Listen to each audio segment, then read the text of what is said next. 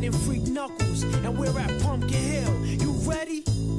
I ain't gon' let it get to me. I'm just gon' creep down in Pumpkin Hill. I got to find my lost piece. I know that it's here. I can sense it in my feet. The great emerald's power allows me to feel. I can't see a thing, but it's around somewhere. I'm gonna hold my head, cause I have no fear. This probably seems crazy, a graveyard theory. Our ghosts try to approach me and got leery. Ask him a question and he vanished in a second. I'm walking through valleys, crying pumpkins in the alley. Didn't seem happy, but they sure tried to get me. Had to back him up with a fist metal cracker. I'm hearing someone saying you a chicken, only.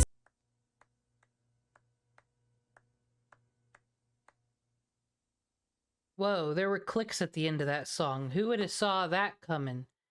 Anyway, it doesn't look like what it looks like. It doesn't look like I was foolish enough to try a stream last night, minutes before maintenance, and then I said, oh no, what to do? Play Persona 5, oh no, this game lags, and then said, I am going to bed, and then left the stream on for 7 hours. That didn't happen. Or did it? Doesn't it mean I'm a good person? My mic was on the whole time. I hit the stop recording button. I didn't hit stop streaming. My mic was on. And did I do anything creepy or say any things? No, I got up and went to bed like a decent person. So, you know I'm an internet source that can be trusted because... Or did I just do all this to build a good rapport with you to seem like I'm a trustworthy person? This could all just be an alibi for a murder for all anybody knows. I've been watching too many true crime interrogation videos. It's time to stop. I need anime to fix it because you've watched too many of those when you start convincing yourself, this idiot, I would have got away with the crime if I acted like you start thinking, oh, well, I would have done this better than they did. You shouldn't think that. No, you don't ever want to be in an interrogation room with the cops for a murder investigation. Whatever thing in life leads you into an interrogation room during a murder investigation, you did something wrong or were in the wrong place at the wrong time. That's all. PSA. Yeah, I'm gonna pull today. That's what I said. And there's some kind of an event with friends and peoples. But first, well, hold on. First of all, I'd like my reparation money. Yeah, apology for ruining the stream. Thank you, Aniplex. Isn't it so nice that Aniplex gave us that? I'm so grateful. All praise. And they gave us 6 extra just for existing and appreciating their product. Oh, thank goodness. And a consecutive login bonus, because they support loyalty. Unlike all those people who murdered their spouses in the true crime videos. Aniplex would never want those things to happen to you. They are not a pro-murder... They're not a pro-murder animation distribution thing. So don't ever suspect them of a crime. Because if they murdered you, who would spend money on Fate Grand Order? Hi, Godry. Did you tell Aniplex thank you for all the great things they give us? Or whoever developed this game? I just say Aniplex, because they like this game. What was I doing? Oh, I was going to summon at him. Okay, so Live and Learn has always failed us, correct? But... Oh my god, wait, who are these radical people on this banner? Yo. I like it. Well, of course I said gonna roll on her, but these people are having a good time. Chloe got a job? She seems to be doing better in life. Okay. Yeah, the last stream didn't happen. No one saw it. And it wasn't an alibi for a potential murder case. We don't do that here on YouTube. Anyway. What Sonic song do we play? The victim desperately searches the computer for the correct Sonic song. If she were innocent of all crimes, why would she struggle to even think of a Sonic song? She should already know. She should already know, okay. Live and learn has failed us, time and time again.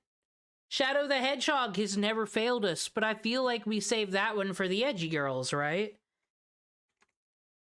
So, we're gonna have to try Fight the Night again. We're gonna use our tickets. We're not gonna do a proper roll yet, because that's not how we do things. If we don't get her with tickets, then what's gonna happen is, we're gonna be marathoning Camelot, and we'll roll after Camelot. So, here we go.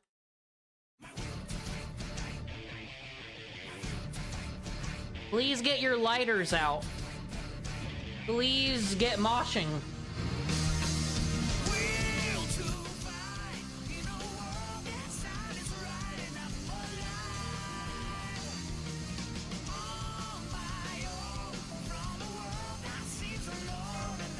We're doing it. Will to survive and get her on tickets. We've gotten 5 stars on tickets before.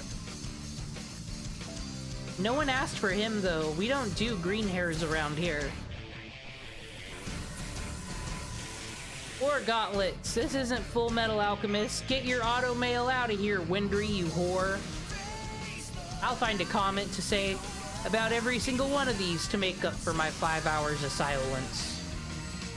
Oh, look. A Lancer. I mean a caster. It's Hohenheim, speaking of Full Metal Alchemist Brotherhood. What a piece of shit father, am I right? Oh, this is the first time I summoned him. I guess I made a horrible first impression. We can't ever use him. You'll be...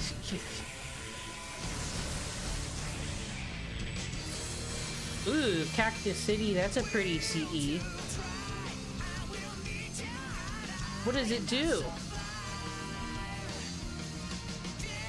We can get beans with it! Just like Jack. 35 more, who's not scared? We've only got...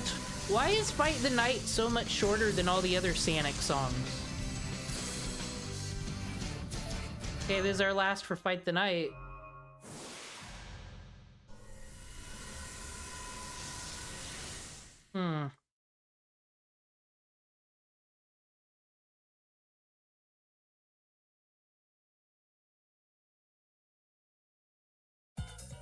We'll try this. Stardust Speedway, Bad Future. I mean, she is a berserker, so...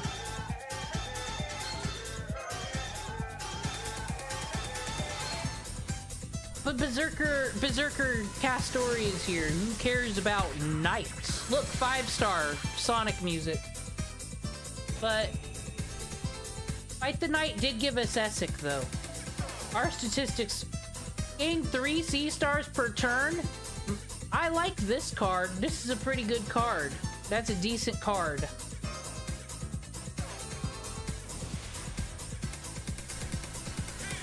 So I'm gonna say in the first 10 rolls there, it wasn't that awful. 4-star and a 5-star CE. That man, here's our extra. So nice for the casino to give us a free pull like that.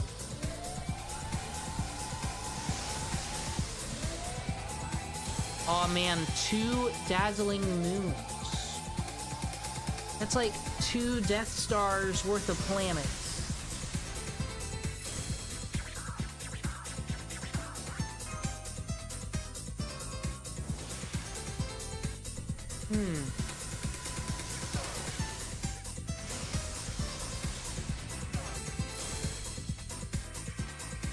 What do you gotta say to this, Ushiwaki Maru? Yeah, that's right. You ain't got nothing to say to investigators.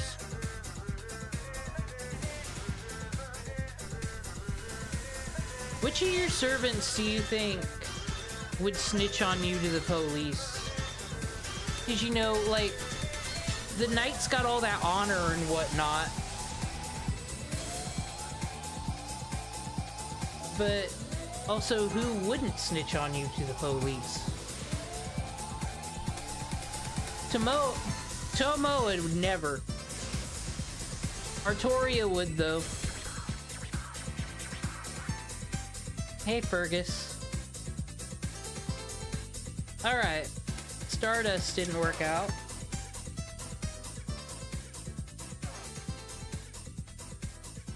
So... No. You know what's never let us down? I know it's a bit overplayed, but it has never let us down. It is a true test. I'm hanging on to the other side. I won't give up. Try to pull for Oberon. He's never done nothing for me.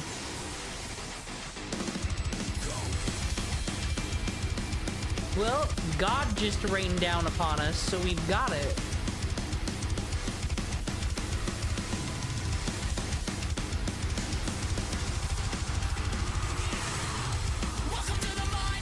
You know what?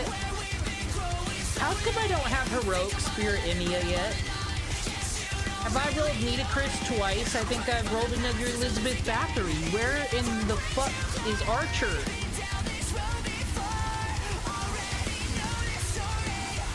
You're not Archer! I don't know what's going on here, but I don't approve of it.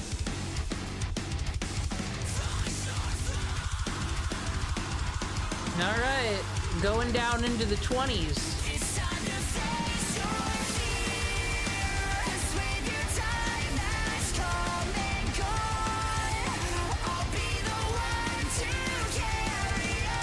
It was so nice, though, for all of you to check on me on my stream that had nothing going on. You all could have been witnesses if I had been the murder victim. So it was nice to make sure that no one was dead, and thank you all for that. 2 summon! Woo!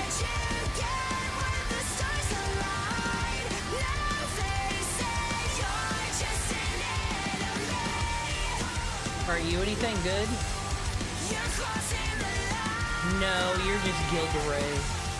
Ooh.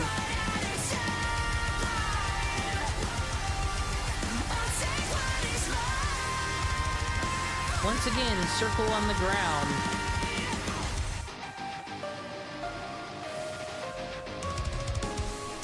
You're not gonna wreck me in Camelot. I'm a pro player. Forget about that one event I couldn't complete. What's that? What's that? What is it? What is it? What is it? What is it? What is it? This is gold, like a Waka bar. Hi, Mordred.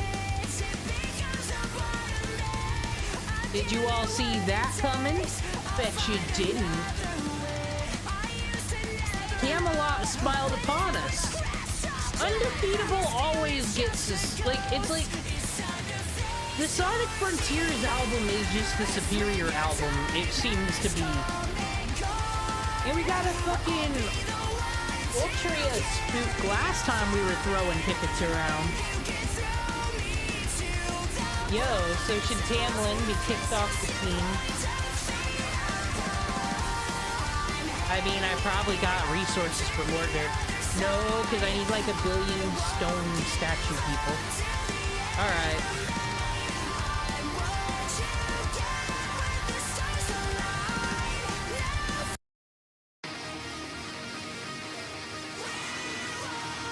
Go for another test.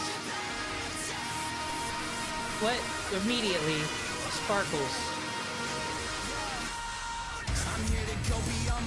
You know why?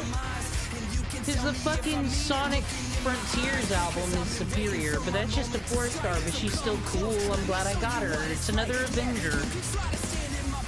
Who's ever had this many Avengers on their team before finishing the original Singularity? Said she's got a job. She's the Avenger of the press. She's got like career prospects. This isn't who we want. Luckily, we said we'll marathon through Camelot. We'll get this Saints Court spent and more out of 2. They said we won't let this bum us out, so we're gonna have all the Saints Courts in the world. And I'm sure there's ways to get summon tickets. Here's a whole event going on, I hear.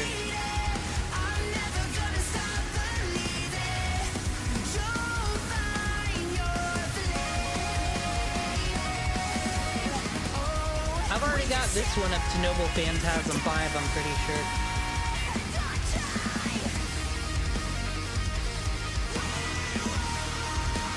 God, I've still got 14 pulls, and I'm just like, oh.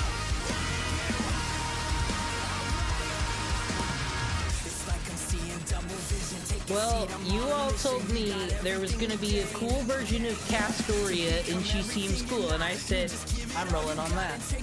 But, not in my personal game, because I spent all my Saints Court on fucking Rain Witch there and didn't get her. Sad. Sad but true.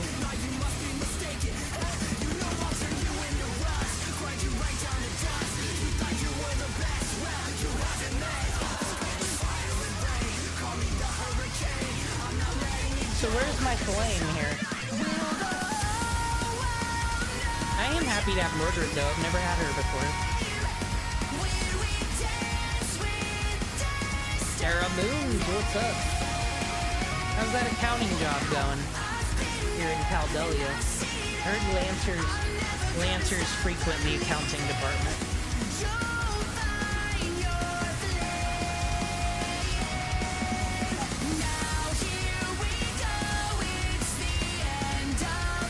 Not Romulus though, he kind of, I think he went to federal prison for those things he did.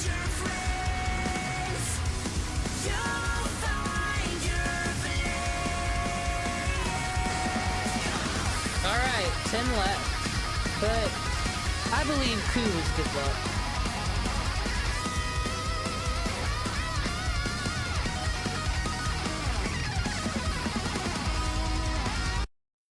I believe enough good luck to forgive this song.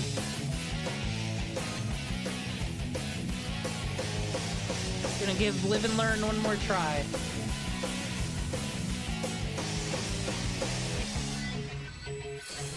Can you feel life moving through your mind?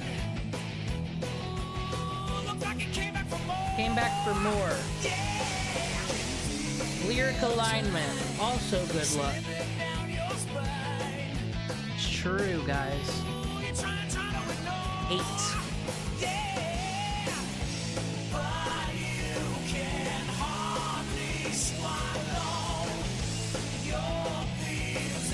I don't want to see no more rider cards. There, I told the universe, so it'll be so.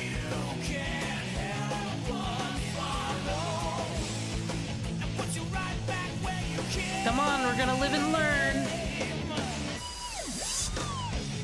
Live and learn.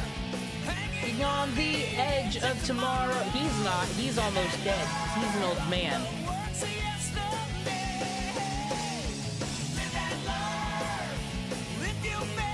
Oh, you know what? I hear that's a thing for the, Yes, that is a strategy. I should... No, you know what? We'll do it on the last 5. Friend poll, then 5. Gotta do it on an even number. I don't know if that's true. Look. That's why you do it on an even number. So you can get cat girls with big tits. Well, got 2 of these summer servants, so 1 more to go. I bet you we'll get their noble phantasms up with my Saints Courts later. Swimsuit, a pit girl at a race.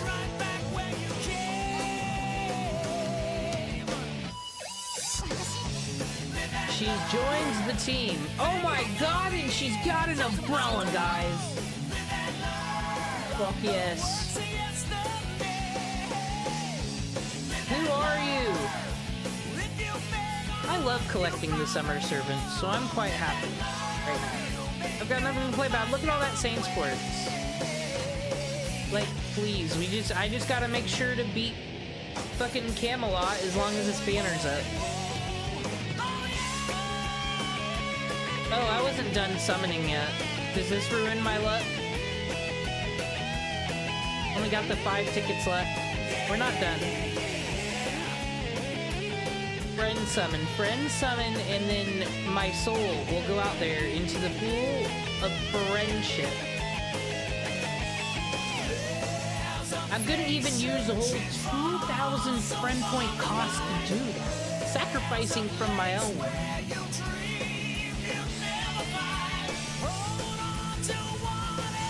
And it'll be a minute before I take the time to organize all those fucking things again. I don't want to organize them.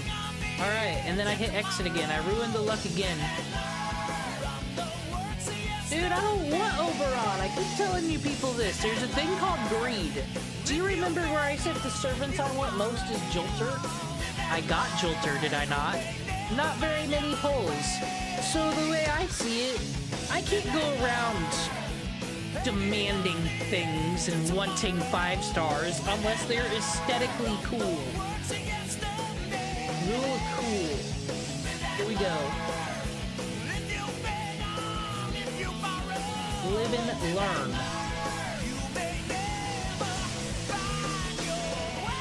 And we got Clergyman's Dinner because we learned. Just like Kodamine learned. That he's a serious... Now, Kirei Kodamine would probably get fucked. He'd get away with a crime. He has gotten away with crimes. You detectives wouldn't know what to do with him. But they also, like, it would suck, because, like, it's not like he's gonna get a pass for being religious. They'll just make him more suspicious, quite honestly, but they ain't gonna find no evidence on him.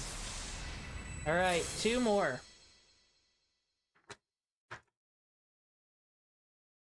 Remember when I wanted Ruler Artoria so bad, and then I got her because... This is it. We might even have a 2 summon at the end of this, I don't know. I don't pay attention to things. Anxiety riding. It's just, you can all smell the anxiety out of me. No, I'm not.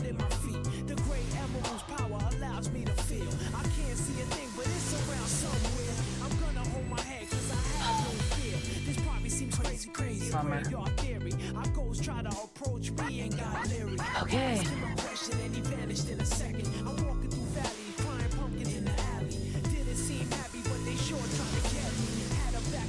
We're not done, we're not done. It just, that was a good opening round. I got the other ones collected and out of the way to make me feel good about myself.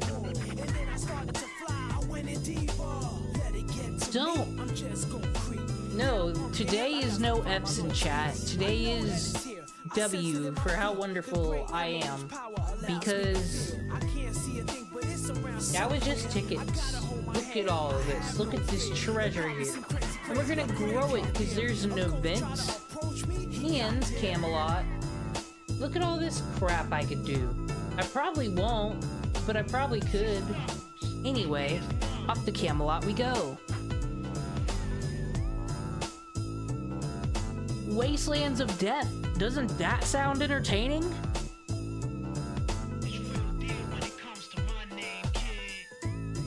Shut up, Knuckles.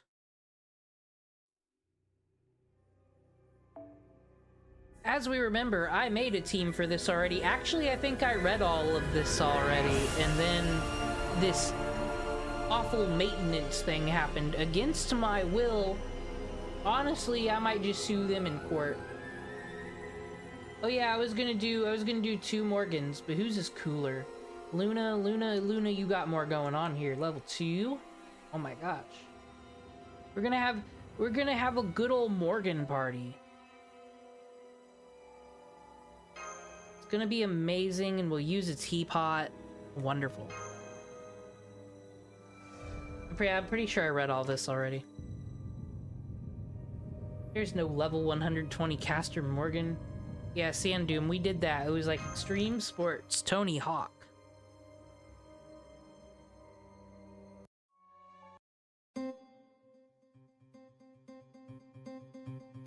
Hello, Kakarot Gaming. I'm glad you can join me this time instead of an empty, devoid of life space.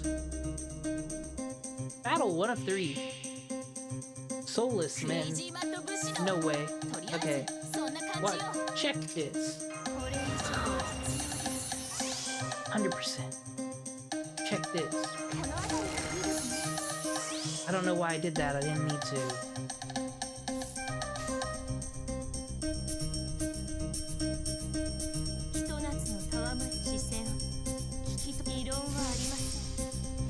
Yes, we're gonna get through we're gonna do some Camelot today, I believe. Once again, recap. We did all the Egyptian stuff. Nita Chris was like, oh, you guys didn't capture me, but you all sucked, because Ozymandias said you sucked. And Ozymandias says we sucked until we go talk to the Lion King, who is Simba, I'm pretty sure. And that's what we're doing.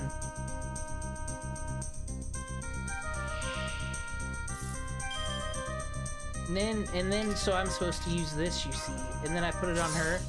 And then she's gonna last resort cut my life into pieces. On like the next turn. Like, we're guaranteed this.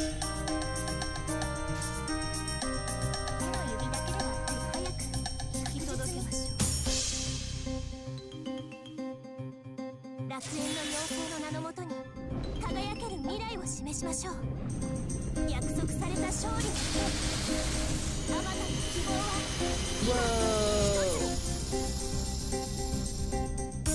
Deaded! Deaded! All those stars. Morgan is nothing but winning.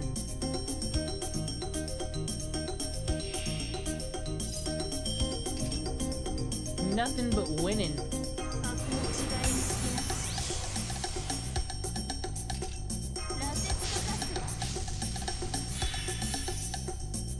120, that's too much. Look at these poor soulless men. They only got 30k HP. Why do you want to hurt them so badly?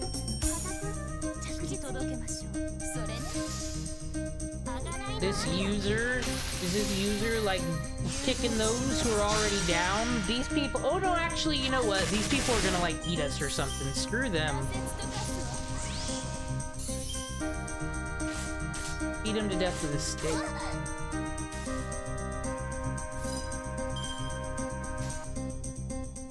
Look at all this.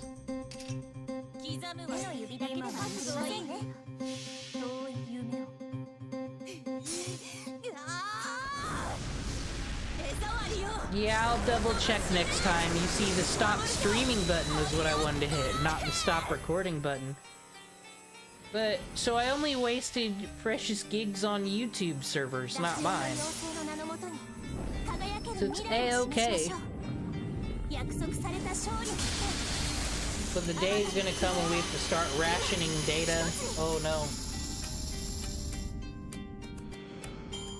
We won.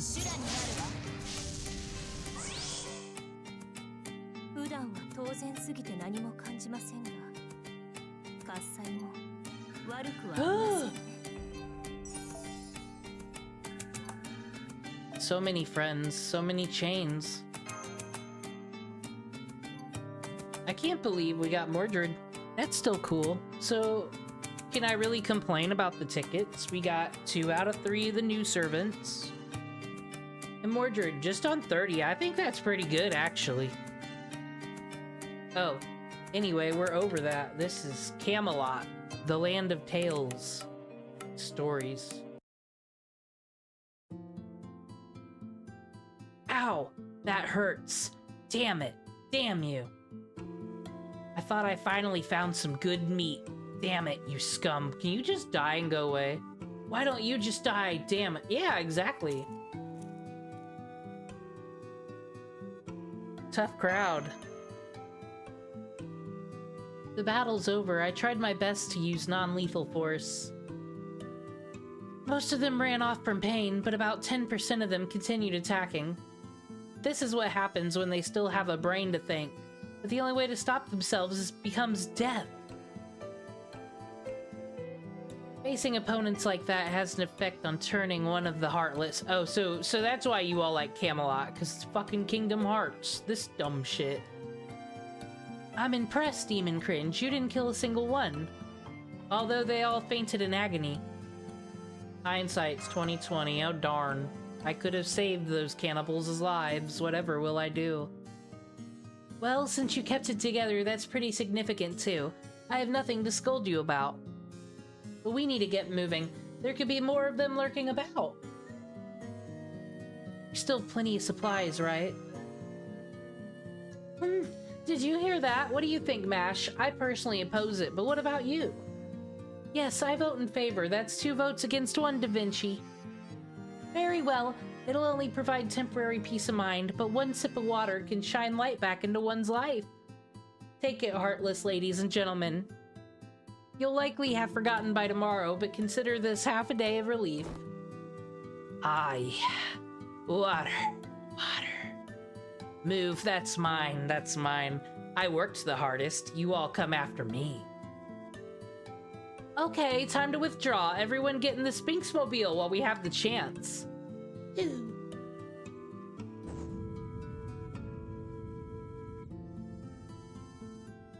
Have fun working. Being a wage slave for the man. But it could be worse. You could be living in the death wastelands like this guy in the hood. Hold on. Are you going east? Don't tell me to the Holy City. Yes, to the Holy City. Is there a problem? It's the only city around here, right? Yeah, the Holy City is the only city. A land of dreams where they have everything. The city where the great Lion King, who massacred every crusader trying to burn his world down, resides. So the crusaders really have been eradicated. The Saccharins have also been driven out. And Lion King again. I thought it was merely a rash remark from the Sun King, but apparently he really exists. Someone called the Lion King. Could it be Matthew Broderick? This is getting even more complicated. Be careful, beautiful. Beauty makes things all more dreadful. Get out of here, edgelord. Don't go near walls if you don't want to die. Go back to the desert. Okay, thanks for the advice. Who wants to go to the desert, am I right?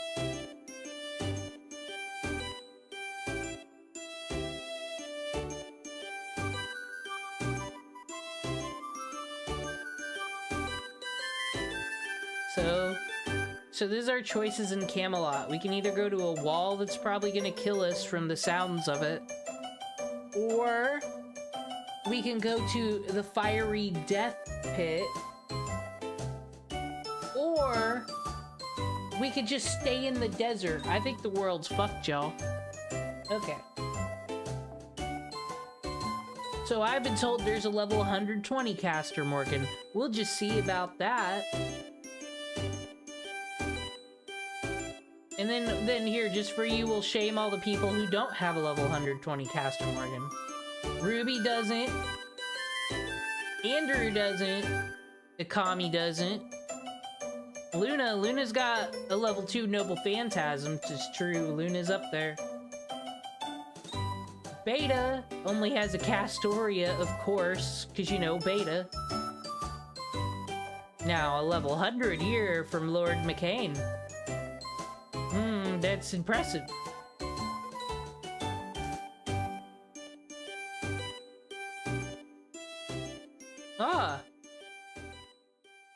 But yet, you put Miss Crane in your support. You put Miss Crane in your support instead of your Morgan, did you? You bragged about it. You said MP5 Essakick, smiley face, and then you didn't put her in support. But that could mean she's over here. Can't disrespect you yet.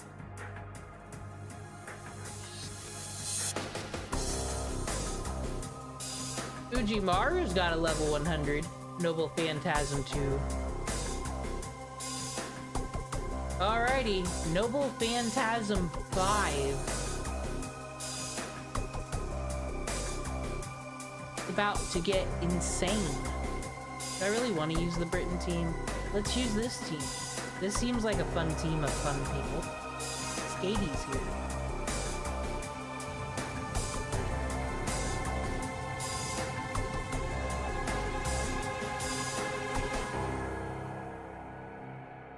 Thank goodness, I finally got you on the line. Are you all okay? Did any unexpected accidents happen again this time? Aw, good old Dr. Roman. Hi, what's up? Oh, just cut right in there into the conversation, Mash. Yes, this is the kind of entertainment we expect from him. He probably thought we were dead. Anyway, this isn't the time for a casual chat. I'm glad you're safe.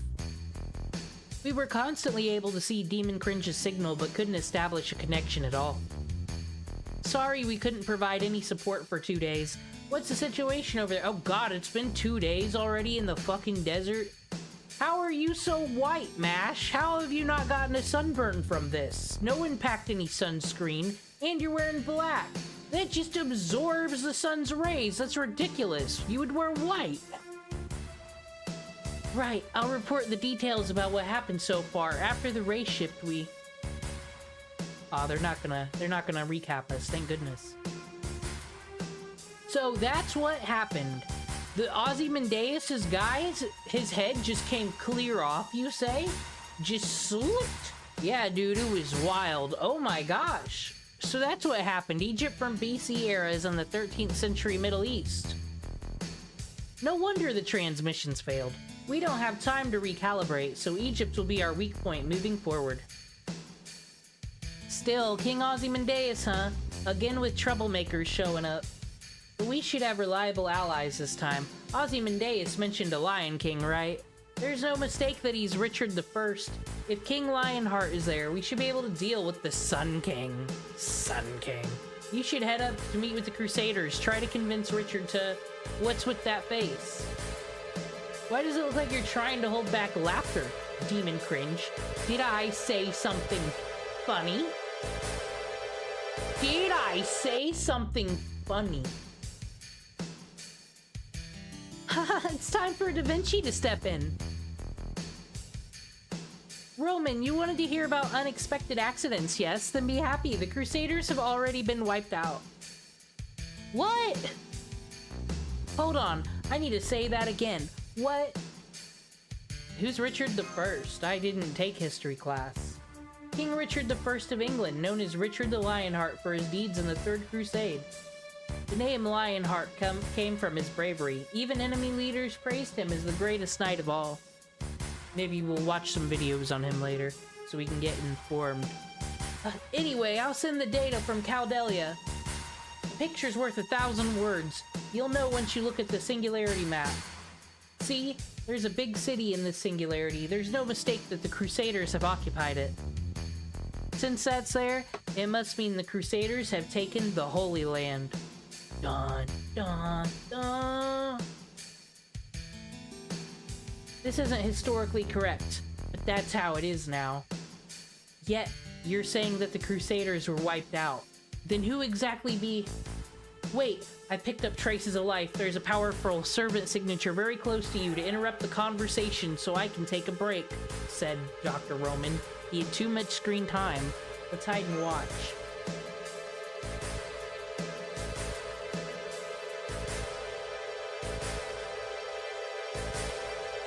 This is it. Escaping with this many of our brethren is impossible. How humiliating and regrettable. It all ends here.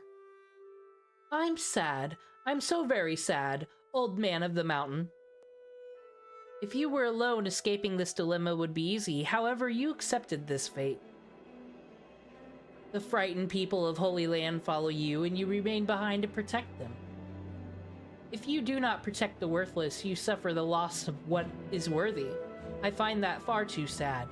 Hey, weren't we gonna find out what happened to What's-Her-Face's father, and then, like, something happened, and then, like, we've been doing the Sun King, Lion King thing? Or am I mistaken? Maybe maintenance happened. I feel like we were about to learn some important information. That's an assassin-class servant and an archer-class servant, perhaps. They seem to be hostile to each other. Behind the assassin are about 40 civilians. The archer, on the other hand, is alone. A master?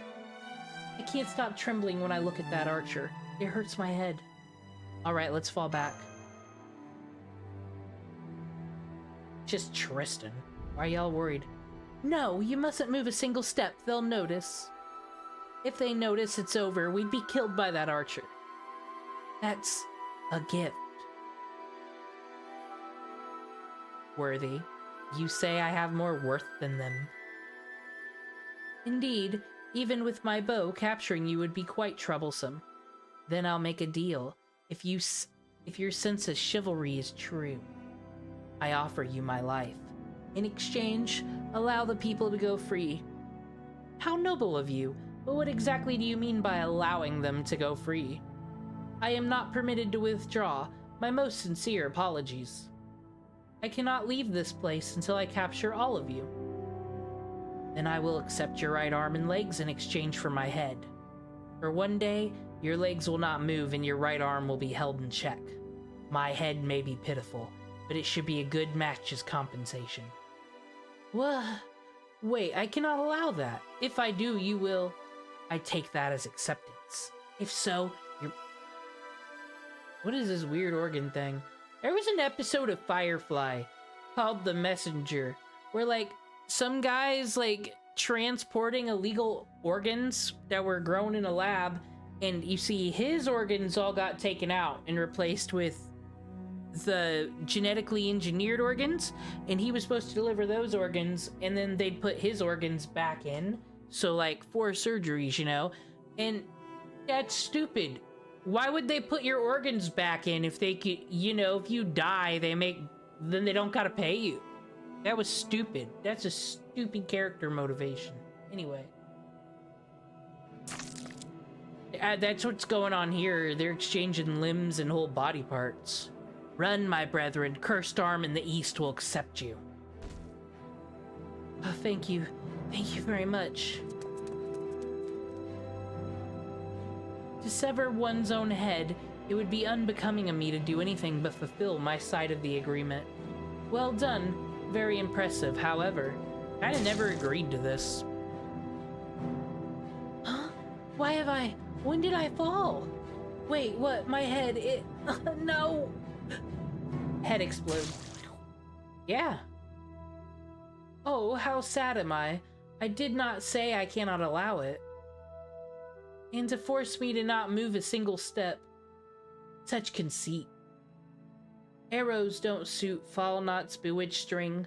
Plucking its string creates a blade of sound that severs my enemies. Aw, dude. He be pumping that new album. I can cut these bags of flesh with a single breath, without taking a single step, without even aiming. No.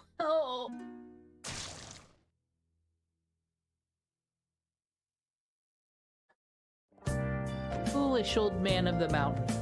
You should have said instead, do not move a single finger. It's getting brutal, dude. He's just killing people. How terrible. Those people aren't even resisting MASH. It's almost like... Endure it. He'll kill us too. Endure it. He'll kill us too if he finds out, if we go there now. I'm not exaggerating when I say that Archer is more powerful than the servants we've come across so far. Dude, just Tristan. We must hide until he leaves. Even you can tell he's no friend, right? What if Tristan of all the servants killed us? Not Gedia, not any of the Lost Belt servants, this fucking Tristan with his boombox. Yes, that's exactly right, I'm sure.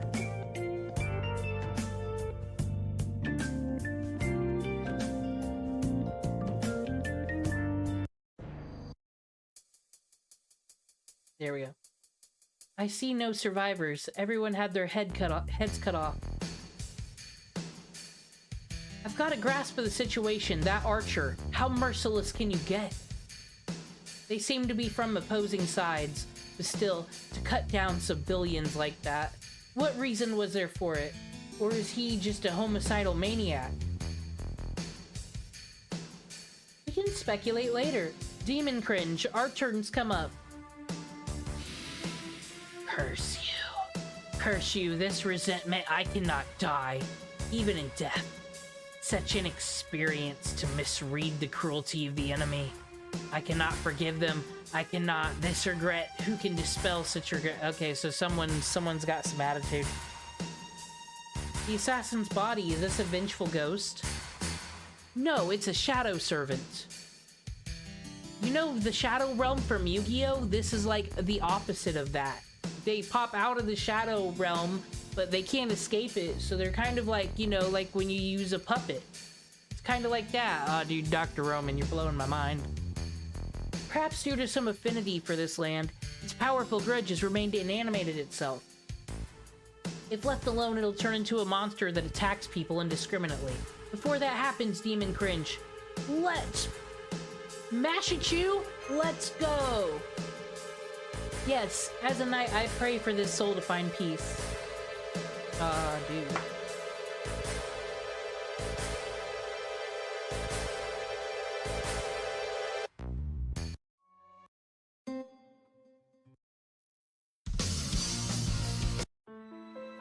There we go.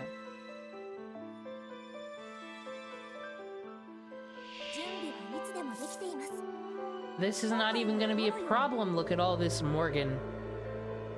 I really wish I could get Skatey. I just need some materials. I need to stop. I could probably get everybody I got now through the next Singularity, I betcha. Need to stop fussing about it. I'll get all the materials eventually. I just really don't have a lot right now to get people up to snuff.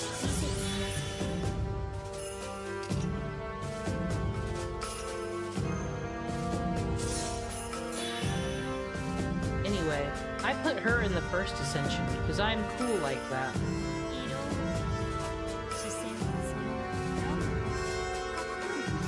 We're only fighting ghosts.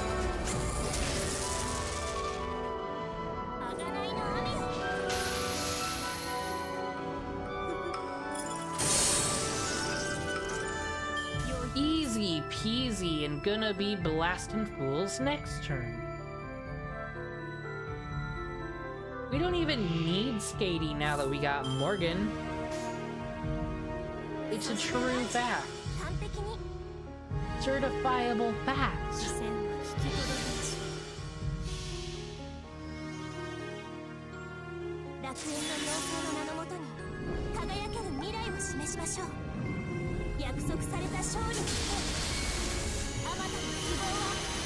That is still so cool. It's like if Melt's attack was AoE. See, I know what AoE means. That means attack all enemies. Oh no, big skeleton. We got this, girls. Don't nullify my buff. It's so hella rude of you. We don't take kindly to that around these fake Grand Order parts.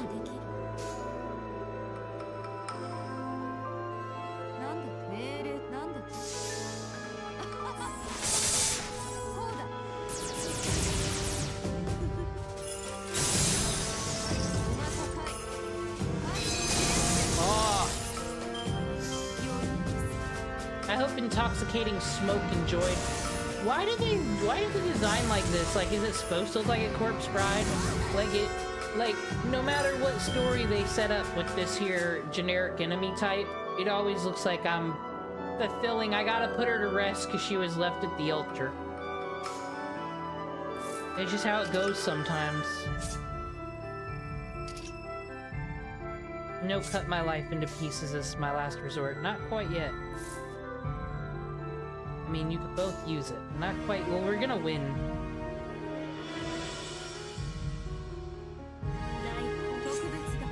Here we go. Okay.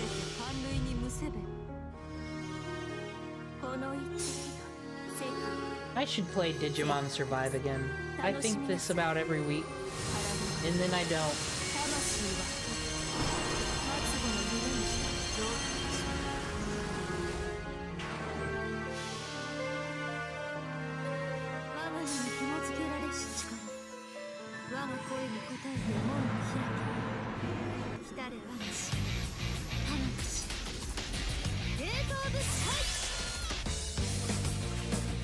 Whoa! Oh yeah, nullify buff. I didn't get nothing. How rude. Intoxicating smoke. Keep your vape out of my face, like, oh god. Cut my life into pieces.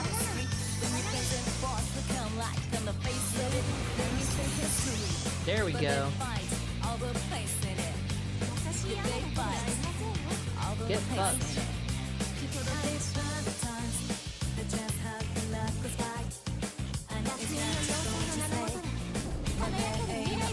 Witch hat design is so much better. Come on, y'all.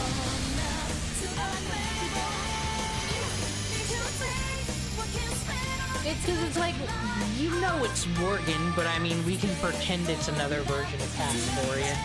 Just don't read her profile. Make your own headcanon.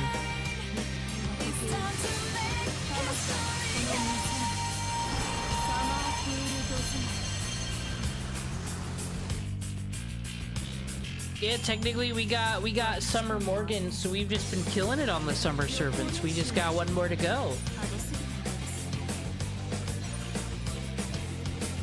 Alright, not access yet. It's no war out there every day.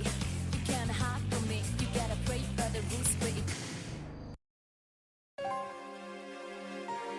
Spirit Origin Core destroyed. This should do it. That's a shameful display all the way to the very end. I thank you for putting me to rest, unnamed servant. Actually, she's a designer, baby.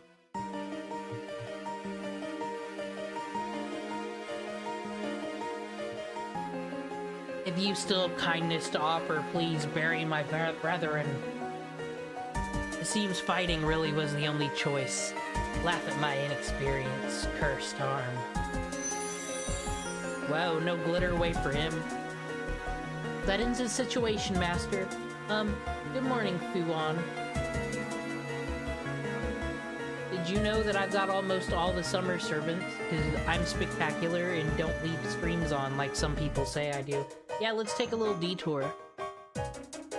Yes, we might not be able to do it well, but we can try to give it some sort of meaning. Digging bodies. Burying bodies. Dude, you know what would have been a crazy filler plot for Inuyasha? Is if, like, Kagome, like, pops out of the well and goes and runs downtown to get some, and then the cops are like, whoa, whoa, whoa, you got all that dirt on you and you smell like a dead body. She would have to take a shower before she does anything in Tokyo. After going to medieval Japan. Avenger Oberon, what's he avenging? Oh, I'm gonna borrow someone's foreigner today. Who's got a cool foreigner for me? Space Ishtar, level 120.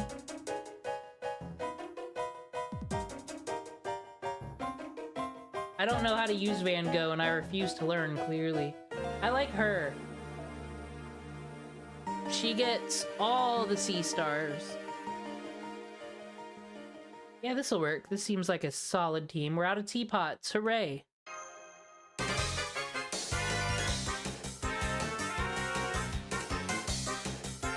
Well, I'm not gonna lose my 300 Saints Courts down the drain. I know exactly where I want that to go and who's coming home.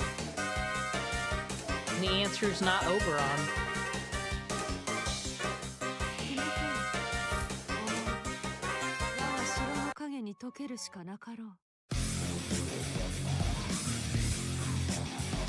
Alrighty.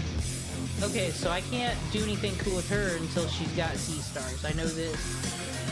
You're always cool, because you're Essex. Dude, you know who else is really cool? Friggin' the chick who Kirei cut her arm off. Whoever she is. Bernadette. That's not her name. But, you know, she does pretty good against casters.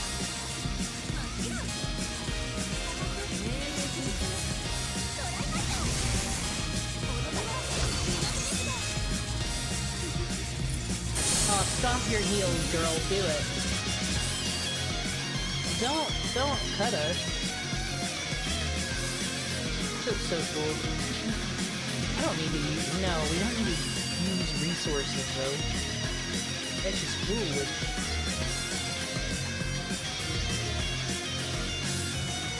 Cluster for you. There we go. We have not fought Gawain yet. We've got problems with Mr. Tristan. You see, he has a bow and arrow that I guess blows people's heads off with sound. It's faster than Sonic the Hedgehog. That's why we didn't get Berserker Castoria faster than Sonic. Spend it.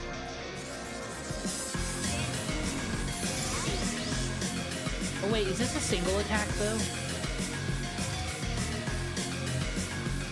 Oh no, all, okay. Oh yes, let's go. Gowan, I remember I had to use some command seals on I remember him being a problem.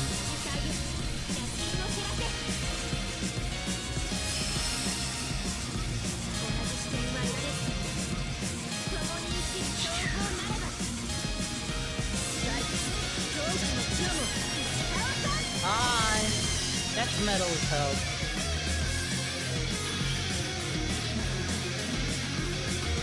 Please give me lovely materials so I can level up Tamlin. And Mordred.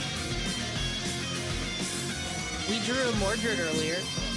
With summon ticket too is Cray. Do kids still say Cray?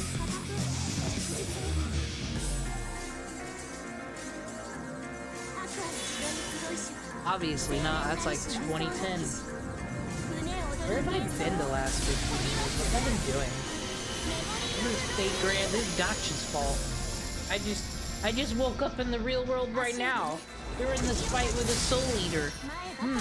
Coincidence? Nah, no existential crises today. There's a fire back there. It's very serious.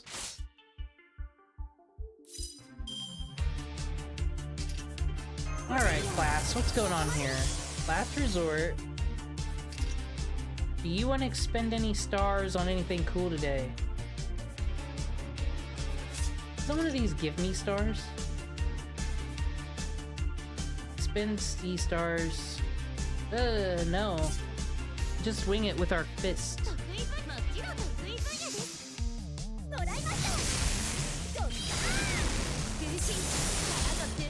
Problem solved. Yo, what if I put her with like Lady Justice? It'd be Star Day. Oh. Wonderful. The XP never dries up around here. Aw, thank you so much. You've saved us.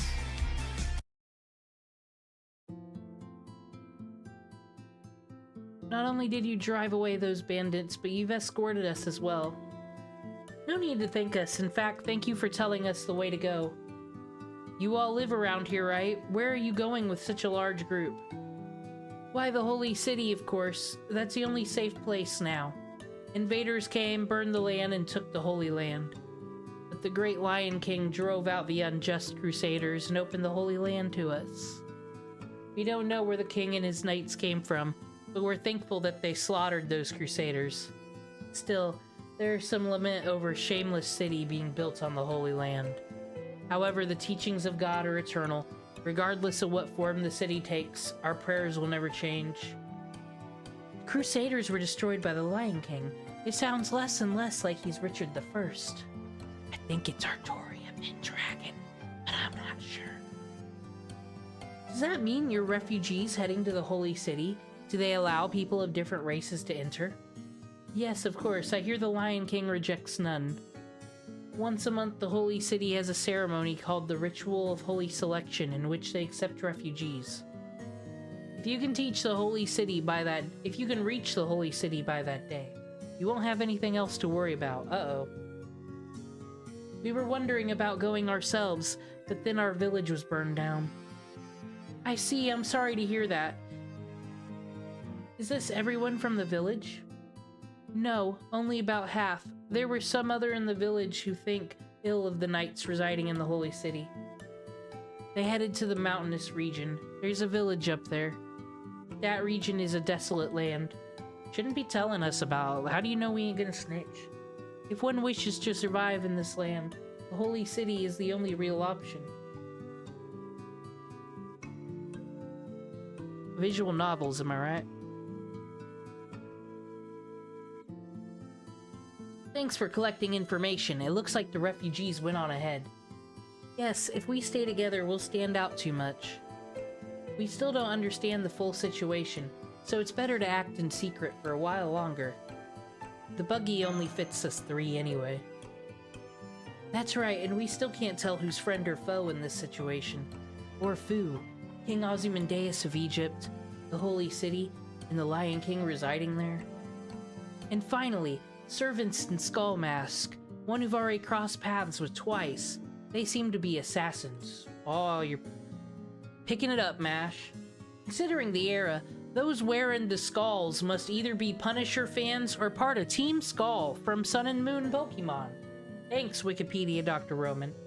Naturally be the Old Man on the Mountain assassination group. This is their home territory. In fact, the term assassin is derived from their group. The Sun King, the Lion King, and a group of assassins. Does this mean it's a 3-way deadlock? Lion beats Sun, assassin beats Lion.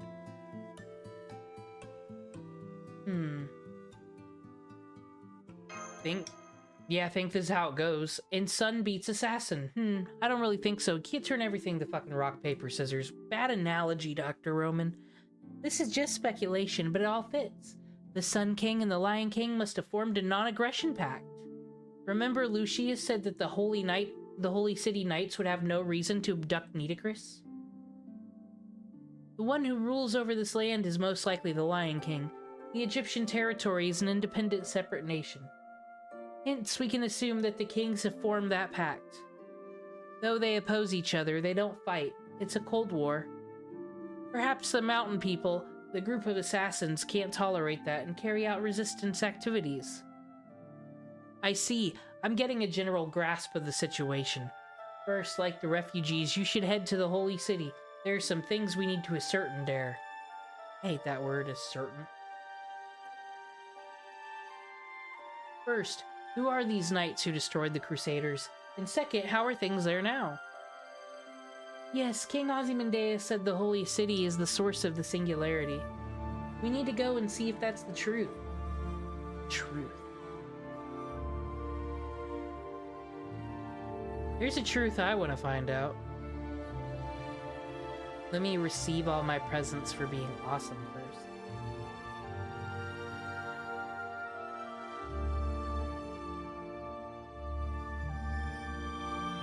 Alright. See that Saints Courts? It's 1. But we'll get more. And where's it all going? To the Lion King herself. Anyway, we have an excess of AP, so as per usual, I need to go do an activity to expend it.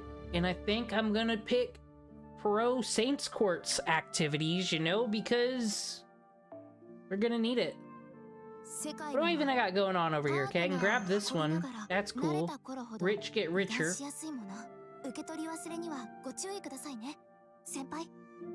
Level up 1 craft essence to level 30. Level up. I can probably do these things. Probably have a level up sesh. So, as per usual, I'm going to put on a video so I can take a break in my reading voice, but then I'll probably proceed to talk over the whole video anyway, so what's it matter? But the mystery we're going to solve is, how was Mordred born? Was there really a magical cock put on Artoria? I don't know. We're going to find out today. We're going to find out the lore of Camelot in Fate Stay Night proper. With our friend, of course, featuring Sippy VA, but this is on the Otaku Daikun channel. The original Fate fan.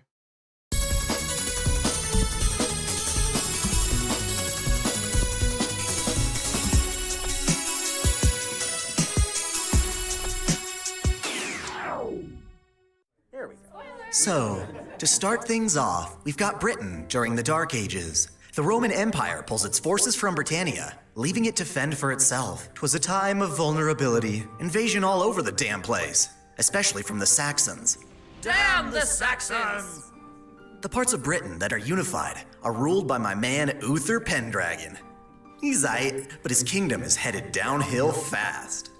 I mean, he's just one guy, and it certainly doesn't help that one of his nobles A douche called Vortigern goes all Benedict Arnold and schemes along with the invaders. He's bad news, too. Got the essence of a dragon and can literally turn into one. You see, this is back during the Age of Gods, when people could just do that. It's a smorgasbord of magecraft. You think it's Merlin gave Artoria the mean to create a seed for Mordred? You know what? I accept that as well. This is probably just made to discredit Artoria Pendragon because she was just not normal enough for the Knights of the Round Table, and their damage has gotten all the way here into our anime. Deities and crazy critters. So you'd think that Uther is screwed, having to fight an actual dragon and all. But it turns out he's got connections. He's boy Merlin, to be precise. Merlin's crazy, old as hell too, but has the complexion of Britain's next top model. Uther runs up to Merlin and is all like, Merlin, what do I do? Nobody said I'd have to fight dragons. Do you see any hobbits around? No, I don't think so. Then Merlin's like, Chill, my liege. I got this. The key's in your name, you know. Pendragon. We just gotta get ourselves some of that dragon mojo. I can do that? Merlin Academics, is that how it went down? Was there a dragon? How's come I look out my window and there's no goddamn dragons out there, is all I'm saying. But everyone else's cool origin story always has gotta slay the village dragon. Did they fucking hunt these poor creatures down to extinction? My word. Well, not you, but your kid. You just gotta knock up the right woman. I'll wave my magic stick and bam! Dragon baby. The right woman. Totally. It takes a special someone to carry dragon children to term. Alright. Then who? Give me a sec. Merlin takes a moment to divine one of his prophecies. Well, I found one candidate. Really? This lady, Igraine. She has the magical endurance of a rampaging Heracles. Damn it, Merlin! What? Igraine is the wife of my buddy, the Duke of Cornwall! So? NTR for life. Come on, it's either this or I don't approve of that NTR. Merlin, no. complete destruction of the kingdom. Very well. Obviously, this plan doesn't fly well with the Duke of Cornwall, and they start fighting. But Merlin's a magus of many talents and perversions. He casts a spell on Uther to make him look just like Igraine's husband. Uther infiltrates enemy lines and pulls some kind of "honey, I'm home." Is this real King Arthur lore, or is this just... what would be the reason for the Fate lore to go this hardcore? I don't know. I'm gonna learn about real King Arthur later. We gotta compare it to this one, though. And then we could be like, how accurate? And then we find out it's exactly what happened. And I'm gonna be like, I read this in middle school, what? Nonsense to get into bed with Igraine. To seal the Noble Phantasm 5 cast story. See? We've got to wait on mine still, because I've got all that Saints Court. So I think I did pretty well for 30 summon tickets, actually. Didn't get her yet. But, I said we were going to stay the path, and everyone's been rewarded for staying the path. So I, too, will be rewarded in the end. deal. Merlin has enchanted Uther's junk, so that the kid they conceive has the red dragon's essence. Uther later has a proper marriage with Igraine, and Zeus went and raped people as a goose. This is known. things seem swell. Until the baby's born. Cursed Gacha! Much salt is had this day. What now? You've got yourself a dragon baby.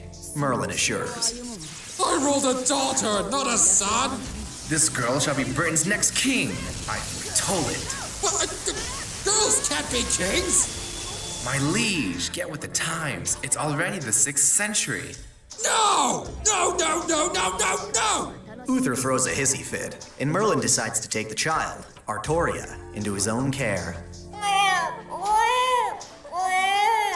He babysits for like 5 years before handing her off to a respected knight, Sir Ector.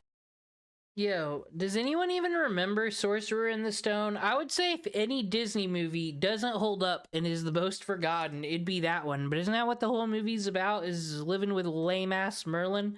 That'd be cool to see a Fate version of that. A fucking... Dude, Ufotable, listen, if you still got the rights to that Fate license, this is what you do. Make a fucking remake of the Sword in the Stone from Disney, but make it cooler, with more emotion and a lot going on, and then remind people that 2D exists by saying Disney, and then no one's gonna believe Japan stole from Disney, so it's fine. Who teaches her to be a knight. Lil Artoria spends her days learning to fight and care for their horses, but she also gets pushed around by Hector's son, Sir Kay. Who's Sup, this? I'm gonna use twerp? her You're my as- squire, so get used to carrying all my stuff. Hector is instructed to treat her as a man, and so she's called Artorias. After a hard day's work, Artoria will go to bed and try to sleep, but alas. Hey, it's me, Merlin. Ready for your kingship training? Huh? Aren't I sleeping? Just a bit of dream diving. So you ready or not? What the hell is kingship training? You know, moral I just think this would actually be a cool OVA or a one-shot, like some Merlin Artoria relationship stuff.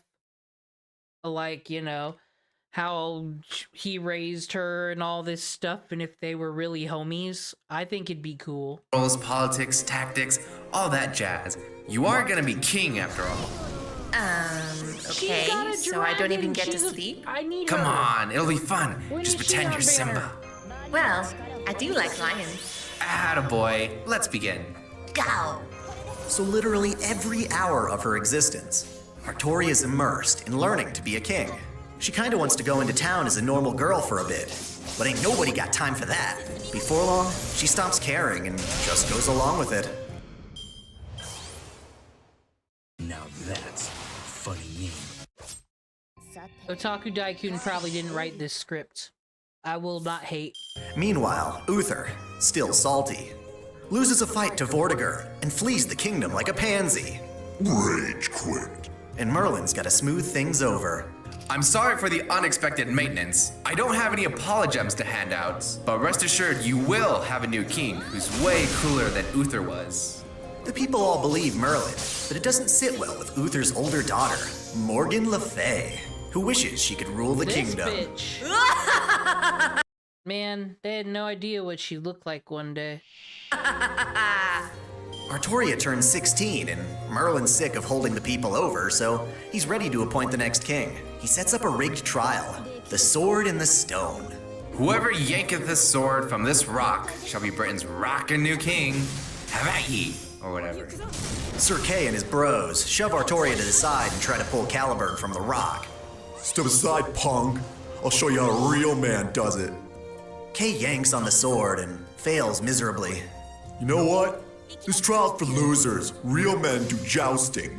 He and his bros all head to the arena to poke each other with sticks. Not the And Artoria bros. is left alone with Merlin and the sword. Don't do it, Artoria. He's gonna be... So, like, Excalibur is like the original MacGuffin, you know, the original super weapon. Like, you could have gave that to anybody and fought the dragon with it, but so it had to specifically be King Arthur and the sword, huh? Realizing this event was rigged for someone just like her, Artoria approaches Caliburn and tries to pull it. Wait, Says Merlin. What? Complains Artoria. careful. Pull that sword and there's no going back. Being a king's not all fluffy unicorns and candy canes. Dude, you're the one who put me up to this. Hold on, there's a fucking dragon and a three-headed dragon like King Ghidorah with a fucking bitch who's got like Inuyasha ears. She's officially the coolest. Who is this? I wish. Fuck Berserker Castoria. She comes with a dragon. That's like 2 servants. And I got a bone. Whatever. Damn it, I am king. With great resolve, Artoria pulls the sword from the stone, holding it. I always assumed in Fate lore this fucking Excalibur's alien technology. What if Mysterious Hero and X existed before Arturia Pendragon? Think about it. High as proof of her kingship. Her body stops aging. Easy breezy, beautiful. Artoria. Problem is, everyone was off watching the jousting match, so Merlin had to scrounge up some witnesses to convince everyone. When she's appointed king, her sister Morgan flips out and goes into hiding, pissed off and totally jelly. Artoria puts on her best tomboy act and somehow manages to rely on her androgyny to fool her people. Oh, this? You see, what worked out for her was she had that hair, that bang thing on top of her head, much like all the protagonists in Danganronpa, which means they're an idiot. So they saw Artoria and they just assumed that she was a man because she had the idiot haircut. That's how it works. I explained it in anime terms. This isn't a battle skirt. It's a tunic. Yeah, a very long tunic. The few closest enough to her to know the truth, like Sir Kay, don't really give a damn. They're just convinced by her epic king's skills. She establishes Camelot and begins forming the Knights of the Round Table, who dance whenever able. Along with Ham, Jam, and Spam, she gathers loyal allies by charging into battle against the Saxons. Damn the Saxons! From the front lines, she kicks ass with all her dragon buffs.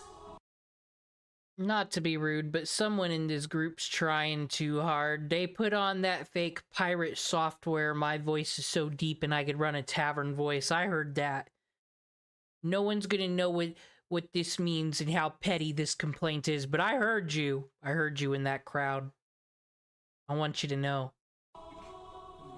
Word of her awesomeness bleeds out to France, where a noble, Sir Lancelot, starts to feel threatened. Ha! That new king of Britain can't possibly be as strong as me. He sails out to Britain and finds her putting the beat down on invaders. Mildly oblivious, he is convinced. That young boy's got some moves. If you can't beat him, join him.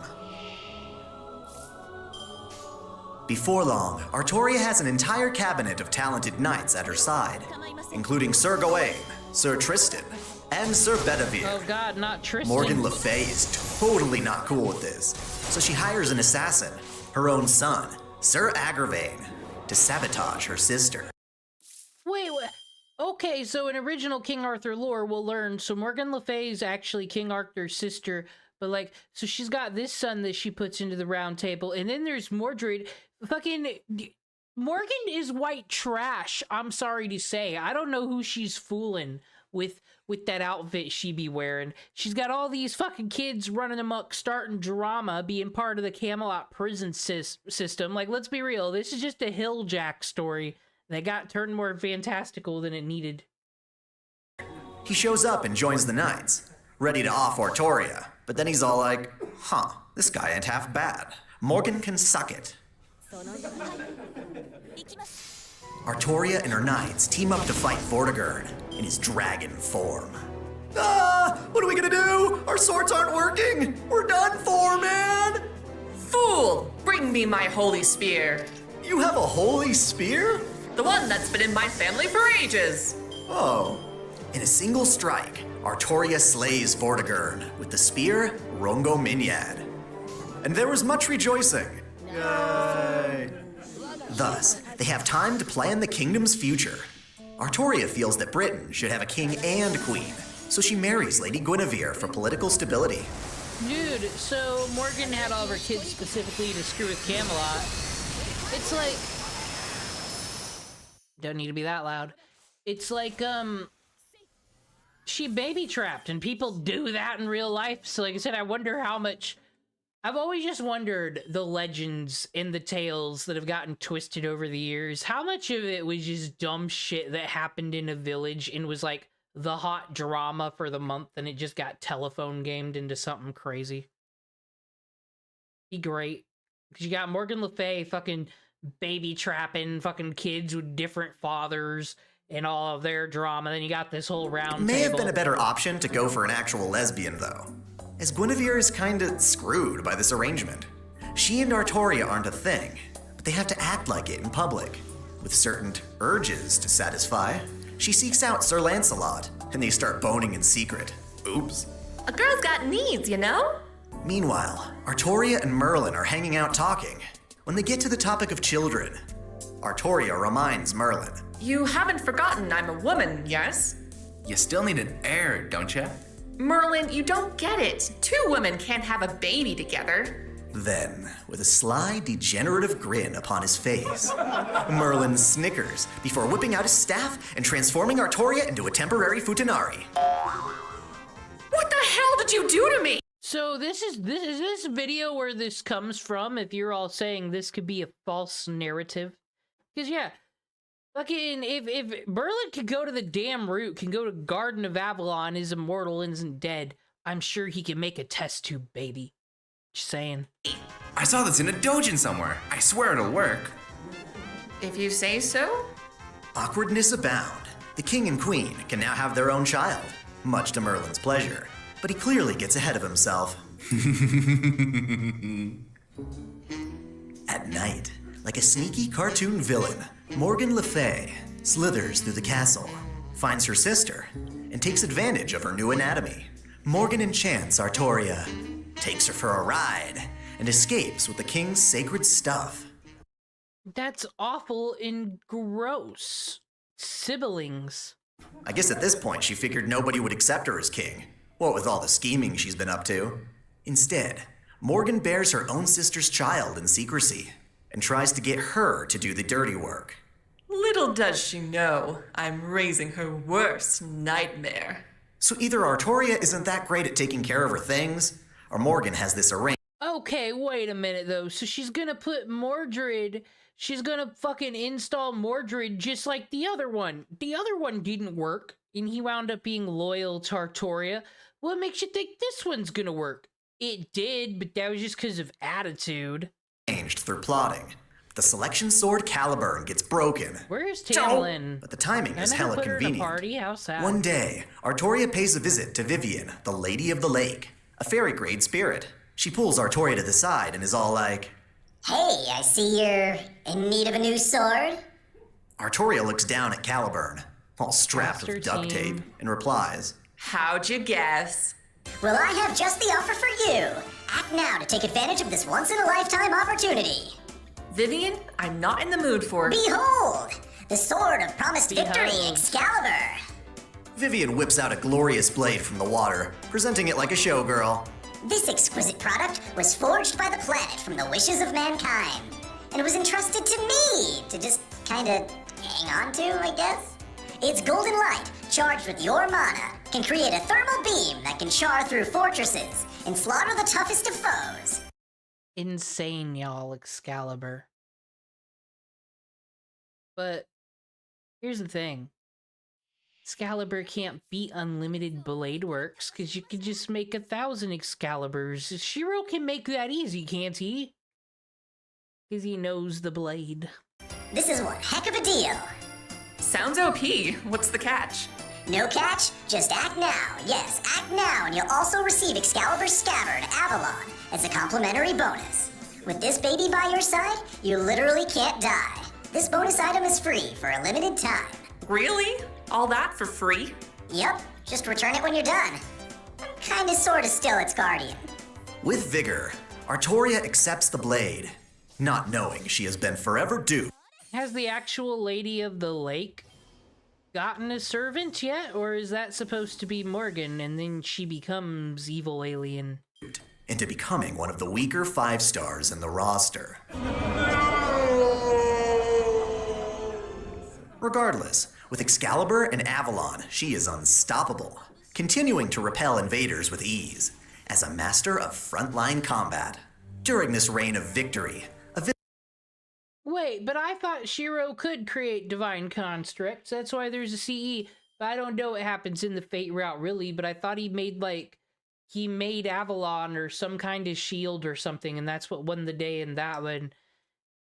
I don't know, and I feel like if he made Archer's noble phantasms just by looking at him, he just needs to touch Excalibur. I think he'll get a figure. He could make something that looks like it, couldn't he? To trick someone, like a fake gun. Like Gilgamesh will be like, "Oh shit, he's got Excalibur, I'm fucking off. Ayahu." Visitor comes to Camelot, disguised in badass transforming armor. This knight demonstrates her skills to the king, requesting membership into the Knights of the Round Table. I acknowledge your abilities, Sir Knight. Artoria declares. Might you be willing to remove your helmet so that I may see your face? Nuh-uh. The knight denies. So you intend to serve in my court with that thing over your head at all times? It'll be a sauna come summer. The knight nods. After an awkward silence, Artoria decides. Very well. I would be lying if I said I didn't also have things to hide. The reason the knight keeps her identity hidden is because Archer's not a faker, he's a cardinal, you see. All he's gotta do, this is, said Shiro doesn't know it yet, but yeah, sure. These things, these ideals he fights for and can never hold make the 1,000 blades, but like, in whatever anime universe all these characters exist, Archer be swimming in it, because he's bright red and got a sultry voice. He's like the Don Draper of anime. It was worth it. Because he might show up to a Holy Grail war once in a while, and the girls are just like, "Ah, I see you," and that's what it was all for. It's kind of like spending $200 on a Nike hoodie, you see. of course, she is Mordred, the homunculus child born from Morgan Le Fay deceiving Artoria. Angry Morgan Mommy has sent her child to Camelot in order to once again attempt to sabotage the king. In due time, everyone around Artoria starts to notice something off about her. She is selfless and objective to a fault. Without emotion, she takes whatever action she believes will help Britain. On paper, this is great, but in practice, Artoria comes off as someone with no desires of her own. Rather than being a king who sets an example for her people, showing them the way, she instead sacrifices herself for her country. She saves them, but does not rule them.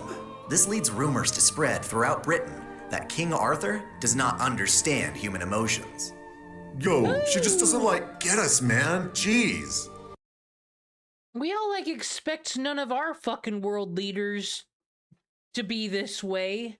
We kind of fucking want them to show emotions most of the time, or we're like, what a weirdo that didn't blink. I don't understand this criticism of Artoria. Well, no, we expect them to make every right decision and make no fucking mistakes, and then here comes Artoria, who's that, and it's like, boo! No deal! Too suspicious! She's too good! Turns out that Mordred is thrilled about this. After all, she herself is not fully human. She ages quickly, and has a limited lifespan due to the magic it took to create her. Thus, Mordred, who is supposed to be plotting against the king, actually winds up admiring Artoria, and serves as an accomplished knight. That is, until Morgan returns, complaining, "Why the hell are you helping the king?" Morgan's just a classic narcissist who had these kids to fucking control the fucking father, dude. And she was such a bitch. She was such a bitch that tale of her misdeeds traveled down all the old English villages, and next thing you know, you had King Arthur, the fucking legend. Mordred retaliates. The lady in the lake's real name was Trina, and she threw a fucking blade across the water, just said, finish this whore. She broke in and stole my pills. Whatever, Mom. I'll do what I want. Besides, the king's a total badass. Oh, you like the king, huh? What if I told you that Arthur's blood runs through your veins? You mean I'm King Arthur's son? Some schizos probably told their kid too that they're the child of someone famous, and then you see that celebrity on TV and you're like, look, there's your real dad. It's like, nah, she's crazy. Son, but you're a girl. Don't you dare call me a girl. Taken aback, Morgan shakes her head. Just go to King Arthur and claim your birthright, for crying out loud. Thus, Mordred happily skips her way to Artoria's quarters, revealing herself and demanding to be heir. Not on your life. Rejects Artoria. I haven't even finished talking. Cries Mordred. Child of sisterly incest or not, you are not fit to be king. A playful kitty cat cannot hope to carry the burden of a proud lion. The burn factor is so strong that Mordred rages, forever earning the title, Daddy Issues. Well, what was the plan here, Artoria? Because, was Mordred supposed to come back at work in the morning after that? If you're kicking a knight off the fucking round table, you should have security escort them out. This is why Camelot fell, you see. And if you're not gonna fucking fire Mordred, why'd you do this? It's highly unprofessional to bring your family drama to work. So you can't have it both ways. Was Artoria human or not? Some more time passes, and Artoria discovers that her wife Guinevere and closest knight Lancelot have been getting down when no one's around. So she sends Lancelot a lovely letter. Dear Lancelot, my dearest friend, I see that my wife is not my own. Dijobs, it's cool. I forgive you and give you my full blessing to cuckold me with Guinevere. Needless to say, Lancelot reads this and feels really bad. In fact, he instead wishes Artoria would just punish him, hate him for his betrayal. But he has no idea what's up next. After wasting a solid chunk of time looking for the Holy Grail, since like mana in Britain was running low or whatever, Artoria instead decides to sail. That'd be a cool series, a cool spin-off series if the search for the Holy Grail, like they keep saying, oh, they just call the Holy Grail War that because of what the Holy Grail represents, but wouldn't it be crazy if they were Holy Grail Wars back in the age of real magic, they had a system like that? It's just been going on the whole time, and that's how maybe something left from that's how the Ironsburns figured out how to do their shit. I don't know. Like a primitive, different version of the Grail. Off to Rome and inflict some diplomatic violence. Honestly, she's just sick and tired of overseas invaders. Can't really blame her there. That said, she kinda leaves her home turf a mess. What with Mordred brooding in the shadows, vowing for vengeance, and Lancelot wallowing in his own guilt. It's kinda like bathing in gasoline before jumping through a ring of fire.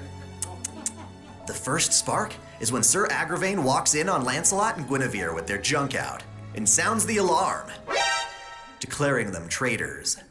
Lance flips out and goes on a rampage, fleeing back to his country. The knights, clearly not understanding the appeal of Netherare, lock up Guinevere as a traitor and entice Lancelot to come all the way back and murder his way through the guards to rescue her.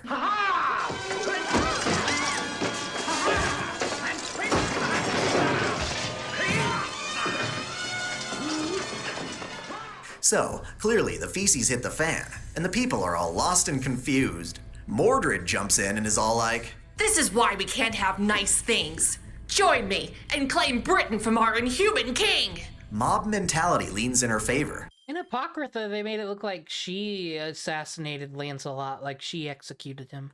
So that when Artoria returns from Rome, she's met with armed forces at the hills of Camelot.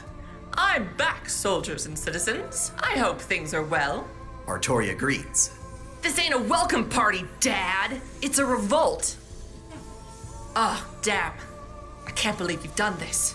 The throne is mine, Arthur.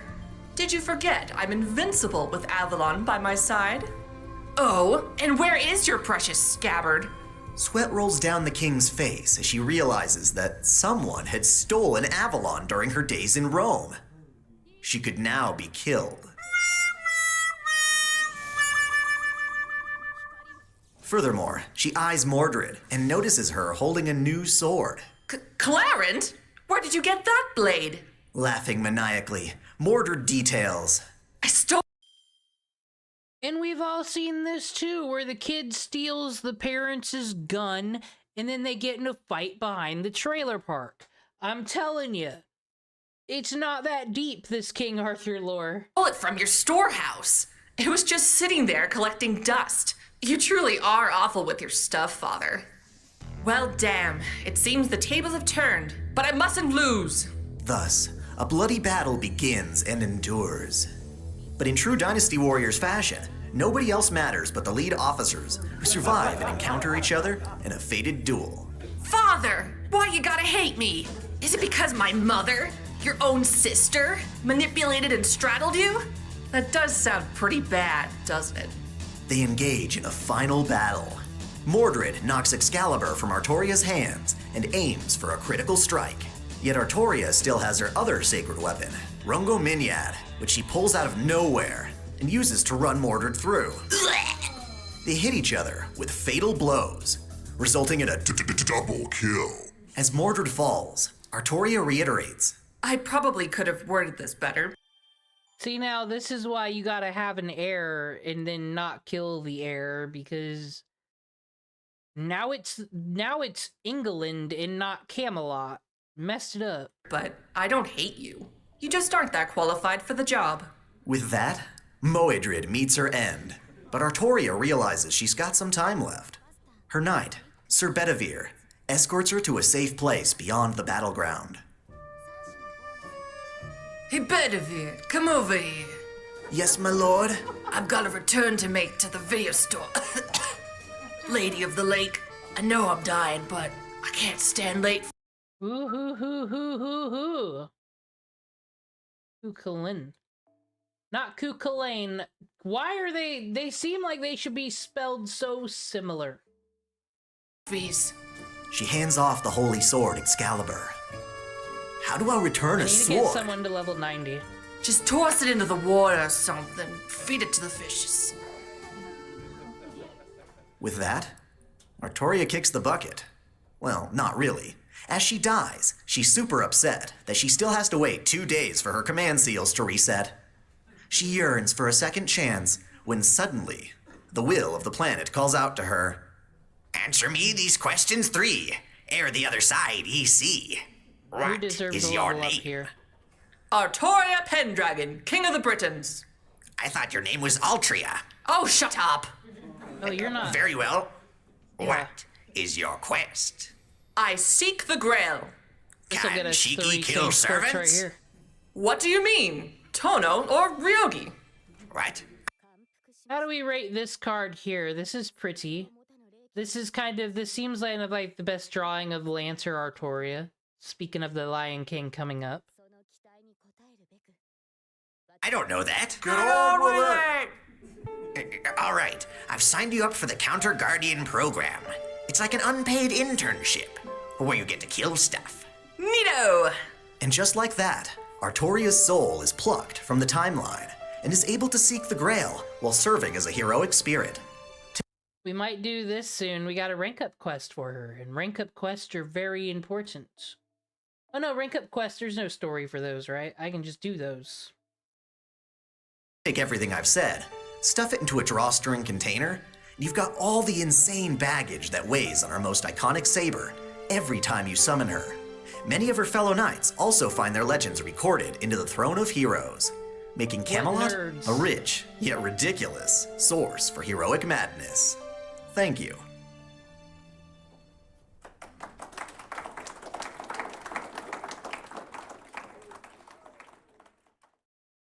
The tale's not already over there, is it? Something else must have happened. It's 43 minutes long. So I'm Dai, here to tell you about my boy Gilgamesh, the OG hero, the guy whose epic legend set the standard for other legends. Yeah, all them other heroes be plagiarizing.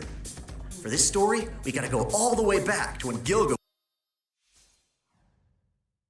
Nothing. was putting the baby in Babylon. See, he ain't human.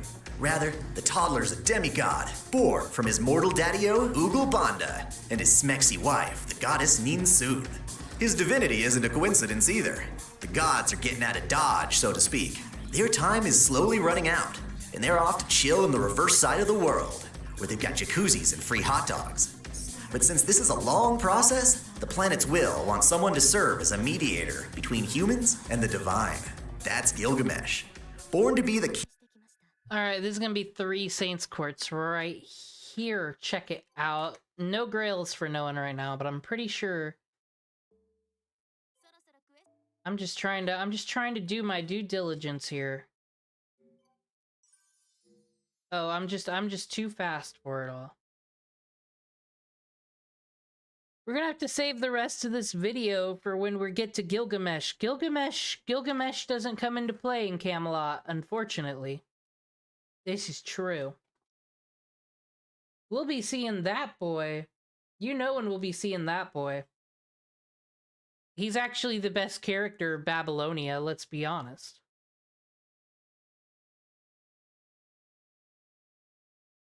Alrighty. So, I still need to get rid of some AP. There was something important did. Alright. Level 1, there's 3.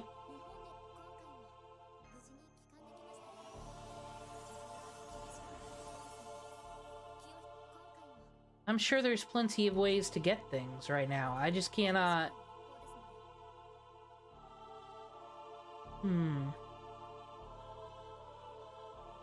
Nah, we'll just do the usual. Yeah, don't play Fate at work. You'll get in trouble.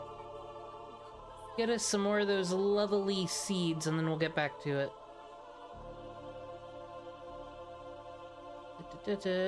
Bronze sapling.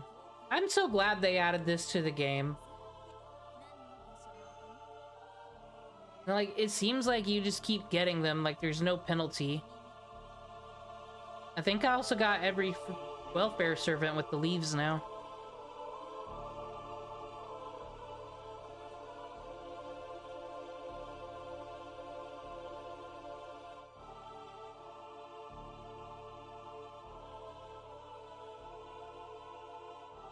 Everyone knows something about No, King not Arthur, that. whether you watched Sword in the... That's for next video. Guess who's got King Arthur lore? Overly sarcastic. I just now, like, learned about that channel. That's a pretty good channel, so I'll listen to the lore through them. But back to Camelot. We're going to the main gate. City of the Sun. The Wailing Wall.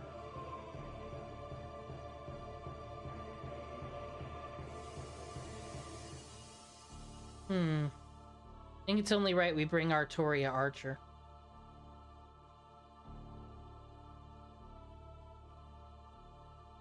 You all got this. Section 4, the Wailing Wall.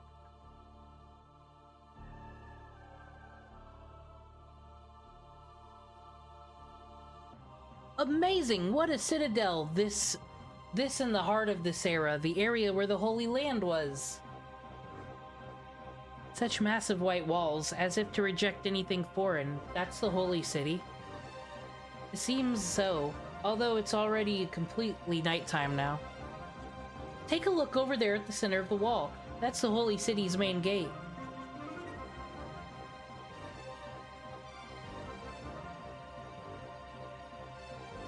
A bunch of refugees have gathered there, somewhere around 1,000 people perhaps. They're probably waiting for the ritual of the Holy Selection. Perfect timing, you should go along with them. I don't think we should. As long as you're inside the Holy City, there should be an opportunity to see the Lion King. I don't think we should, chat. I don't think we should go to that wall. I have a feeling we don't want to. Sounds good. I suppose I'll fold up the... whatever that is for now. Oh, our fucking Sphinx-mobile. Driving up in a car would draw unwanted attention. Who's there? You peering at us from behind that rock. What a beauty we've got here. Did you come from the desert? Those are some expensive-looking clothes. Looks like you're here for the ritual of the Holy Selection. I won't think ill of you. You should turn back. Of course, that'll be after you drop all your possessions. Don't worry, I'll pay you 10% of the market value. Man, thanks to the Lion King, I can just wait out here for suckers like you to show up, one after another. Oh, dude, what a Weasley little rat, dude. I see. You're a scammer trying to take advantage of refugees. I shouldn't say this, but that's pretty efficient. Yeah, 'cause she scams us every day. Of course she fucking agrees with this guy. However, I can't allow a business to prey upon the weak. Only I can do that. You're in my territory, sir. Demon Cringe, go right ahead and discipline him. Leave it to me. No one likes a scammer.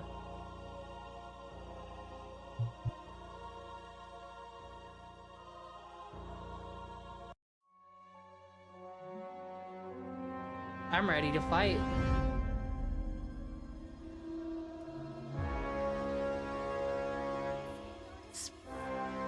Ma'am, the scammers are here. Don't drop your stuff.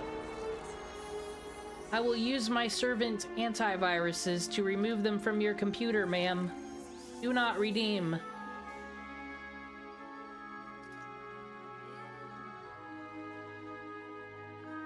Oh heck, let's just go for it.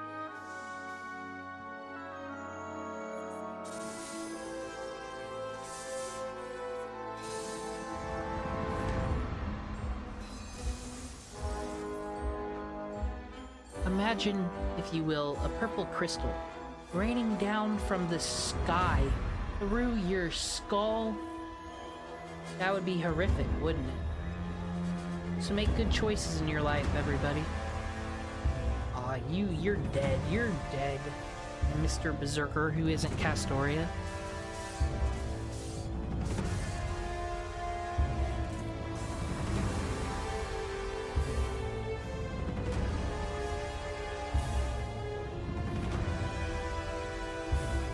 Alrighty.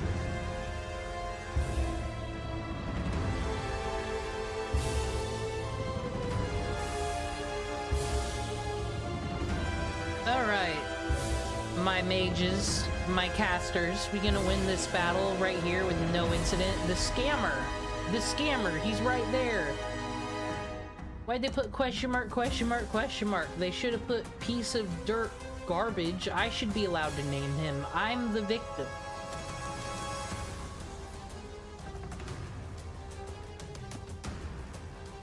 Here, take this.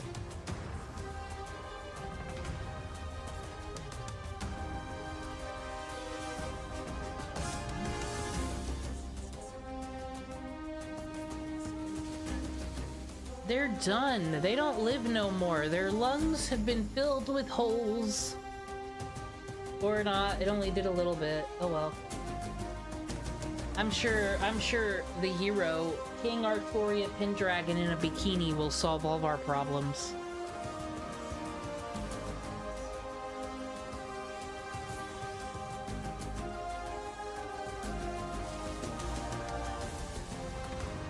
Oh, I'm supposed to lose that fight though, aren't I? There's no way in hell I win that. And then I come back later and it's like, look how powerful I've become since my journey of Camelot. I am able to defeat Gawain now. And then everyone will applaud.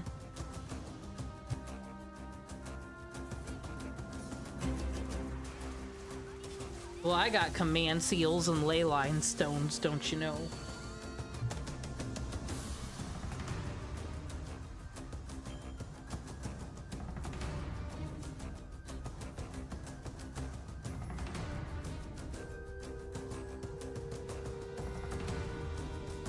Alrighty. Time to figure out what this wall is all about, this wailing wall and around Camelot. Take that, scammer. Oh, I give up, I surrender, my life isn't worth chump change. All those poor people that got beheaded just trying to live, and then you got this guy. For a thief, you know pretty well when to quit. By the way, that accent, are you a Muslim merchant? Can't ask that, Da Vinci.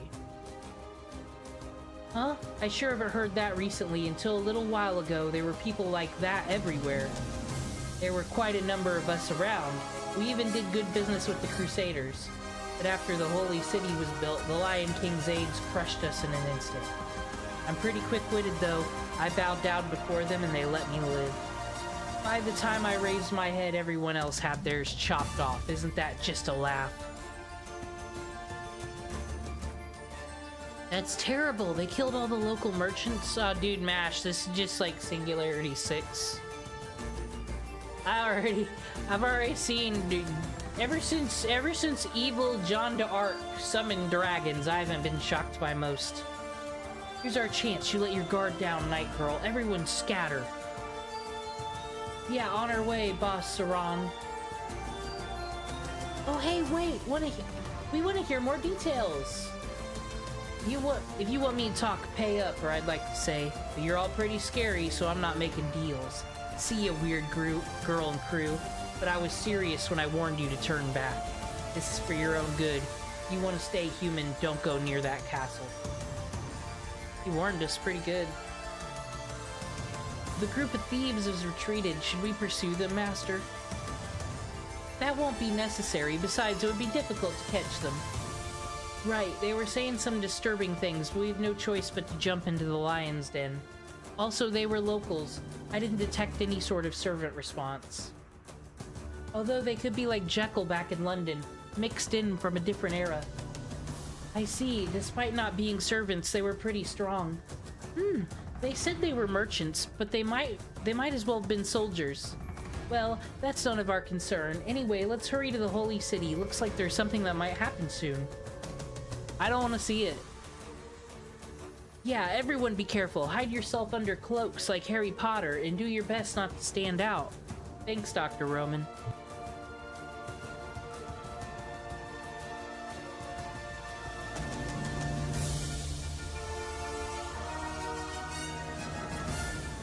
I hear that Gawain is imminent. I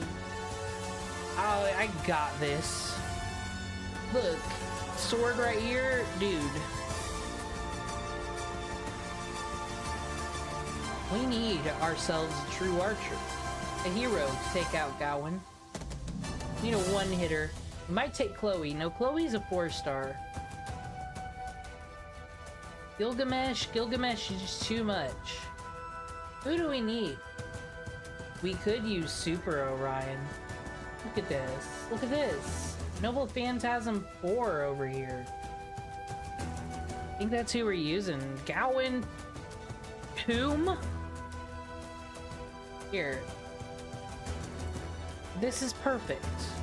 This is the team. Actually, you know what? No. There we go. Perfect. This is backup team. We ain't afraid of no gorillas, chat. What are they? Just humans that live in the jungle. That didn't watch Rugrats in the 90s. We managed to slip in. Something refugee camp in the furthest from the main gate. I'm sure you've noticed, but I'll report anyway. There are highly concentrated magical energy signatures around you. They're encircling the refugees. Can you visually confirm this, MASH? Yes, they're from...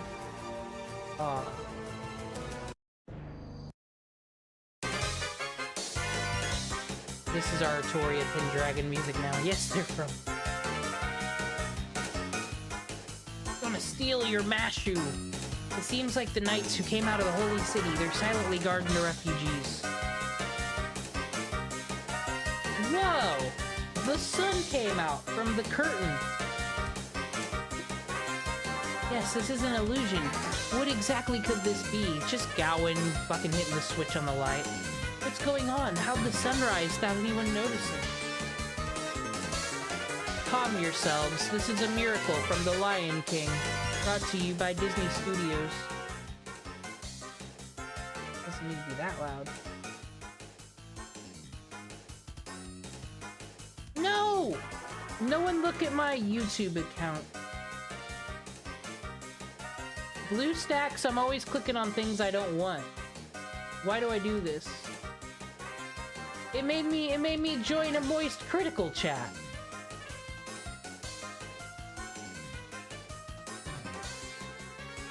How dare it? Who is this man? I don't know him. Ah, mystery. Am I right? Calm yourselves is a miracle from the Lion King. A gift he bestowed upon me with words. May the sun always bless you.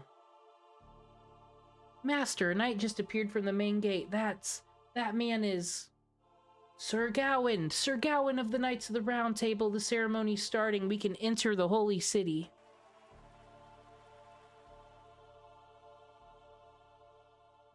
They've started admitting the refugees, but I've detected an enormous servant signature. This is terrible. I can't believe it. How could something like this happen? Leonardo, what's wrong? You aren't acting like yourself. What exactly is going on there? Demon Cringe Mash, we need to get away from here. Now. We can still make it. They call this holy selection. That's the wrong word there. Everyone, I thank you for gathering here in the holy city of your own accord. Humanity's time has ended and this small world is marching toward ruin. His Majesty just cast judgment. There is no place for people to live on this earth, in any land. That is, with exception of our holy city of Camelot. Our holy city is a complete, perfect, pure white millennial kingdom. Beyond this gate awaits an ideal world. Wow, so the rumors were true. The Knights of the Round Table, how divine. Despite being foreign knights, their radiance is real. Thank you. I'm sure you underwent a long, difficult journey to arrive here. Our king accepts any and all people of all races and religion without exception. Unless you're a Mormon. However, before that, you must receive his pardon. There's someone on top of the main gate. Ah, that's... There are a few who can be led to the end of this world.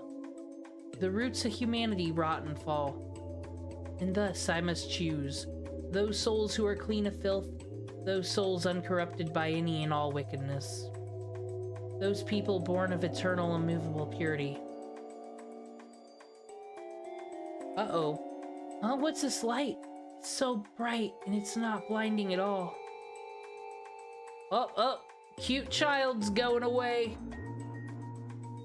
Ah, now we have to care. Just like the subway slammer taking out baby carriages. The holy selection is over. Allow only those three to enter. Go and collect them, Sir Gawain. As you wish. No, we're good over here. Everyone, I'm most sorry. However, this is all done to preserve the world of man. The king has ordered your purification. Now your holy punishment begins. What the? You're joking, right? Wait, why are you drawing your swords? Everyone must die. Or maybe they got teleported. All those people got teleported into the city and they're having a great old time. And I don't know, she's wanted for something.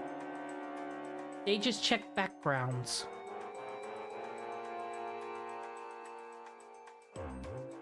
They're in a panic, the refugees. The knights are attacking them. They can't escape. They're completely surrounded. The knights of the holy city intended to do that from the get-go. If it's just us, we can make it out of here, Demon Cringe. You understand this, right? Yeah, we'll open a path for everyone. We got this. Yes, it doesn't matter where. We just have to break a hole in the Holy Knight Circle. Master, please provide magical energy. I most certainly won't lose. Yeah, this is a lost spell. Oh dear, I already know how this is going to turn out. Well, I suppose I can't help it. Now that I think about it, I'm just a little too universal. Leonardo. Oh, just talking to myself. I agree with Demon Cringe as well. Even if we can't save 1,000, we can save 100. Let's break through the encircling knights. Alrighty.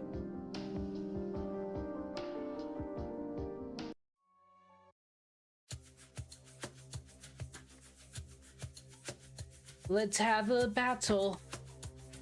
I think these are gonna be some tanky people. Or nope, not Gawain yet. But I'll remember how to use Super Orion here.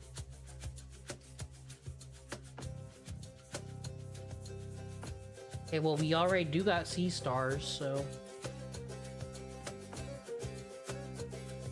only one buster. Yeah, but whatever, it'll.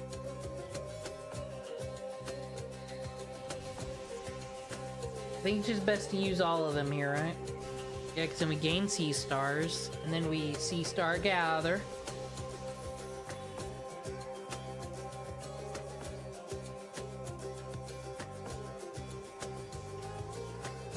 Alrighty.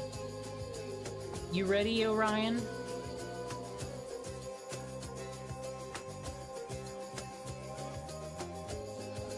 Oh, yeah, he was ready. Did you see how ready he was? Damn! Damn, damage for days! Not a problem, damn. Get poisons, though. Or not yet. Okay. Do this.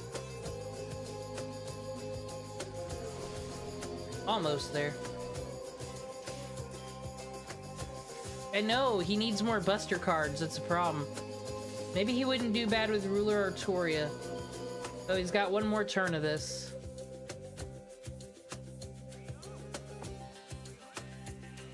Alrighty.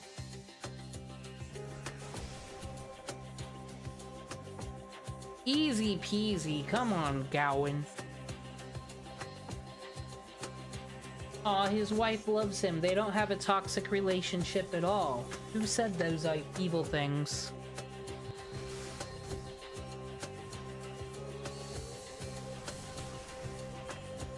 Aw, close.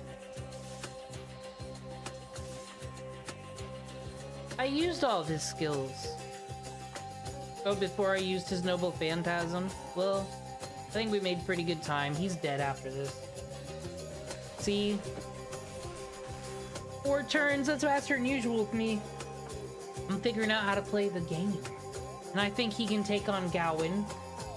I think that team right there can handle it.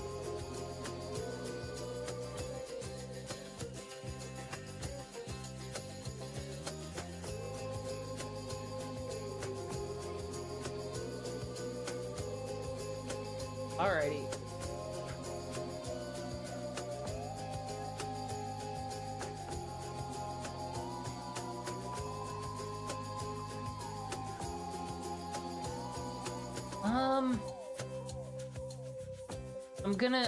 I think I'm gonna keep with Orion. He's just too good. I mean, he's not Heroic Spirit Emiya or anything, that's always a problem. But he does his best. He wants to prove to his wife that he's not as awful as she thinks he is, you know? You gotta root for him. Do we need a saber? I don't think we need a saber. I think my fucking casters can handle it. I hope.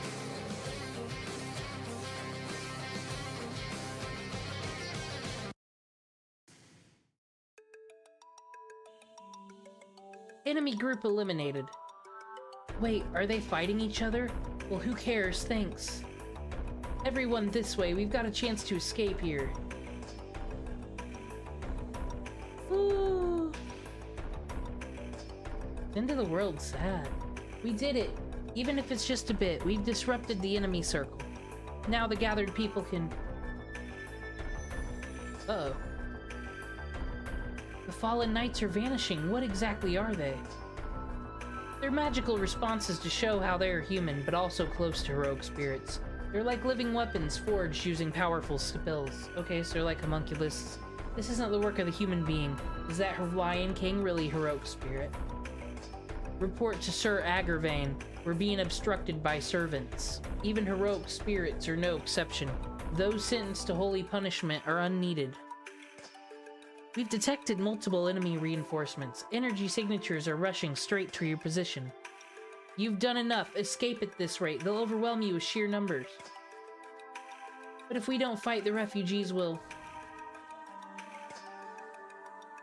What? I've confirmed the magical energy signal from another direction. This looks like the others have started fighting. You're hit in the west, someone is hit in the east. This should reduce your burden a little. Da Vinci! Got it. We'll hold out to our limit. Let's go, Demon Cringe. Ooh. Alright, let's try this again with our boy Artemis. Or Orion, sorry.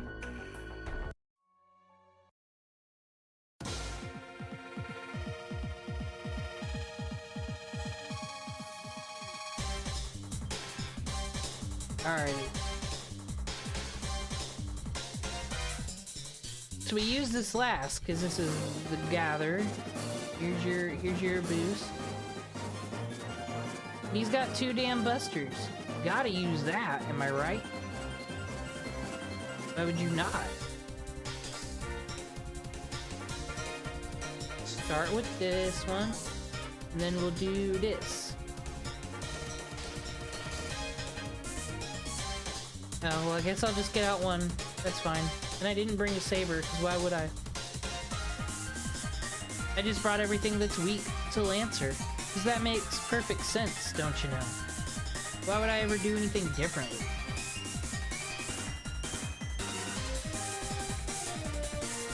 Because I said my casters can take care of that, but Skady, like, she tries.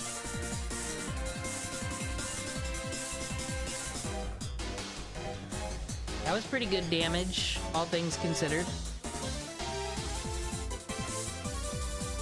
Orion's abs would, like, bend that weapon, sir. You don't gotta play games like that. Alrighty. Buster. Quick. Hearts. Trying to get Robin Hood's Noble Phantasm up so we can yell the bow open here. He's not having it. Even with NP gain up. I'm beginning to think that ability isn't too good.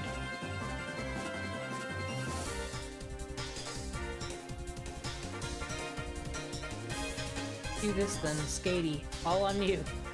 This is what happens when you don't got, like, fucking... Oh, like I said, Orion's still doing his best, though. I don't want him to get his feelings hurt. We gotta keep supporting him. He's got this.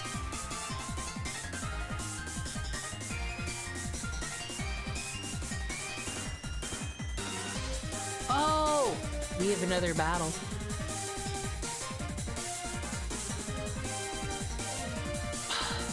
What is with you people in the Lancers?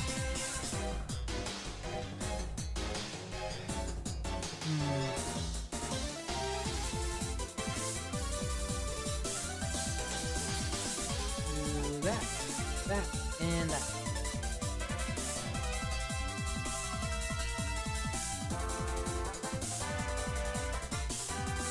I've just recently started using Super Orion, though. I had no idea how goated he was.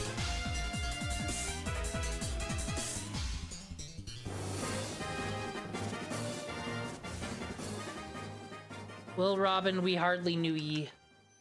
Sorry, buddy. You're not getting taxes in Nottingham today. Hey, Mashy, what's up? Wanna help?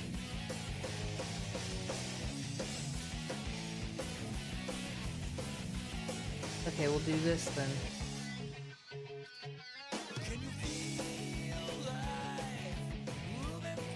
And we'll give him immunity, because he deserves it. Gosh dang it.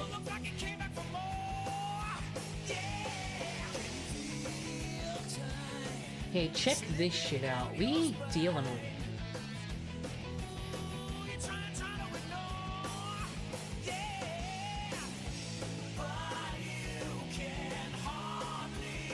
Perfect. I only need one hit. Look at that. 221 tat.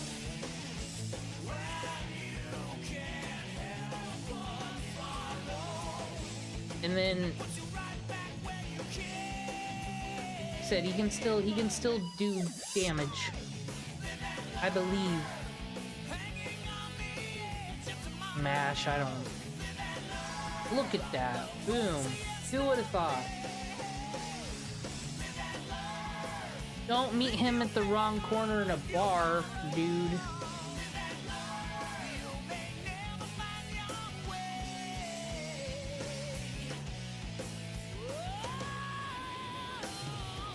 Okay, this should do it for me.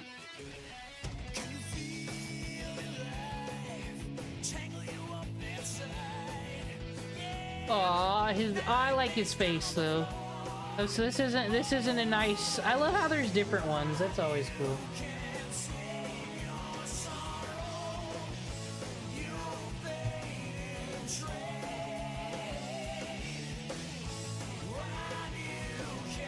Not a problem. So I think they just killed a bunch of people.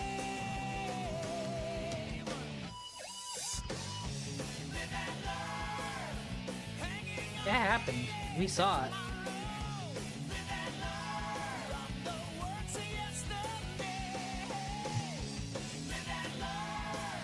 You've been chosen. Come now, enter the holy city. Stop, let me go. Open your eyes, how terrible of you to strike a child. If you'll take me, take my child as well. I can't leave him on his own. That child was not chosen. Forget him. Your body no longer belongs to you. There are no exceptions. Such affection is not permitted. The ideal soul is not allowed to enjoy human freedoms. I'll obey the Lion King. I'll do anything. Just let my child stay with me. I'll make sure he behaves. I'll tell him to pray day and night to the Lion King as well. No, you people won't discard your own god. Even a young child cannot. Your fervent faith is respectable, that gives you life value. You can sleep along with his faith. Your child has been chosen by God for this. At least spare my child. Oh, Harry Potter boy. How foolish, you shield your own child. Mommy, what's wrong? Is it morning already? I'm glad you're my hope, my life. May you live a long, happy life. Oh, we got a villain origin story. And it's happening to live and learn. How terrible.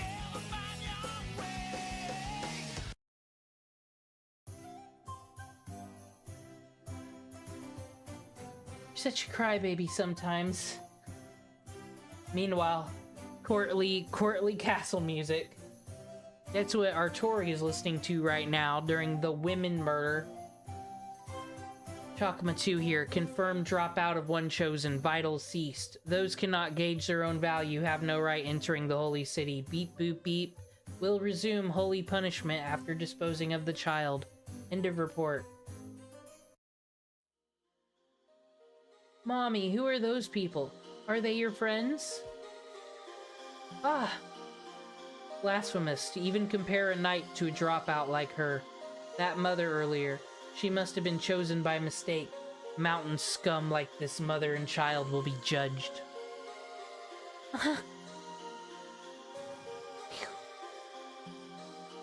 I'm not making all these anime sounds. Enemy knight eliminated. But I can see it happening. But I couldn't make it in time. Mash, watch over that child who's probably gonna disappear at this singularity. Yes, I'll do everything I can to protect him. This is the point of no return. If you get any closer to the gate, there's no going back. You need to break through from the west. You can still make it from there. That hope will not be fulfilled. Your lives end here. Uh-oh. An impressive uprising. It seems there were still fighters amongst the heretics. However, that ends now. Causing disorder at the holy city gate is a sin worthy of death. I am Gawain, a knight of the Round Table. Is one entrusted with the responsibility of delivering holy punishment. I shall judge you. Well...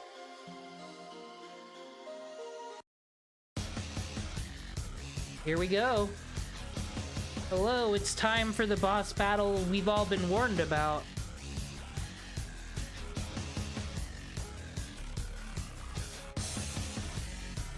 Here at the Wailing Wall, or maybe it'll be more filler, I don't know yet. But, you know, Orion. Making me scroll so far down for him, though. Fujimaru. You know what? Let's do caster. Let's do that.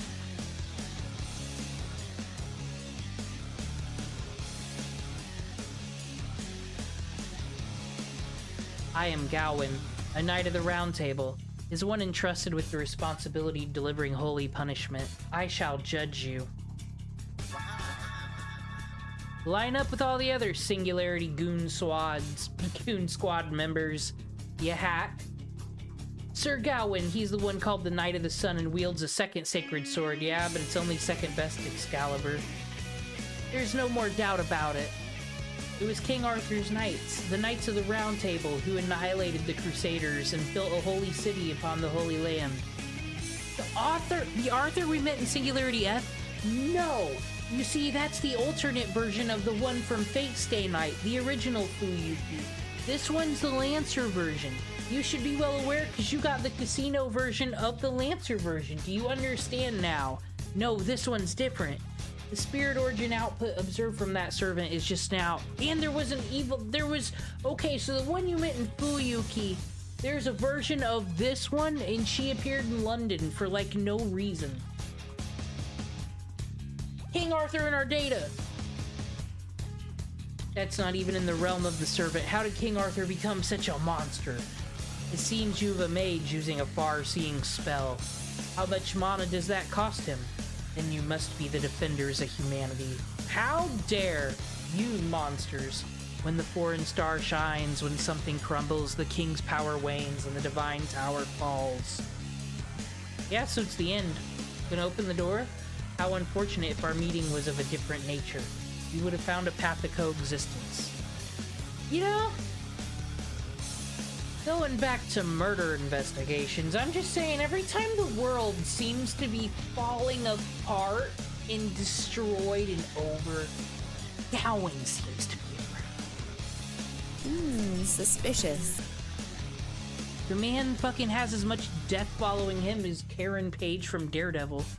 Magical energy response is multiplied several times over. Gawain intends to fight. Gawain is the wielder of the Sister Sword of Excalibur, a noble phantasm second only to King Arthur's. Not only that, but it's daytime now, right? In that case, you have no way to win. Get out of there! What's wrong with it being daytime? Sir Gawain is a knight blessed with the new mold of Pokemon of the Saint. During the day, his power is 3 times greater. According to legend, none could defeat him under the sun. Sir Gawain is invincible during the day. Okay, but we gotta get his damage to a certain part, I hear. You cannot escape. It's already impossible for you to withdraw on your own. You opened a way for refugees to escape, then set foot into enemy lines to save that child.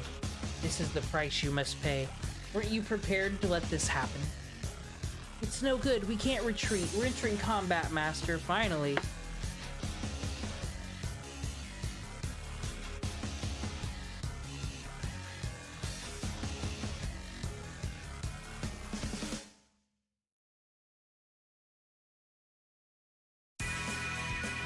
I'm ready for this little bitch.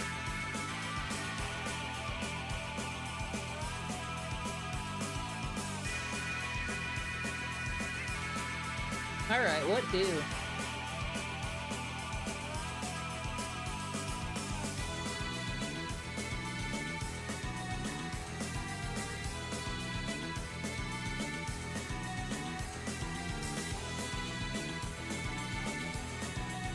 Alright, so this gives us C-stars.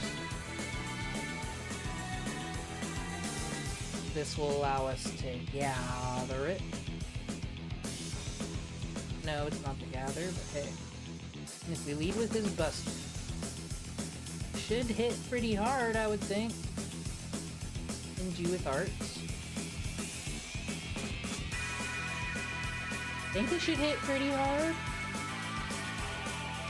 Think we can one-shot? No, that didn't happen.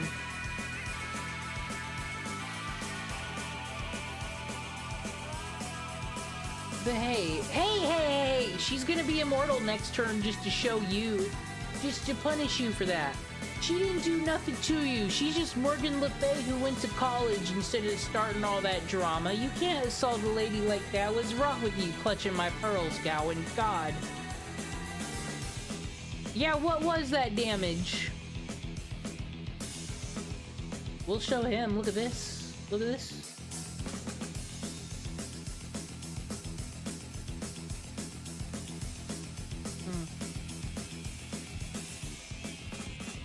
I know he's got that Grail defense, but I don't give him the right to treat a lady that way. I should go all the way with her, but his Buster's just too tempting, ain't it? Go all Buster all day.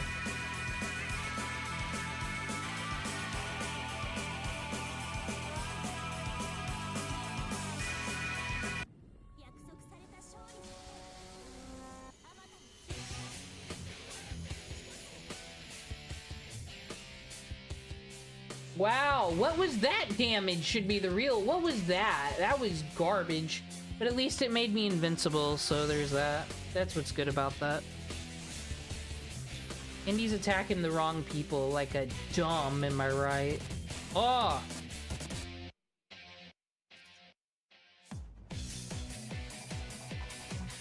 We don't want to use no command seals here, do we? We don't want to do that. That'd be foolish. Gonna protect Orion. Because let's be real. Robin just does his best. I would hate for anything to happen to Morgan. Oh, I gotta cool her down, actually. I don't know if that was a waste or not. What you gotta do, cut my life into pieces is my last resort.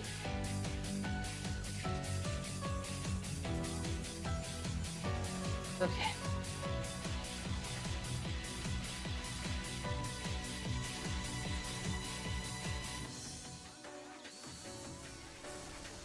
Serviceable or no? Okay. He wasn't collecting enough taxes oh my god. We did it! You all had me worried, please. Look at those bond levels. Our little son Gilgamesh is growing up strong.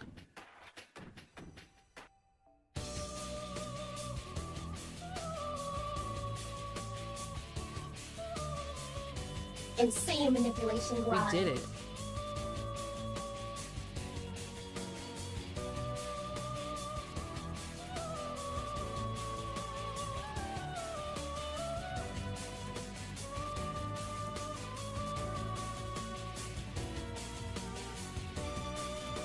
His only luck, what?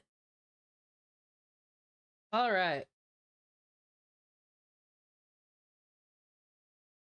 I'm ready to hear some witty... No, it's not some witty, it's overly sarcastic productions. They're gonna explain the King Arthur lore proper, you see. So then we can compare it against what we just learned. See what matches up here. I got something to do here with my XSAP. Stone as a kid, listened to Camelot as an adult, or just existed in a part of the world where Britain was briefly in charge, you know about King Arthur. But if you ever tried to look into King Arthur to try and find some sort of canon for the story, you were probably both confused and disappointed. Maybe you read somewhere that Merlin aged backwards, but then couldn't find any evidence to support that. Maybe you wanted to know about the Holy Grail and ended up reading 50 pages about some Fisher King guy instead. Maybe you wanted to learn the sordid history of Arthur and Morgan Le Fay's secret tryst that famously produced the traitorous Mordred and were utterly baffled to find zero connection between Mordred and Morgan at all. What? This is not right.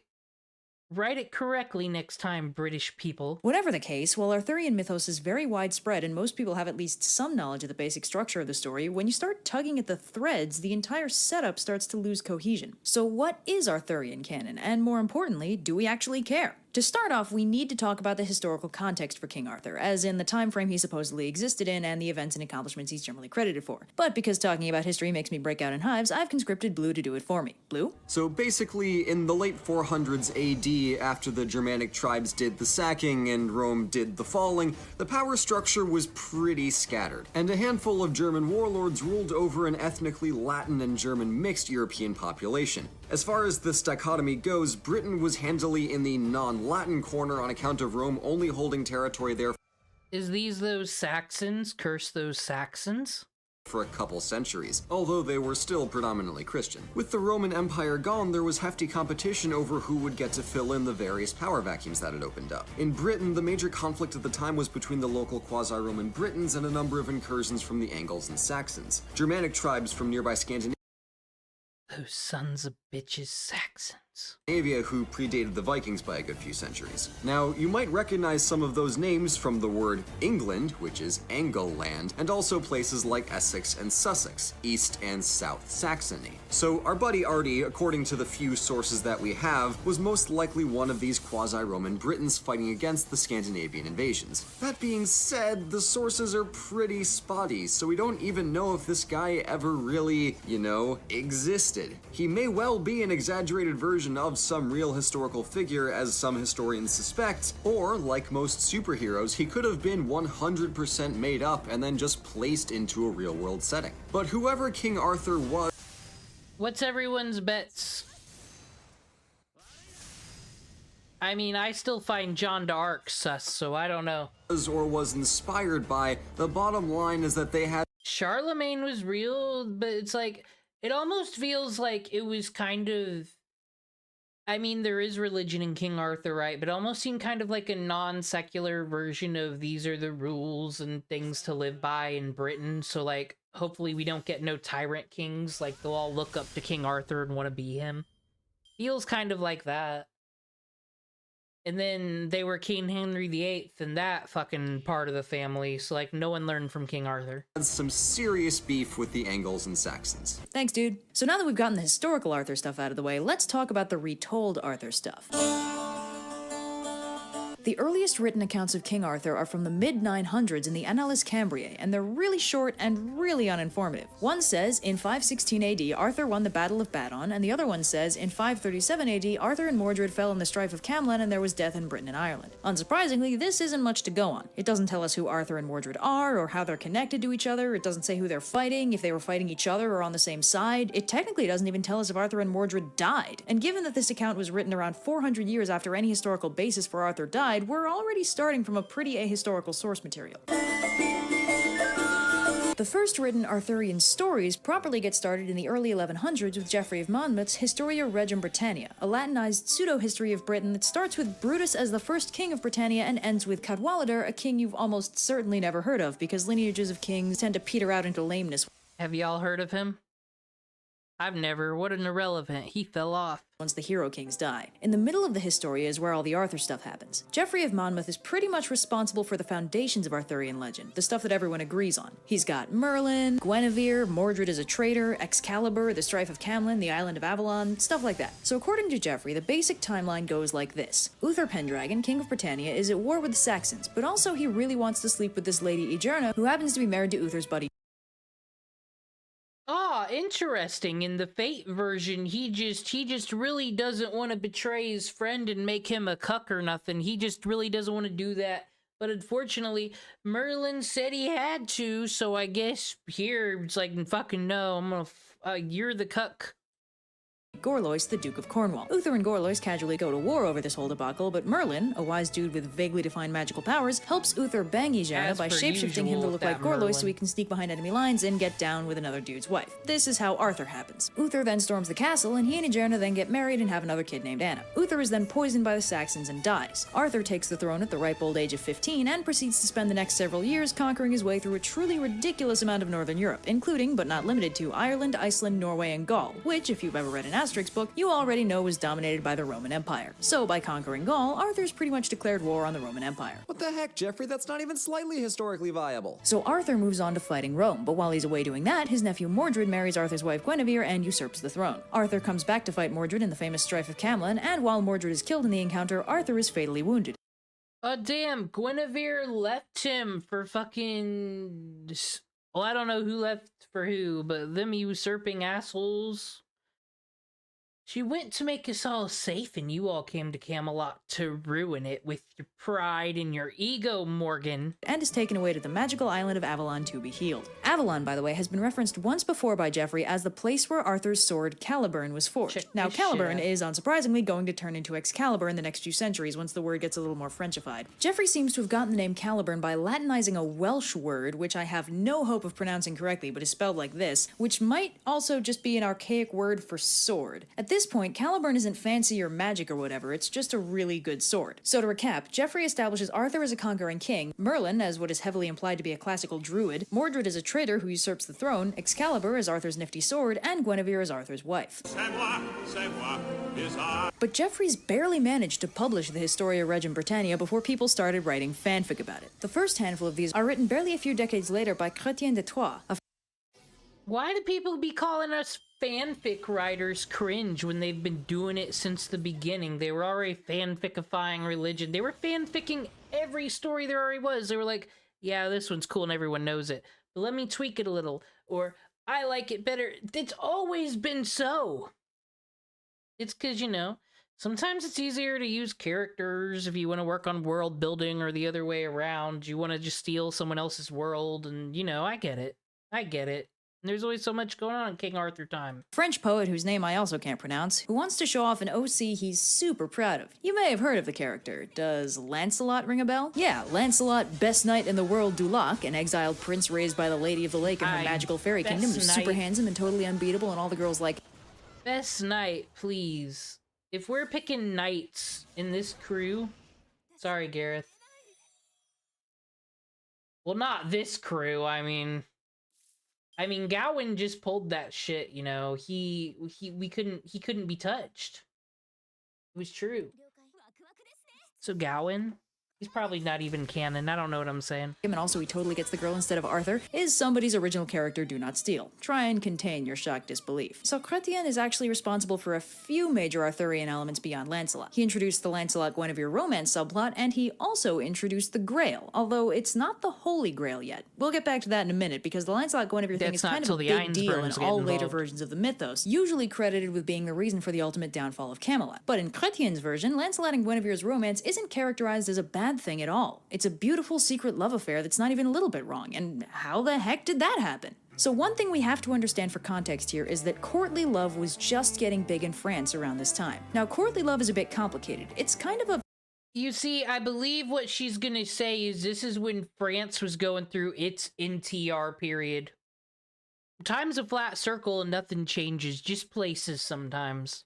Fusion of a few different ideas of love, none of which are native to France or even Western Europe. So those ideas of love are, respectively, love for love's sake, which is the idea that love on its own is enough reason to pursue the whole thing, which also handily sidesteps the idea of it being morally wrong to be in love with someone who's married to somebody else. Exaltation of the beloved lady, which pretty much treats the lady involved as your personal goddess.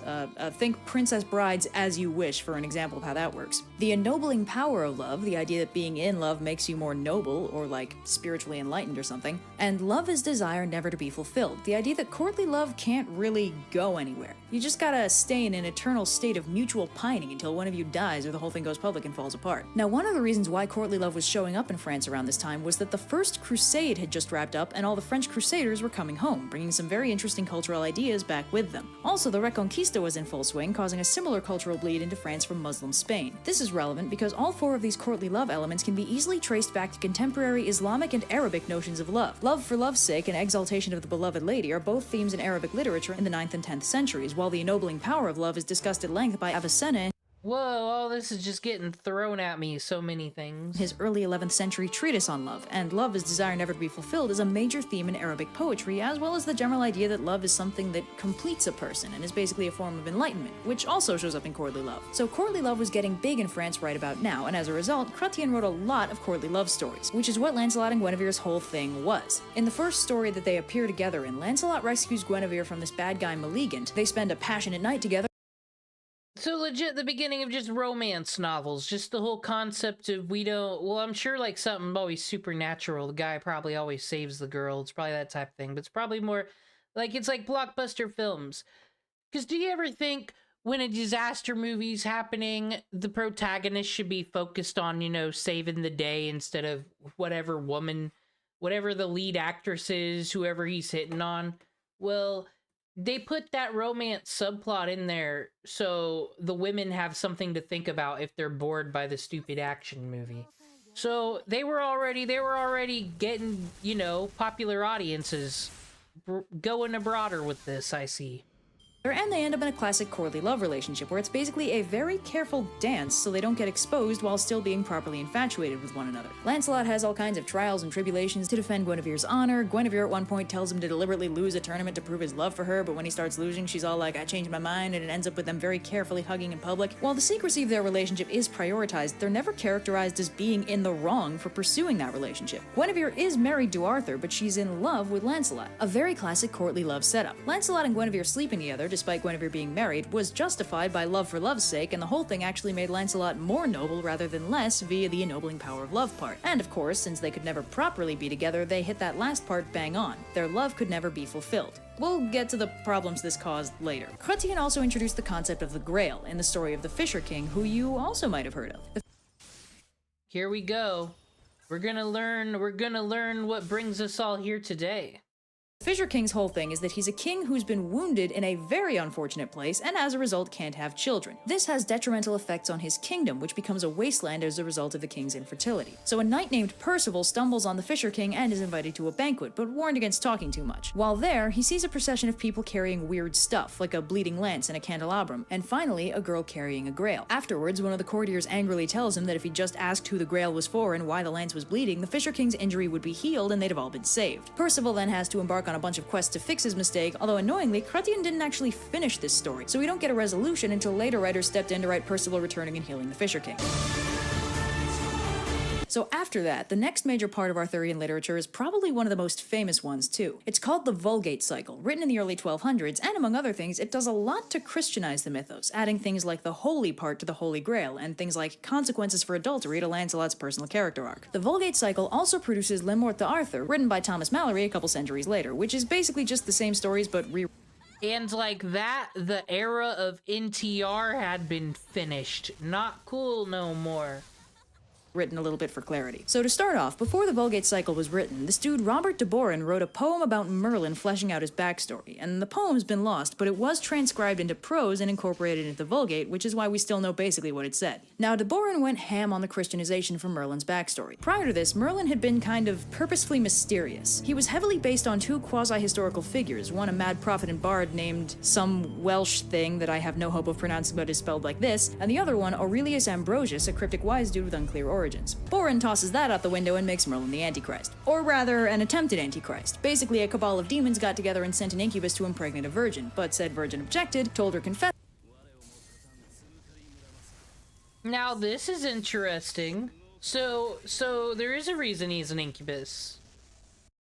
So this is more fate lore proper here.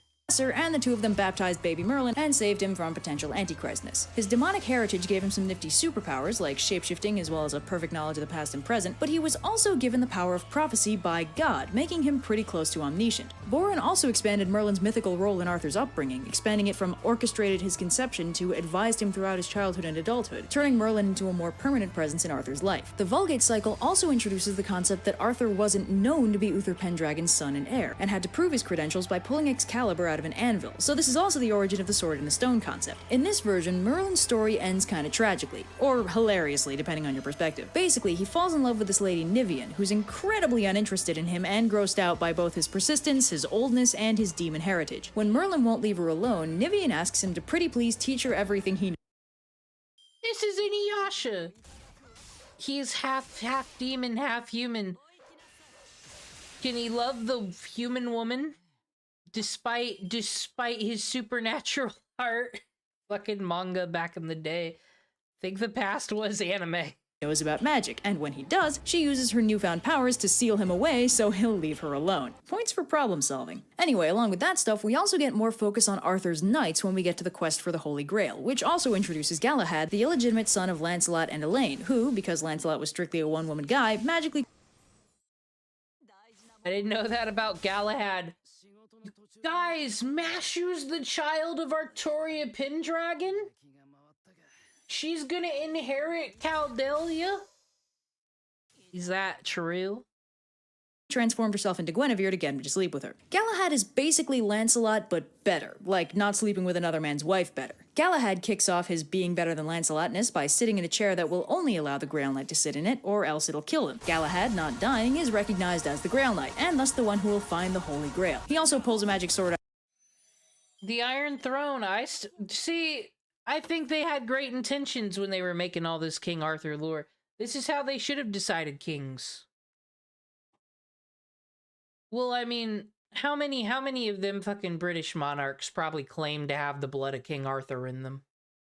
I bet a lot pulled that card. Who's gonna verify them? Out of a stone just because he wasn't symbolically significant enough already. The knights do some jousting and some partying, and a few people mention that this Galahad kid seems a lot like Lancelot, only better somehow. And that evening, they all have a vision of the Holy Grail covered by a cloth, which also magically makes a bunch of food appear out of nowhere. Gawain declares that he wants to actually see the Grail, and this prompts 150 of Arthur's knights to decide to go on a quest for the Grail, which Arthur thinks is a bad idea and blames Gawain for. So Lancelot, Galahad, Gawain, Percival, and Bors, along with 145 other knights who are significantly more disposable, all independently head off to quest for the Grail. And by the way, this Percival is the same Percival as was in the older Grail story too, basically being slotted into the story as the previous Grail Knight candidate, so Galahad can also be shown to be cooler than him. But on top of showing off how cool Galahad is, the whole story is basically about driving home how not cool Lancelot is, because pretty much every turn in his quest is some other god-given sign that he's not worthy of seeing the Grail. This culminates in him actually reaching the Grail chamber, at which point it shoots a fireball at him and knocks him out for 3.5 weeks. Galahad, meanwhile,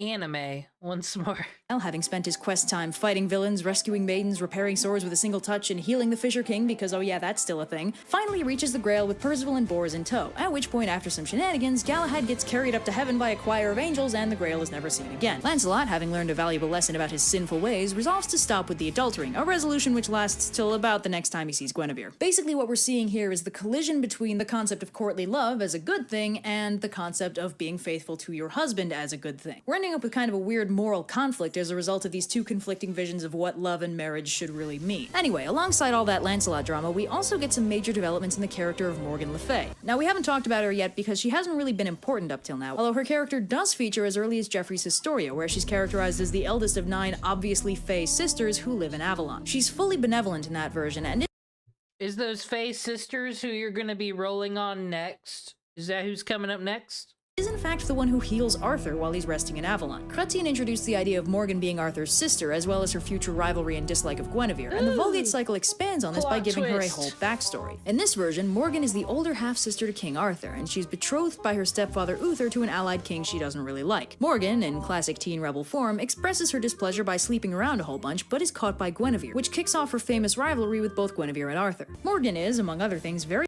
They just keep making the story more YA in every iteration. That's all that's happening.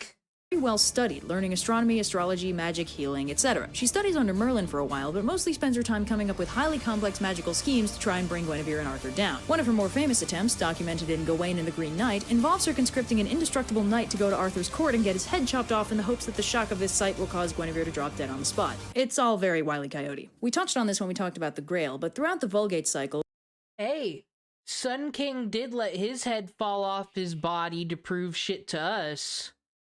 Call back? Natsu did some research on something? Cool.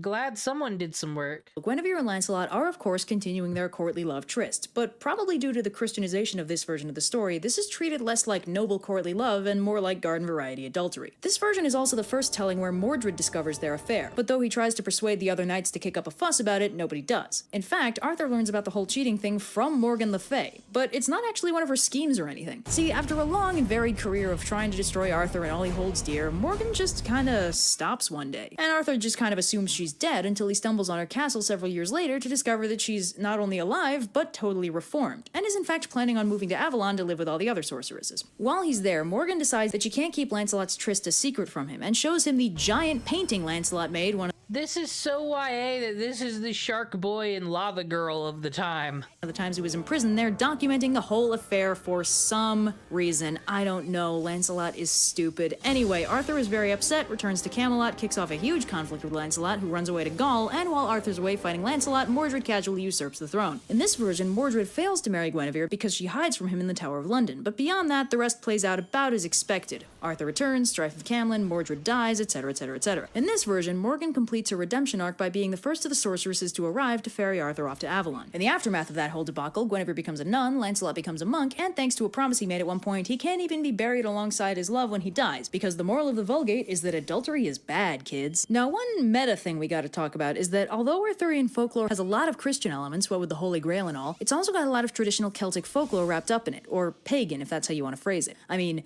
Morgan Le Fay literally means Morgan the Fairy, the Lady of... So Lost Belt 6, it makes sense to be Fae. But like all those cultures all got conquered and all came up together, so it makes sense, like this is our version of it. We do that all the time. Has anyone read the Chinese version of Cinderella? I saw that cartoon a lot as a child at whatever daycare. That messed me up as a kid when those stepsisters ate the fish. The wish-granting fish, oh my gosh. We all know the real Cinderella's brutal as hell, but I wasn't ready for Chinese Cinderella. The lake is blatantly supernatural without being divine, and in the 14th century poem Gawain and the Green Knight is a suspiciously Fey-like entity, what with the immortality, the illusions, the green aesthetic, etc., and he might actually be a variant of the mysterious folkloric Green Man. And despite the fact that the Christianization of the story is almost as old as the idea of transcribing the story, Celtic folklore elements kept getting added in for centuries. They're not all holdovers from the original telling, whatever that was. The idea that Excalibur was a gift from the mysterious fairy tale Lady of the Lake is as late as the 1400s, not an original pre-Christian idea. The stories were getting more pagan elements at the same time that they were getting more Christian elements, and there's a lot of debate over how exactly this fusion of antithetical worldviews happened, but if I had to guess, I'd say it's probably a fairly classical case of belief systems intersecting without colliding. Now, I've noticed this a lot, especially in the more historically Celtic parts of Europe, that a lot of fairy stories and ideas have survived to the modern day, not as fun mythical folklore, but just as... Alright, let's see what this does here. Apply a state where a command card becomes unselectable for a single ally. So does that mean we can No effect when redistribute command cards and increase. Okay, so you can just kick someone's cards out then, right? So that'd be super helpful. And cooldown went down. That's awesome. Stuff people know is true. Ireland still doesn't pave over fairy circles, and from this angle, the coexistence of Christianity with a fundamentally pagan belief system of fairy tale supernatural interference is actually pretty precedented. Again, though, just a theory, and we don't know for certain what the logic behind the folklore was, because it's been, centuries. Now, after Mallory wrote La Morte d'Arthur, which was basically just a remix of the Vulgate cycle, there was kind of a lull in interest in Arthurian mythos for a few hundred years. People stopped writing proper Arthurian poetry, and there was also growing concern about the historicity of King Arthur and whether any of the stories about him could be considered even a little bit true, or if he even existed. These questions were uncomfortable, because Arthur was kind of the foundation of the whole matter of Britain, and the idea that he maybe didn't exist was uncomfortable in a lot of ways. A legend Upsetting. is sung of when England was young. So no new Arthurian stuff really happened until the early 1800s, when La Morte d'Arthur was reprinted for the first time in over a century. Now, with the benefit of nostalgia, Arthurian folklore got popular again in a big way as a romanticized ideal of chivalry and stuff. Unfortunately, World War I apparently kind of bruised the popularity of the chivalry idea, but the story stayed popular and has continued to be popular into the modern day. Now, the canon of modern Arthurian folklore isn't really the same as the Vulgate or Morte d'Arthur canon. There's been drift over the past few centuries, and I think this is because the way we think about King Arthur has changed. Geoffrey of Monmouth was writing a fictionalized history that was still supposed to be grounded in real historical events. Chrétien used Geoffrey's Arthurian canon to glorify his character Lancelot, and with him the French ideals of courtly love. The following centuries brought heavy Christianization and an exploration of Christian themes, ascribing Merlin's magic to demonic power, making Morgan Le Fay a scholar instead of a spirit, and using Lancelot's fundamentally contradictory characterization of supposed noble paragon and chronic. She does look like a scholar here in Fate Grand Order. Said, I think there seems to be a lot of tribute going to all the King Arthur lore. I'm kind of impressed, really. I expected less of Fate, dare I say. Adulterer to explore the notions of sin and impurity in the quest for the Holy Grail and the ultimate downfall of Camelot. In the centuries of lapsed interest in Arthurian canon, Arthur was rarely discussed and only ever used for political commentary on modern events. For the past 1,000 years, Arthurian canon has been used to glorify specific movements and agendas, but recently we've stopped adding to Arthurian canon and have started reimagining it. Arthurian canon has basically gotten the urban fantasy treatment. Rather than focusing on the story itself, we treat it like source material. Everyone knows King Arthur, but what if King Arthur was a lady? Everyone knows Merlin, but what if Merlin was a skinny British kid? Gender bent King Arthur, please. Everyone knows Mordred, but what if Mordred was a sympathetic pawn of his evil mother? Maybe to spice up your modern urban fantasy story, you should have the Fisher King show up, or make the bad guy Morgan Le Fay, or throw the Grail in there for funsies. Basically, rather than treating the Arthurian mythos like historical fact or moral creed, we're treating it like a mythology. And just like modern urban fantasy will casually mix up the events of major— Wait! Mercury. Well, like, I should be happy. I'm really happy with my 30 summon tickets. We got a lot of cool things, but we forgot to throw you in the press. That's why I was setting up with this serial killer monologue and made myself seem trustworthy last night. But I forgot. Much like I forget to do things in the gacha or whatever. You live again, Mercury. You make it another day. Norse myths for the sake of an incredibly entertaining movie, rewrite Greek myths to be more character-driven, or just straight up make up new gods, King Arthur's entire story is basically an open-source grab bag of modern fantasy ideas. And on I told you, the way we get the servants we want is we gotta make a sacrifice to the press, much like Justine Einsburn there in Heaven's Feel. And every time you've been around, we've gotten a good pull. So obviously, we're gonna have to take this the ritualistic sacrifice way for Gacha glory, I'm sorry to say. top of that, modern writing also puts a lot more focus on character-driven storytelling than story-driven storytelling. Up until now, Arthurian canon has been written and expanded on for specific reasons. People added adventures to provide precedent for social movements or add in characters they liked. But a lot of modern writing puts almost all of the focus on dealing with characterization, with the story mostly providing context for that characterization, rather than writing stories with the characters being incidental or vehicles for the plot. And because of this focus in characterization, everyone taking that angle focuses very specifically on two parts of Arthurian mythos: Lancelot, Guinevere, and Arthur's whole situation, and Mordred. Now, the Lancelot, Guinevere, Arthur thing has two major angles. Either Lancelot is the good guy, or Arthur is. If Lancelot's the good guy, then Arthur's characterization gets pulled into being a bad husband. Either he's Kire Kodamine will be visiting you soon. Not Mordred. Mordred's dead. There's a lot of things going on here with the fucking... It is what we already said. YA fucking live love triangle trash. What is?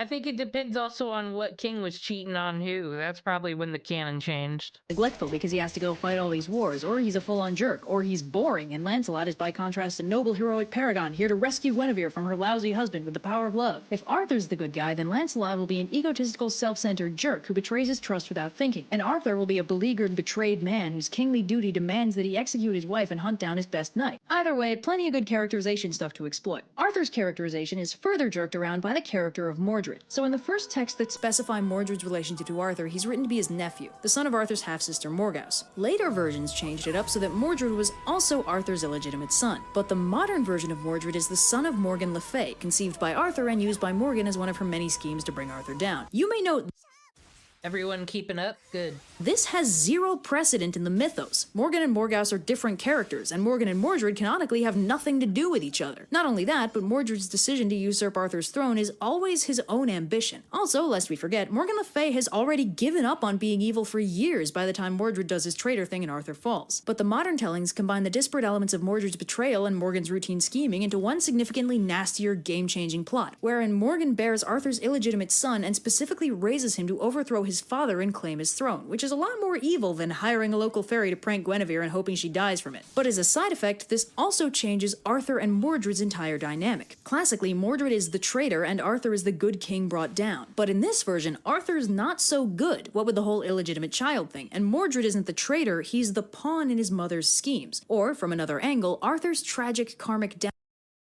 Fucking Zuko from Avatar, that's who he is. Gotta be that character.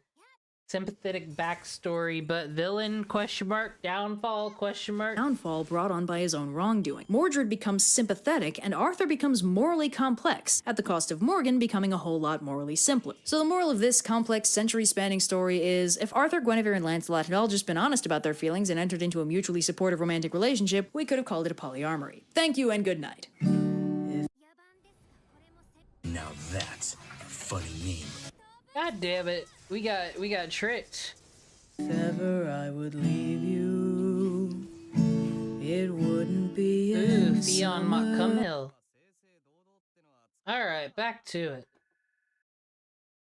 So it's not exactly one of those stories where it's like point A to point B. It's you need to know all the different versions of the canon, much like with DC and Marvel. Makes sense.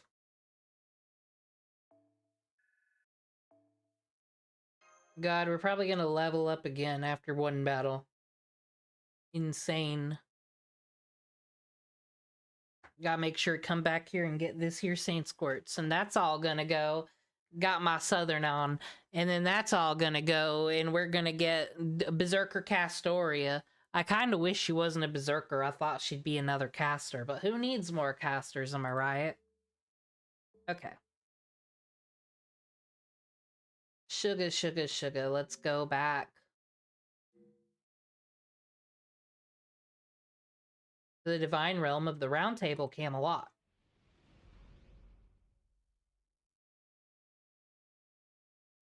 The suspect begins to read all of these titles. Much like she wasn't plotting a murder against Chatter Mercury, she thinks this will make her trustworthy. I watched too many of those videos, my brain's cooked. Is this gonna be Gawain again? Does he want more of this? I'll get Orion back out here. I'm not afraid to.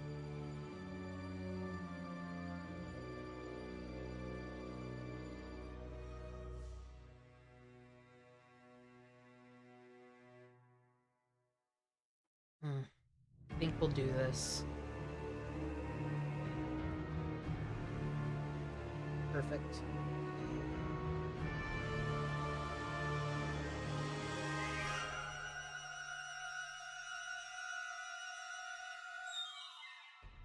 It's no good, Master. Our attacks are meaningless against him during the day. On top of that, he's holding back on us. He isn't using his noble phantasm. Oh, it seems one of you is taking it easy as well. Of course, I do not intend to use my sacred sword. You are not powerful enough to be worthy. I'll dispose of you like common trash. Have you noticed Demon Cringe? Mash doesn't seem very well. It's because her fucking... She's the true heir to this kingdom. Haven't you heard? Overly sarcastic production said. It's not just that her strength is dwindling. Mash is hardly standing up against Gawain at all. We'll be in real danger if this keeps up. Try to buy some time, just a little. Foo foo. Gawain, why are you doing this? Master. Normally I would even deem you worthy of a response. But seeing as how you put yourself in danger to shield a woman, I shall answer your question. Master from a foreign land, what is your name? I'm Demon Cringe. That's my screen name. Many thanks. Allow me to formally introduce myself, Demon Cringe. I am Gawain, a knight of the Round Table. I serve Arthur, the King of Knights, a pure white lion king, protector of humanity, the founder of this holy city. What we seek is in completion a utopia, untainted and unstained. We totally won't use this plotline idea over and over again in the course of this game. The only right way for humans to live is to obey laws of the Lion King, which will create a pure... Oh no. Gawain! No! Millennial Kingdom. Not only do you want them all to be white, but you want them all to be millennials as well. That'll be... We can only deal with so much Taylor Swift music and fucking... You remember? I remember. You remember Tech Decks? I remember Razor Scooters. You remember Barney? I remember Blue's Clues. We can't have that society. I'm sorry. To do that, we select exceptionally good humans. Those who are not selected are purged. That is all we're trying to do. We act in accordance with our own justice. Dude, I never had a pair of Heelys. I kind of want one. I just think it'd be nice, like, if you're on vacation, you know, you're walking around places a lot, visiting a city. I just think they'd be very convenient. Still, you denied the Lion King's holy selection. For the king, one mistake is one too many. Thus, you must prepare yourselves. You have now made enemies of the Lion King and the Knights of the Round Table. I like Lion King too, actually. Whether I defeat you now or another Knight of the Round defeats you, either way, your fate is sealed. I have no intention of causing you suffering. Accept your fate and let's end this quickly. You don't get to decide. You're being reckless. That won't do, Master. Not you, no. You're equally reckless. No, I'm certain that disposition is causing grief for you, Demon Cringe, as well.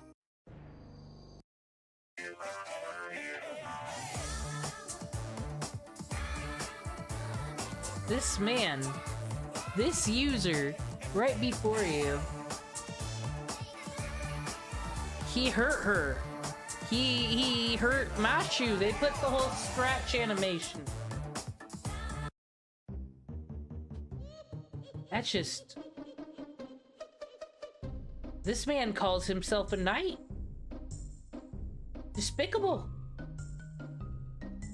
You still don't view me with hostility. Why do you even enter the battlefield with such a mindset? You said you'd defend that child. You defeated the enforcement knight who killed his mother out of hatred. Yet you don't exhibit the same hostility toward me. Don't you understand? I am the one who killed that child's mother. I ordered... Why don't you brag about it? I ordered this holy punishment. I allowed this slaughter to occur. He really wants punished by someone.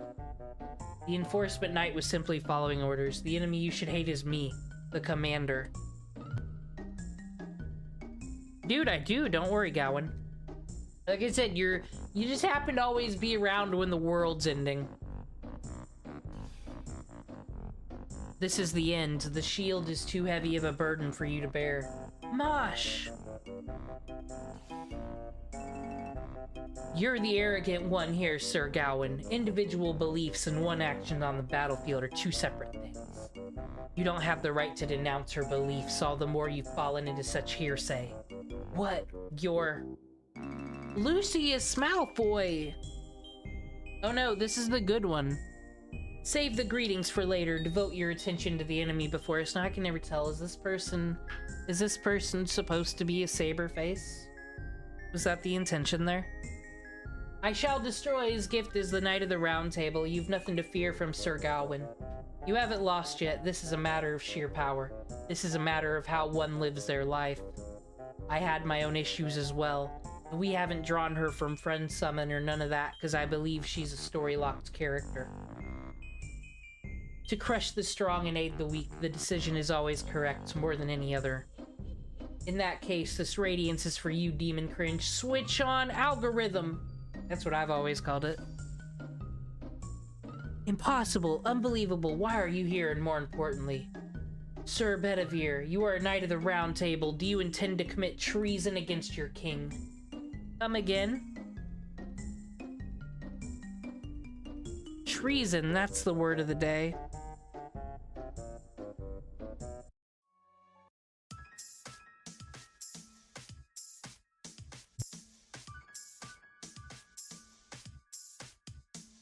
Alright, we taking on that Gawain again with a super guest star. Super guest star being Super Orion, of course. Okay. He doesn't have anything going on though, so actually.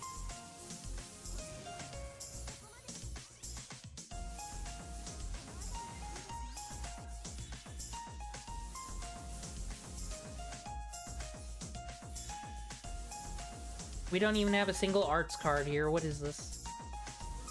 Use that though.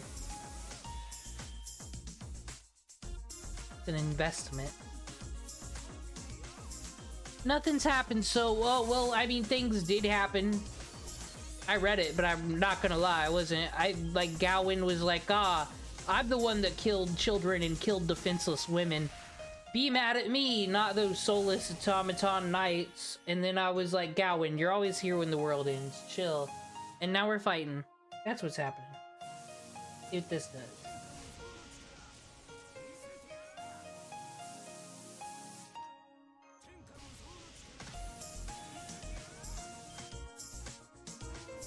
He wasn't a problem for us last time.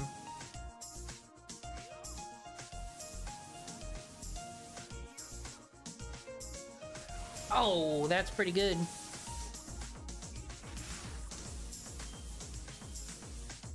Why is there any other archer other than Super Orion, quite honestly? Sorry, Skatey. How could this happen to you? Can I charm him? No, I can't. You gotta be sacrificed because you're good luck. That's just how it goes sometimes.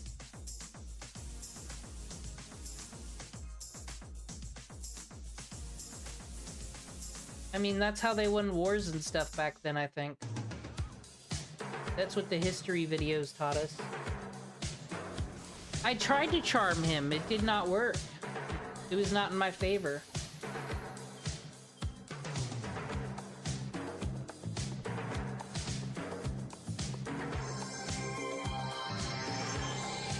You're asking chat to save you? Do you see this Gawain sword flame from the damn sun about to come down? They can't save us. It's okay, Super Orion, you got guts, my boy. Oh, when he hits us with that though, looks like we got some problems. Joke's on you, I can do this.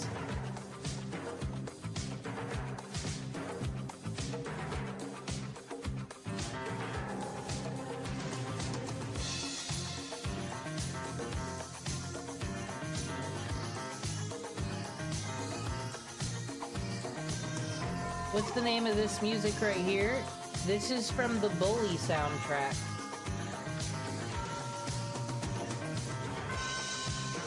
It's the Beach Rumble song.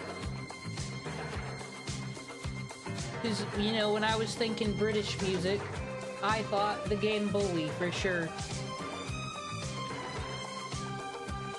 What should I do here? Uh-oh, sacrifice.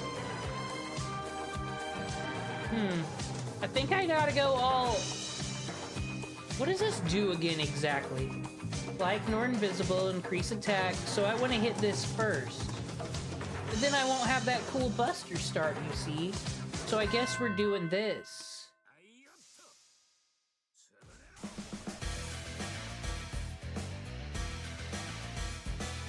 Oh, we'll get the cathedral music playing with our SMT here. You're really getting sacrificed then. Dude, look. Orion always has to suffer Artemis's stuff all day. He's fine. He ain't crying about it. Oh! Subway slammed! You guys, Gawain's not a problem. Not with Super Orion. We also gotta keep in mind, when they made this boss battle, Super Orion didn't exist. It's kind of unfair, really.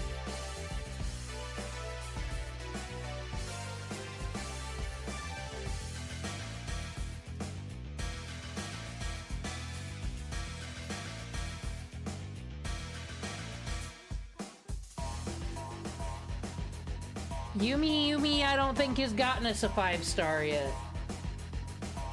Pretty sure we're using Yumi's servant right now, though. Isn't that sacrifice enough? You see what happens to other people's servants on my team. It's not very well. Andrew's servants have gotten murdered so many times.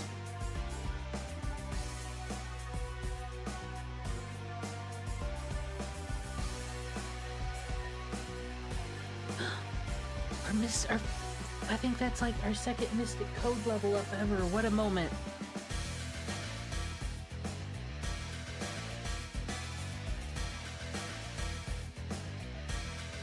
I can make this game an RPG Maker, right? You brushed aside my Galatine? Impossible. Are you saying this is the true arm of Nadia, I guess? Ugh. The smell, wait, are you burning? Not just that arm, but inside you too. Don't mind me, hurry. Now's the chance to escape. That's our intent. That's our intent. I defeated the enemies behind us while you were fighting Lucy's. Let's go, Demon Cringe. It's not worth the energy fighting Gawain during the day. Gonna get him at night.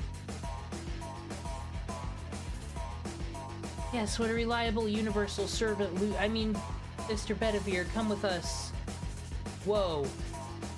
You're quite strong there, milady, to carry that shield and also pick me up at the same time. Master, please take this child. I don't want it. Ugh. Now everyone, shield your eyes and brace for impact. Open your mouths and cover your eyes and ears. We're out of here, Gawain. We'll come back to you later. Your revisitable boss. Bedivere, wait, so what's the meaning of this? Why? Why would a knight like you appear on a battlefield like this? It's not often we got two male characters in the same scene.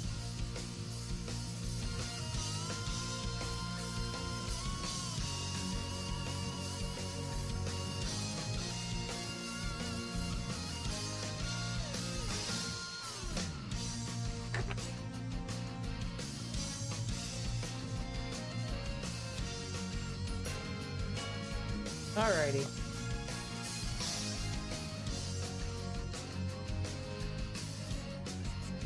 Well, I think we can finish Section 5. We'll finish Section 5 and then call it a night. I did roll on Zerctoria. We got 2 other summer servants and we got Mordred, actually. Mordred spooked us. Didn't get Zerctoria, but I got 276 Saints Quartz here. That's why we gotta get moving through this Camelot. But I'm getting pretty hungry soon. So I think we can get through Section 5. Get through Section 5.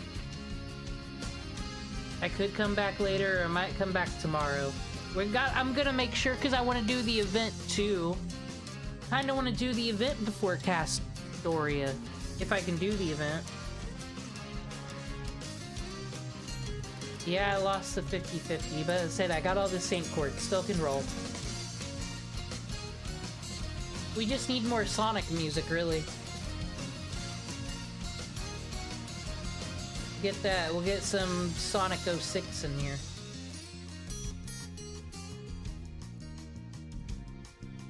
Yeah, we can let Orion take a break.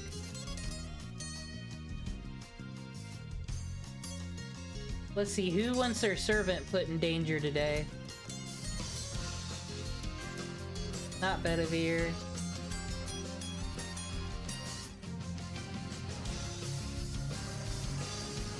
Alright, Naomi. We're gonna make the Skaha team. Let's go. Because I did get Ruler Skaha, let us not forget. I need to get Lancer Skaha, in all reality.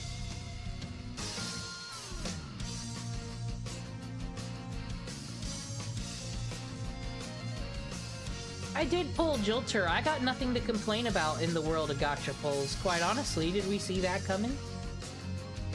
I just feel like every time I've spent money on this game, I've kind of gotten screwed over. That's kind of my only disappointment, really. But look at all the things I got for free, so I really shouldn't be complaining. Okay. Okay, we've managed to break through the line. What's the situation, Romani? The Knight's formation is broken into 2 places, and the refugees are escaping through them. I detect about 50 life signs around Demon Cringe, and about 100 from another location. There are more over there, but none of them can fight back, right? We have to leave them on their own. Considering how far they are, if we tried to join them, we'd all be rounded up together. The only thing we can do now is escape in different directions.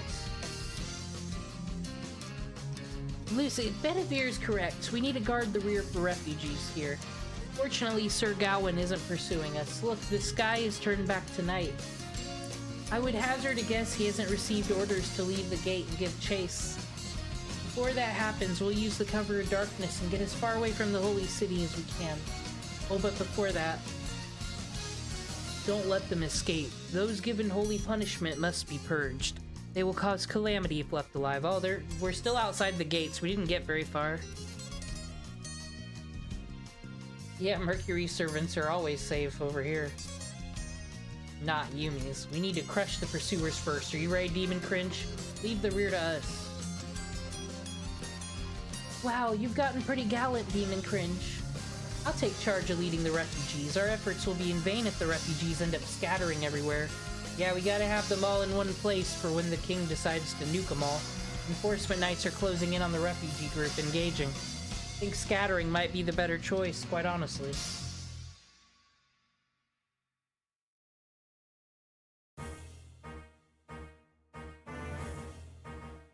Alrighty.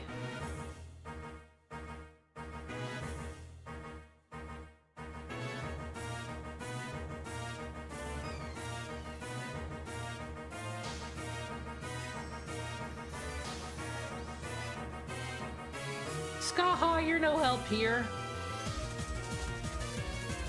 All we got is Robin Hood. You think the Pokemon music means a team member death? It can't be. We can't kill Umi Skaha. That'd be rude.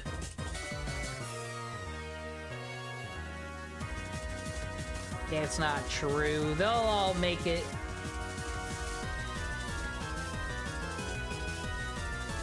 Skaha evaded. She's safe.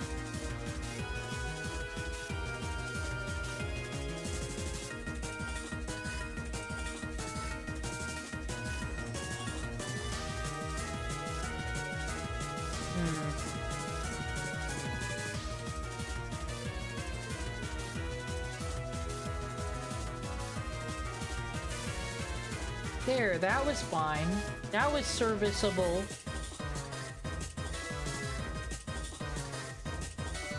Robin Hood needs to find ways to get his noble phantasm up. Maybe he's the one who needs the rank up. I can't use Galeberg alternative at this side. No. Gay Bulg alternative, I believe. These cards are garbage.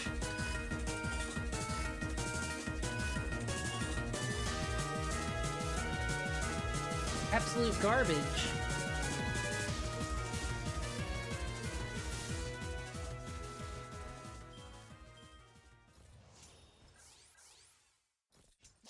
Look, we made it past the Pokemon music and she's still here. She's fine. Look, even is...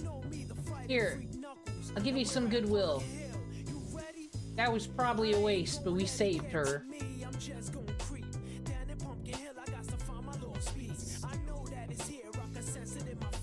I like that she's got her face mask on. She looks like a member of the Foot Clan. Okay, Robin Hood can take this little bitch out now, and then Skaha will be free in the next battle. And then it'll all be great and we'll all rejoice. It's true.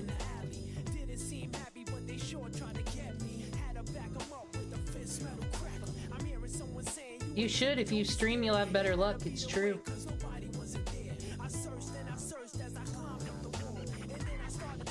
Okay, this should take him out one shot. We need to... No, it's my fault. I just need to put a CE on Robin Hood that gets his Noble Phantasm up. Why haven't I done that? Why do I keep having the same layout and then expecting different results, you know?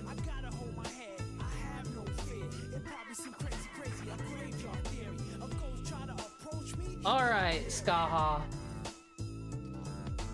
Not a problem. Oh, I could have done NP game the whole time, could I have?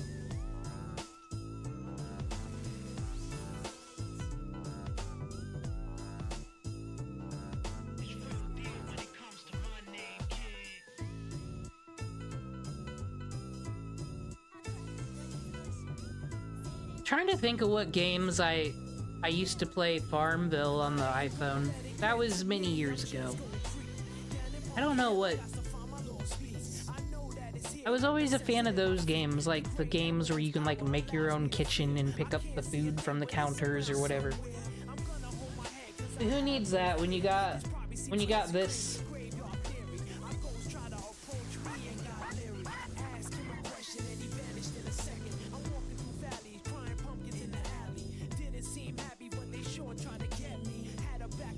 Whoa.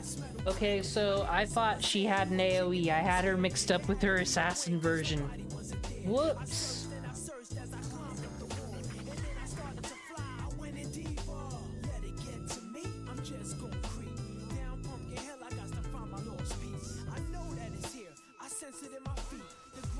Dude, I love Yauda, but yeah, I just need to put more Noble Phantasm juice on Robin Hood. I think that'll fix a lot of problems. I wish I could ascend him. How do I know I can't ascend him? Did I even check?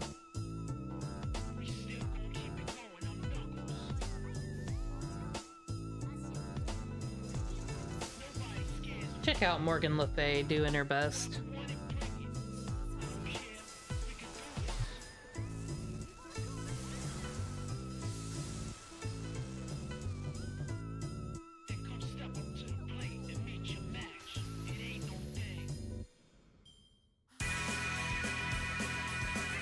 Alrighty.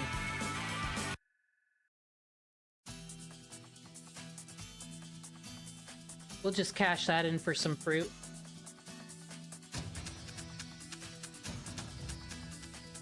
I mean, streaming is sure making this story way more enjoyable. Said every time I've tried playing and reading, like I remember going through the Singularities, but by the time I got to the Lost Spell, it kind of turned my brain to jelly, and I'm just like, skip. Gawain reporting in. Where is the Lion King, Sir Agravain? The king has gone to sleep. I already explained the situation. You will be punished later, Sir Gawain. You are to wait in your manor until then. How unfortunate. I cannot see the king even in a time like this. Naturally, it is merely an escape of some refugees. We can handle it ourselves. Or, Sir Gawain, are you saying you wish to trouble our king? I would never do such a thing. Looks like there was misconduct. This blunder is unfitting of you, Sir Gawain. How tragic. Ha! Maybe he went easy on them. The Knight of the Sun is such a kind man. This isn't kindness, Sir Mordred. This is disrespect. It is by the order of the king that the holy selection take place. Death awaits any failure, Knight of the Round or otherwise. There is no need to wait on the king's verdict, Agravain. May I cast judgment on Sir Gawain myself? Hey, that's harsh. House arrest is enough for him. No need to cut his frickin' head off, right? Mordred, this is why you don't understand the king's heart. Women folk and their feelings. You would wish our king to personally take the head of the Knight of the Round? I am sad. Such would indeed be the end of the world. For our king's sake, I must take the life of my friend. Do you understand, Sir Gawain? No, don't do that. He's like your best fighter. A swift decision from Tristan. As expected, yes, here in the throne room, my gift is useless. Go ahead and take my head. Are they gonna do it the same way Ozymandias had his done? The sharpness of Falnot would do so without doubt. Indeed, I can cut it so cleanly that no blood will spill out. It'll be ill-mannered to stain the throne, after all. Hey, wait, are you serious? You really are. Hey, stop it. I said stop. Tristan, no. Tristan, cutting off Gawain's head. Father would never allow such a thing. If you are to die, I will butcher you myself. I'm sure that's what King Arthur would say. No, wait. Put down your bow, Sir Tristan. I find it hard to believe that Sir Gawain would meet such resistance from refugees, much allow their escape. Did something unforeseen happen?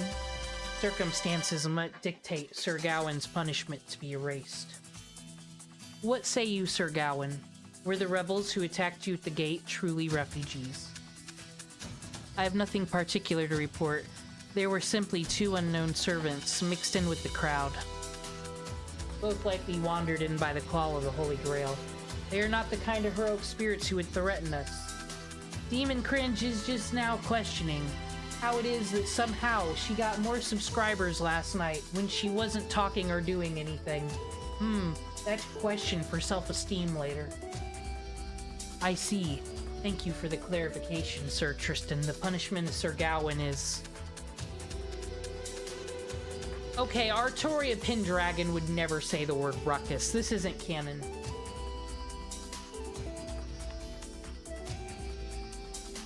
What's this ruckus? Have you started a war council for the desert invasion, Agravain? Your Majesty. What's this? To think you would come to the throne room so late at night. Allow me to make a report, my king. Half a year has passed since your rule began. Our holy city is more prosperous than ever. Markets are full of bustling voices. Wheat grows thick, flowing waterways glimmer, and flowers bloom in the gardens.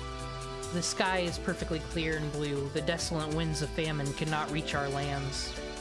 We know that everything is thanks to our king's rule. O Lion King, you are revered by all. Your rule must be free of all impurity. This latest disturbance will be treated as a mere mishap. Flattery is unnecessary, Agravain.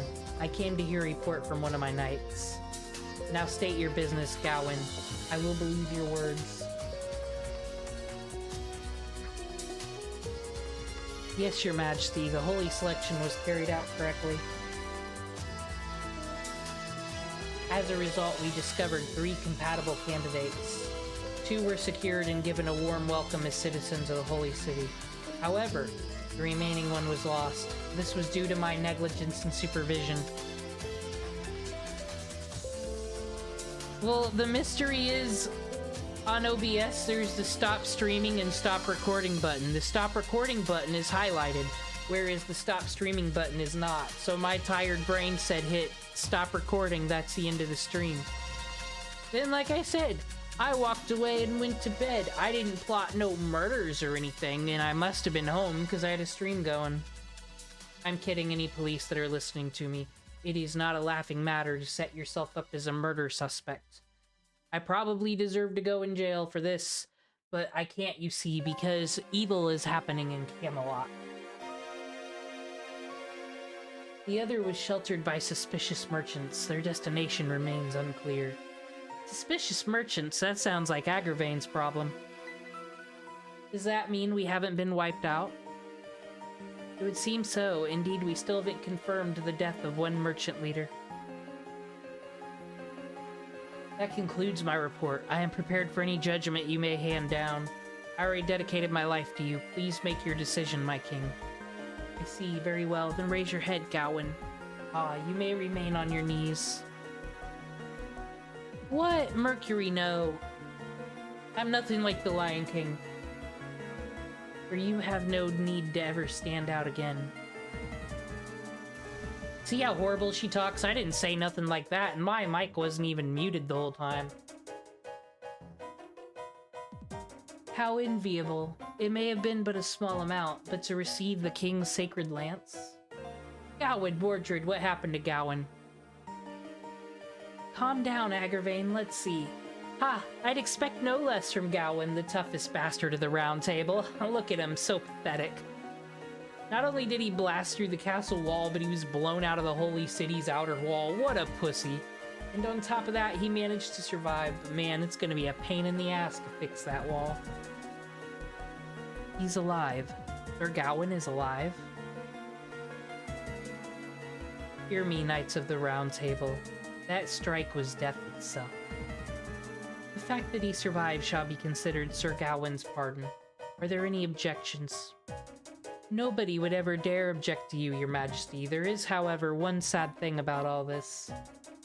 Starting tonight, we'll be hearing yet another song at the tavern, extolling praise upon the magnificent Sir Gawain, who never shows up. He's already gone. Left like he went to go get a pack of cigarettes.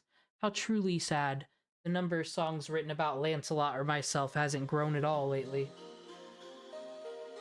I said from the start to leave everything to Father. There's no way I'd complain. Mordred, I don't recall granting you citizenship to the Holy City.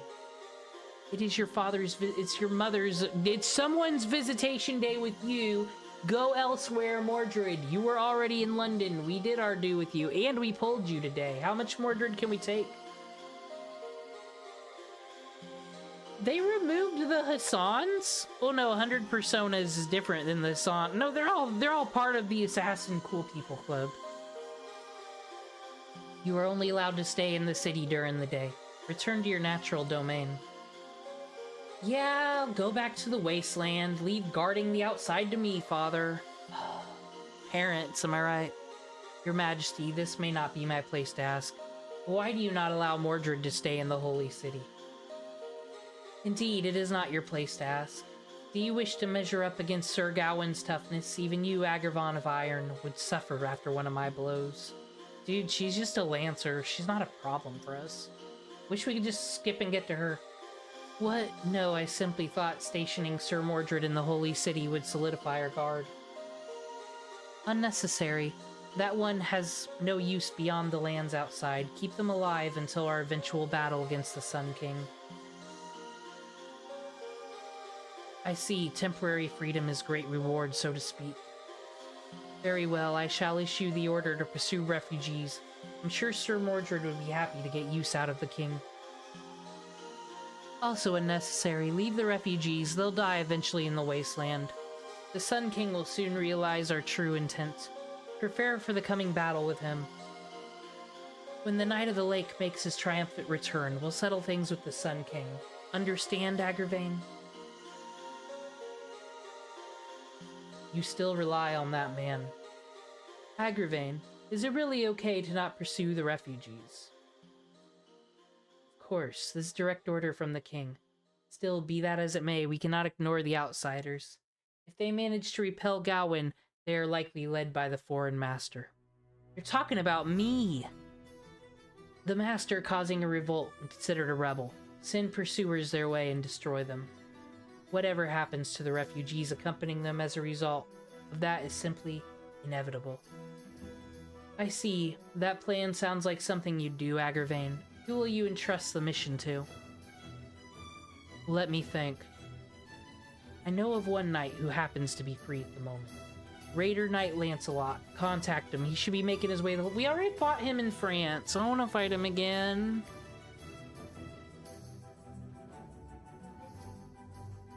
Tell him to pursue the foreign rebels and that he's not allowed to return to the Holy City until they are dead. Though they told us... No more enemy groups in the vicinity. We've managed to distance ourselves from the Holy City. Ooh! Thank you. I wouldn't have escaped if it wasn't for your help. These people would also like to thank you. Yeah, so you're the ones who beat the Holy City's knights. We were watching. Thanks. We're in your debt. Sorry, but we can't exactly celebrate right now. We can't really express our gratitude from the bottoms of our heart.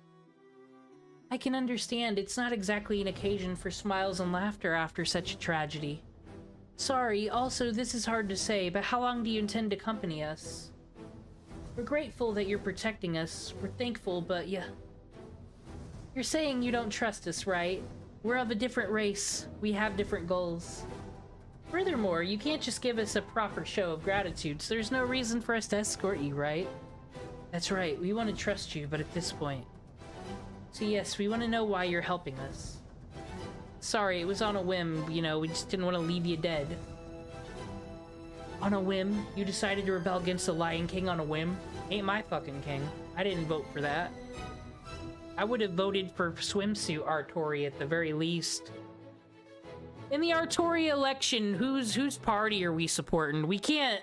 I mean, Sulter has some ideas. Like, I thought it would be all murder, mayhem, blast everything up. But ever since she got that popsicle and maid outfit, I've been thinking she's more down to earth than real Artoria proper.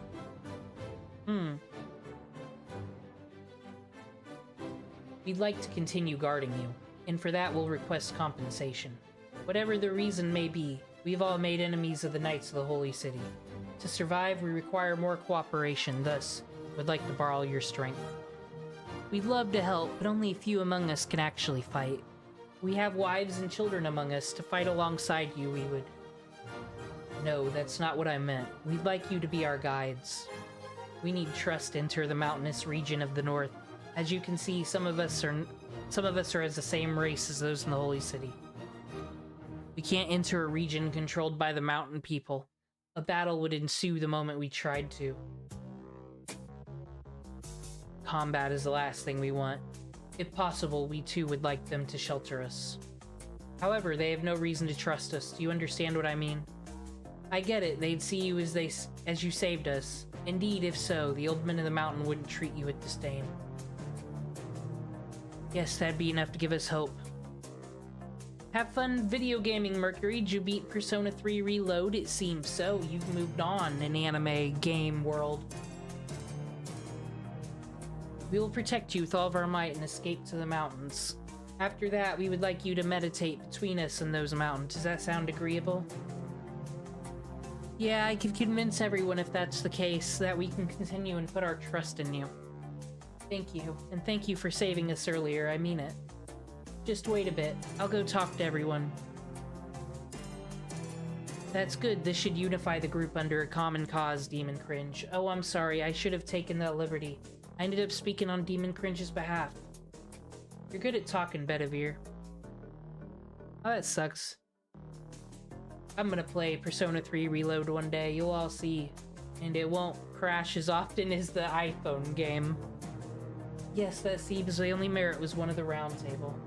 Still, I'm sure they need some rest too. We've run all this way after all. While I'd love for them to have a good night's rest, we don't have time to spare. Let's take an hour break here and then head north. We'll force our way through the night to reach the mountains. Okay, I'll tell the refugees what you said. I'll also treat the wounded and provide some food. Roman, I'll leave Demon Cringe to you. Oh yeah, that's right, she can just make food appear. Yeah, leave the difficult verifications to me. Fine, I'll do it. Long-distance communication via Magecraft. I heard his voice earlier as well, but from his voice I imagine him to be a delicate man, but of strong heart with intelligence and quick wit. Am I close? Hurry! Oh, I thought he was gonna say, hurry, a servant's behind you, and I was like, oh, time for battle. Hooray, a servant who finally understands me. To think the day I'd be praised would actually come. You're kind of airheaded, Bedivere. I don't like bullying Roman. He's a survivor, you know? Wait, this isn't the time for celebration. I'm Romani Archiman of Caldelia. That's a perfectly normal name, no one look into it. Just call me Dr. Roman.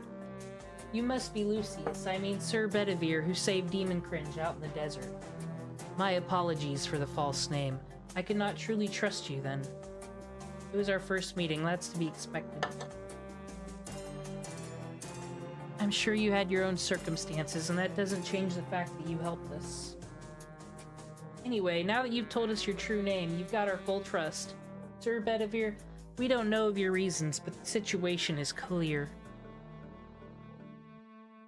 King Arthur, those gathered at the Round Table would naturally become the greatest force in this era. Unfortunately, this time has tyrants, and you, Bedivere, is one of them.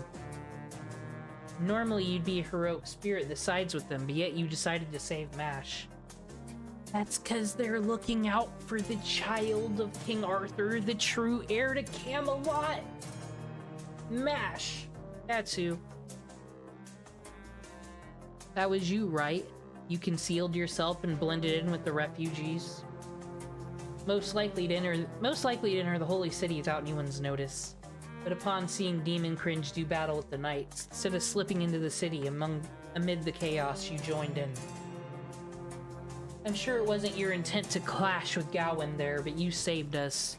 You're a hero, and not just that, you're a true hero of justice.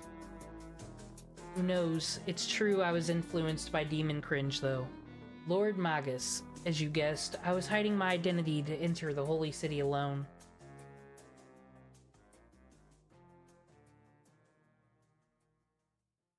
It was all to have an audience with my king, to ask why he resorted to such violent acts.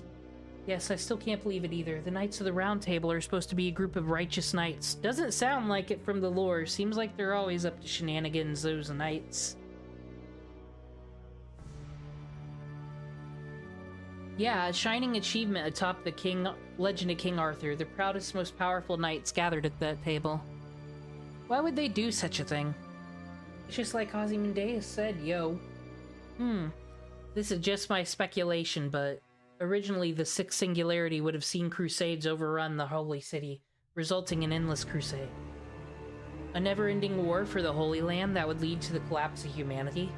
The Crusader army transformed into a demon god and would end up doing battle with Caldelia. Or rather, Demon Cringe. I was still never given, like, job specifications, or, you know, did I get orientation? Like, they can throw it a lot at me. But as you can see, the Crusaders were defeated before we even arrived, at the hands of King Arthur striving to defend humanity. Ew. As a result, the Singularity was never repaired. In fact, the distortion grew even stronger. The reason being that King Arthur and the Knights of the Round Table built their holy city and took control of this era. They make no effort to save this land as it burns away. They only seek to enrich their own city. That's likely the case. It may be the true inside the holy city is a utopia. However, servants are mere shadows of their souls. They should not exist on this earth forever. Heroic spirits should only exist temporarily.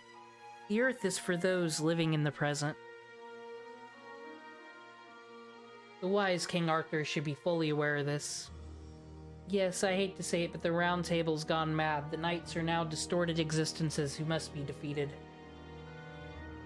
So that's why you decided to fight Sir Gawain? By the way, it seems like you knew Caldelia already. Was Merlin the one who sent you by chance?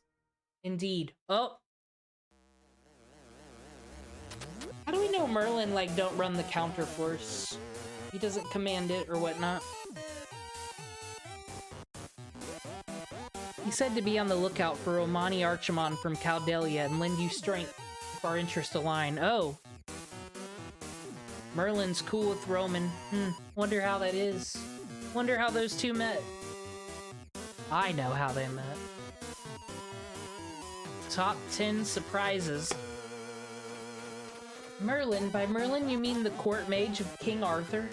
Whoa, whoa, he was more than a court mage. Correct.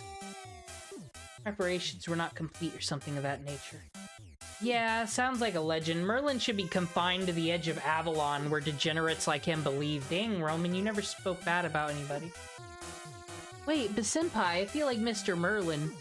I feel like we met him once before. That about explains it all. I am a knight who arrived here late. When I arrived, the Knights of the Round Table had taken in the Holy Land from Crusaders and turned it into the Holy City. I've come this far to correct their deeds, even if it means cutting down my former friends. Sir Bedivere. We'll fight together. Yes, we also have a mission to restore humanity. Sun King may leave the Holy Grail. The cause of the Singularity this time is the Holy City. As such, we must enter the Holy City and face the Lion King. We get it. Is that right, Master? I'm running away now, though, don't you think? Kind of counterproductive running in the other way. Thank you, both of you. I may not be much use, but I look forward to working with you. Foo-foo. Oh, are you done talking? Then we should set out. I talked to the refugee leader. He said we'll reach the village of the mountain people if we continue north for 2 days. If we make it, we should be safe for a while. We can plan our comeback there.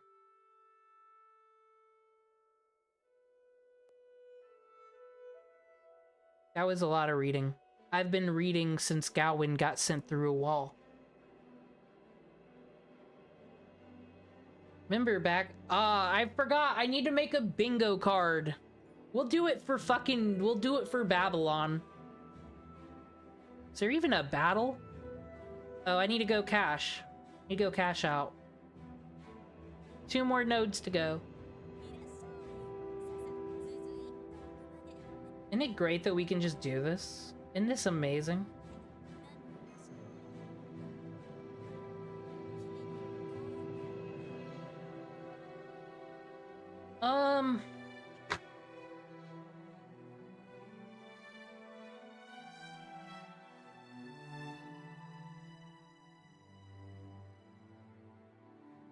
Hold on. I need, because of all that reading, I need to get a soda really bad. I'll be back in, like, less than 2 minutes, so here's this hot poppin' song.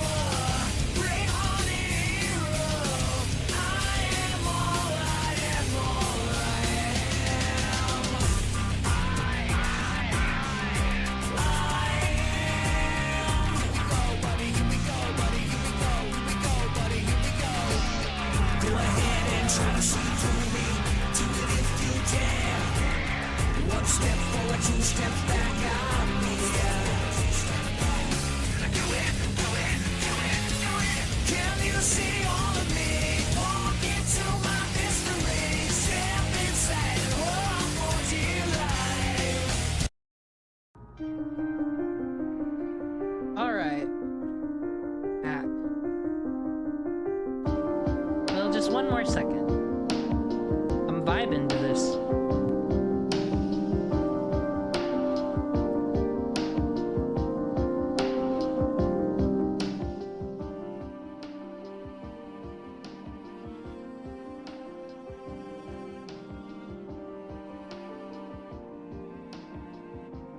Alright, taking flight. Who wants to share some assassins today? What do we got?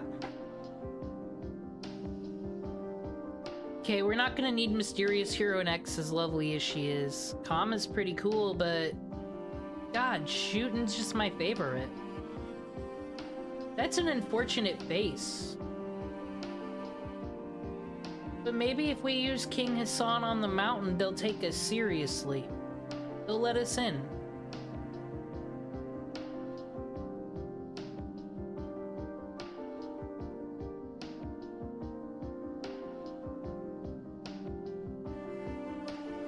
Nope. Nope. Nope. No! Where'd I put Otika, or whatever her name is? Okay, I make this so confusing. All I gotta do is live in a wonderful world where I've already got teams ready. Alright.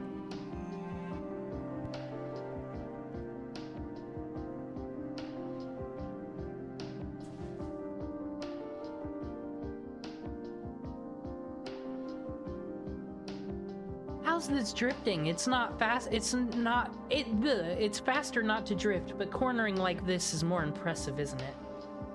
Awesome, so fun. Oh, that kid's still alive. What exactly is Lady Da Vinci doing? And what exactly is that box-like object? That's just a type of vehicle. We're playing with Rashid and trying to cheer him up. Who's Rashid?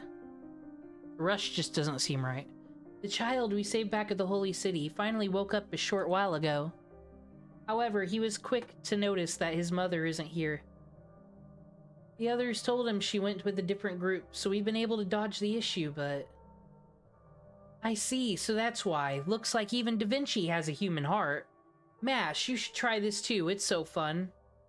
Okay, Senpai, I'll be over there for a little bit. That boy has a strong will, and so does Lady Mash. We walked for an entire day, but she shows no signs of fatigue. We've been through a lot of fierce battles up to this point. This is the 6th trip for Demon Cringe and Mash after all. 6 long trips, y'all. Can't believe we've made it here. Looking back, they've visited a lot of different worlds, isn't that right, Demon Cringe? We've conquered land and sea. What? What? You've done so much. I was confident of my own travels, but the sea was... The Knights of the Round Table were based in Britain. You didn't have reason to cross the sea. In the era of King Arthur was a time of civil war and ethnic strife. It wasn't really a time for making journeys. Oh right, Sir Bedivere. About that arm of yours, is that really algorithm from Google? I would hesitate to call it real. This is an artificial arm given to me by Merlin. It was the plan he devised. He told me that I would have a difficult time facing the Round Table, seeing as I only had one arm. So this artificial noble phantasm of his creation, a replica of the silver arm used by the Celtic war god. My body can't handle it for long periods of time, only short spurts, like you saw. That technology is amazing. I wonder what kind of raw materials Merlin used to replicate that arm of a divine spirit. I bet even Da Vinci's pride is hurt deep down. I can already imagine her flying into a rage. My gauntlet, it's way better. Well, it would just be the talk, though. That's true. Of course! I have no plan to admit my defeat. That's right, I heard everything. That'll cost you 7 Saints Courts to pay for my insults. Prepare yourself for when we get back, Romani. I'll prove that I'm not all talk, with you as my guinea pig. Whoa, whoa, whoa, this isn't Persona 5, ma'am. No way.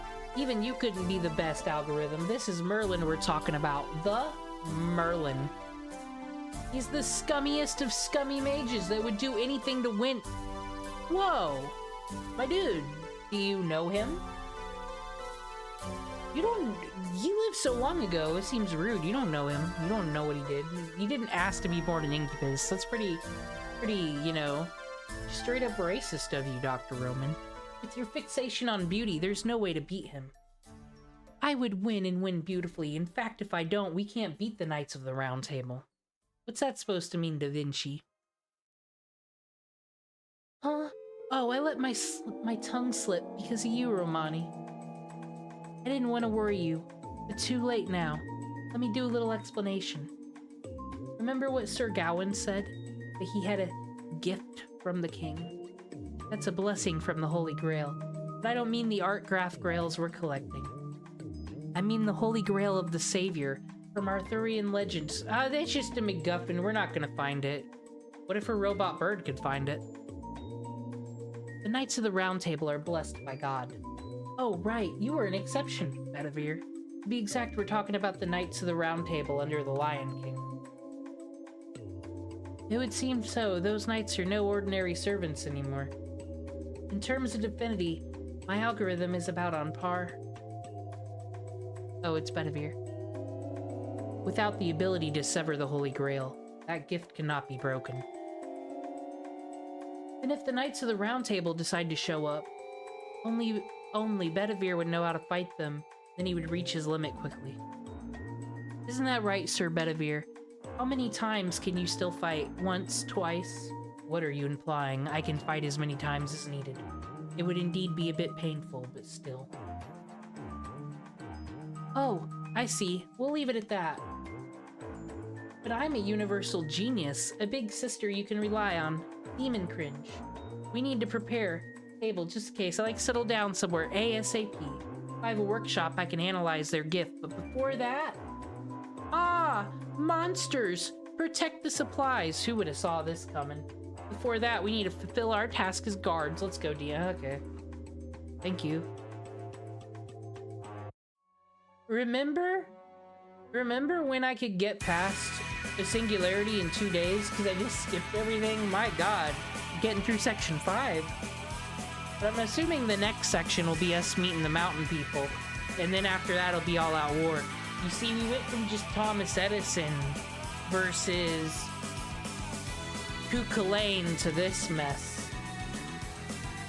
That's what's going on, I'm pretty sure. India's Rager in there. No?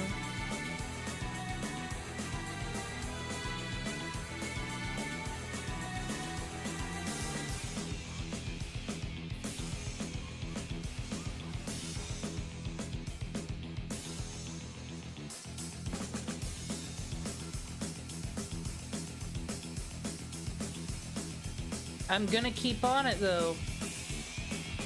We're gonna roll. We're gonna not only somehow find room for the event, but I do indeed want to roll for Castoria Berserker. I think I got a few days on that. That's where all the Saint Quartz is gonna go. And then when we roll her, I don't know. What more do we really need? And we'll get her, of course. There's no doubt about it. We just got, you know, hate to say it, but we just got too many. I know I've brought up this problem before, but we've just got too many 5 stars. How can we possibly manage them all? Poor John Dark's been so neglected back there. So neglected.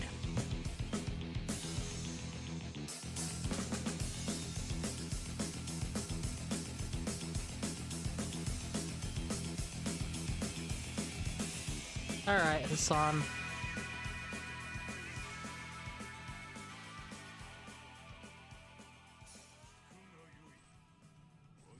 For whom the bell tolls.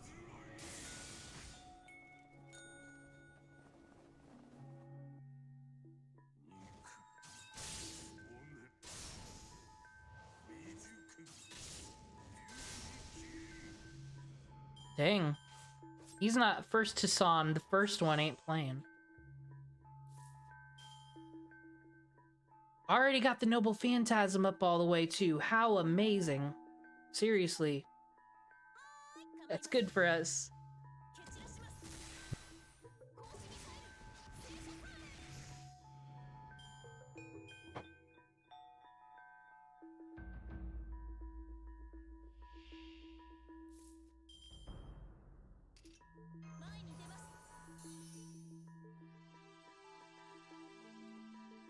Easy peasy. Do everything.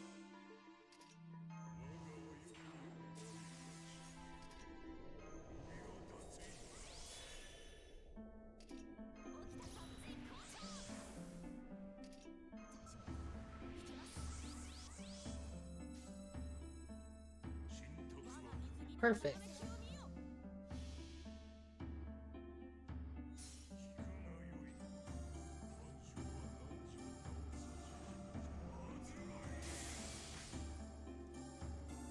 No death, though. I always think that's cool when I actually, like, trigger that, because that seems super rare in Fate Grand Order for some reason. I mean, I guess not rare if we use Ryugi Shiki up in here.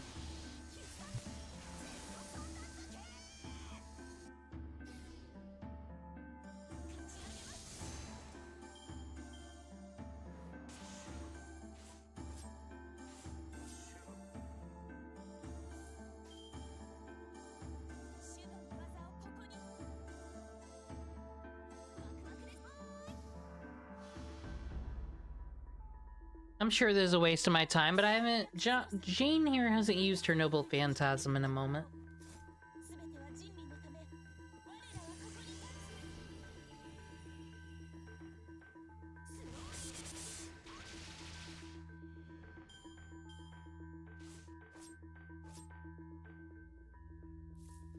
Time for the finale.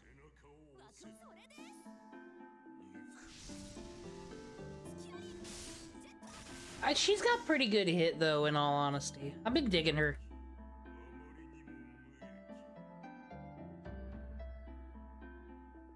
Alrighty, on to the last node for the night, and I will not be gone long because I gotta make up for that embarrassment that I did yesterday. I've been going for about 4 hours so far, but we're gonna finish it up. Like I said, I could be back tonight, I could be back in the early morning. I don't do the schedule thing. Because, like, then you wouldn't be in the mood for it, you see, and that wouldn't be as fun. You just do it whenever you feel like it. That's how you make content. It's the truth. Anyone who tells you otherwise, they're a liar.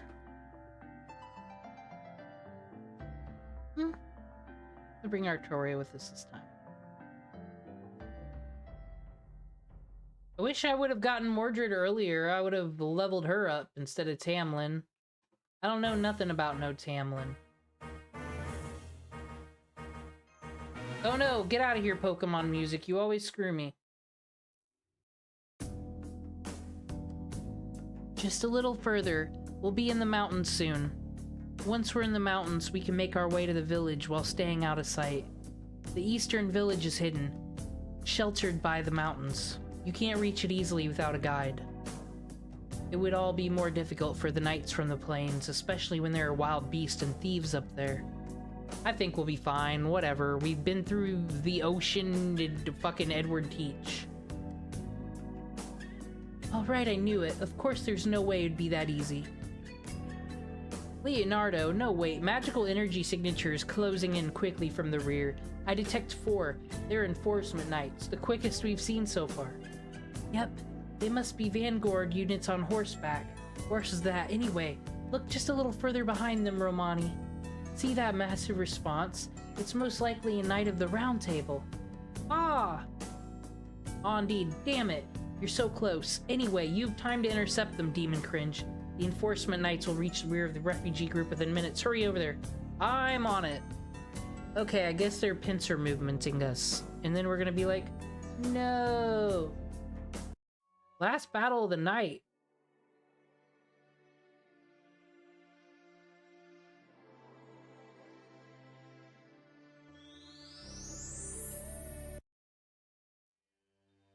Oh. These bulky little fucks.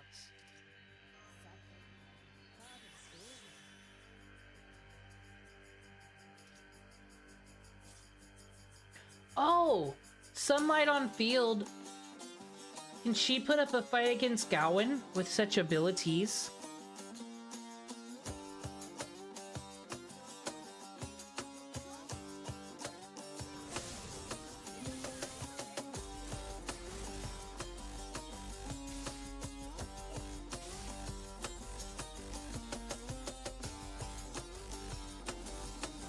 Okay, so let's see how this works. I want to test. Wait. Oh no, this is fine. This is fine.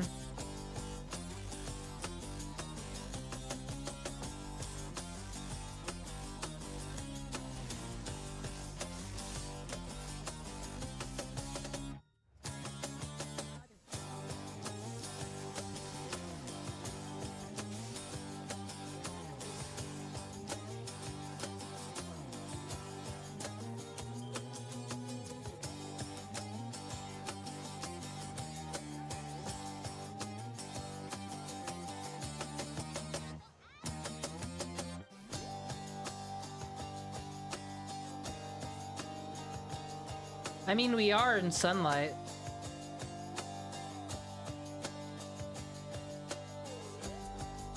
Okay, we need... Should be good.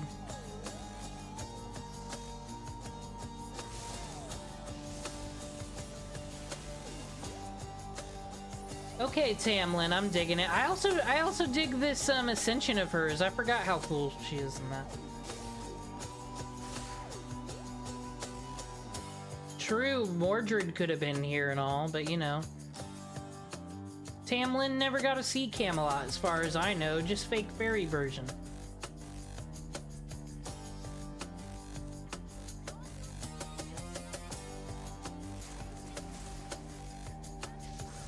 Boom. Well, I mean, I guess her name is Vargas. I'm very confused on the naming conventions here in Fate Grand Order.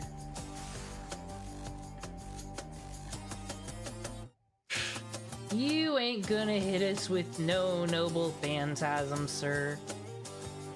Ooh, have I seen what this does yet? Eat. Think I have tonight. Bust her up. Rips a horn off, or the crown, or something.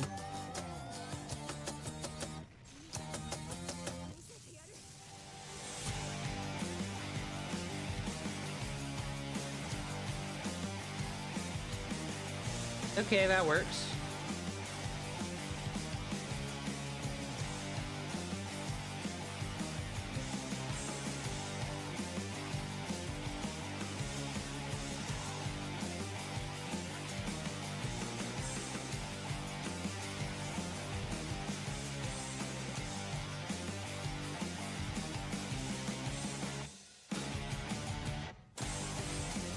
Okay, this should take her card completely out. Yeah.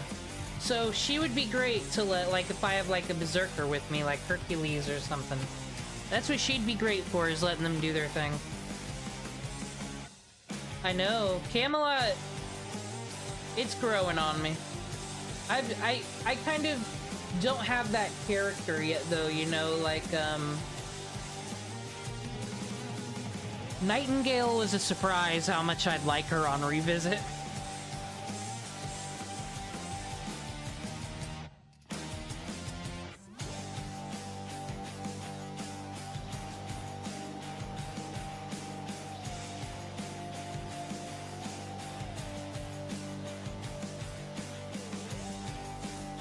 Here we go.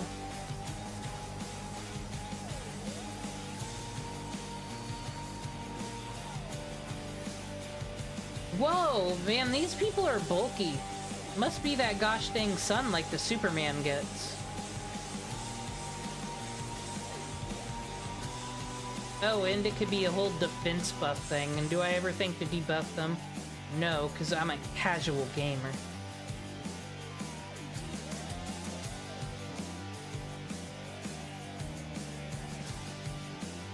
This work.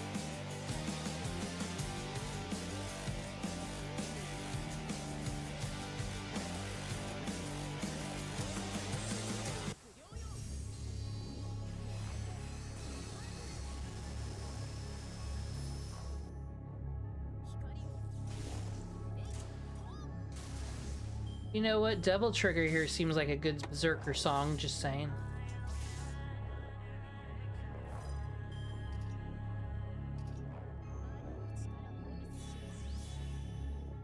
It's over. Nothing to see here. Nothing to worry about here. Or else?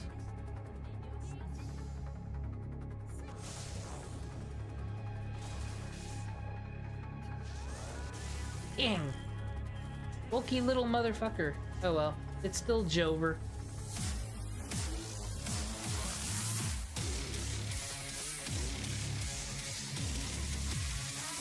I am bloodlusted right now. Just vibing. And a nice evening.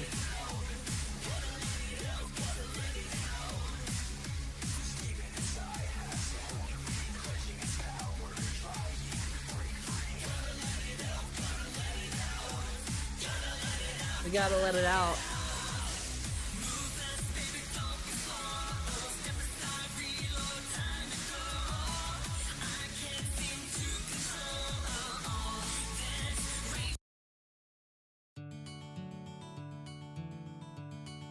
They're abandoning their belongings and running for the mountains. No good. The second wave is coming. This speed. Could it be you, Lancelot? Oh, it's building up to a Lancelot fight. Gotta keep that in mind. Sir Lancelot, we've tracked down the enemy. Shall we wait for the third wave?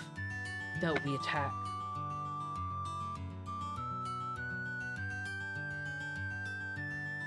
There, that's better. That's better plotting for the important part of the game music. No, we attack.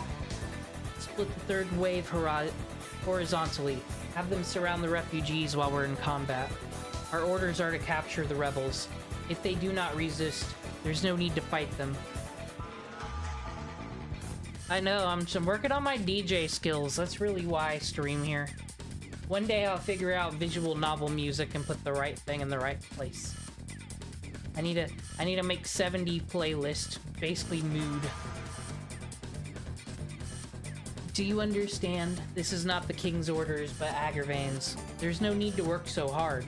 Sir Agravain has stated he cannot give us clearance to set foot in the holy city before the mission's complete. Unbelievable. A pathetic trifle. A petty scheme.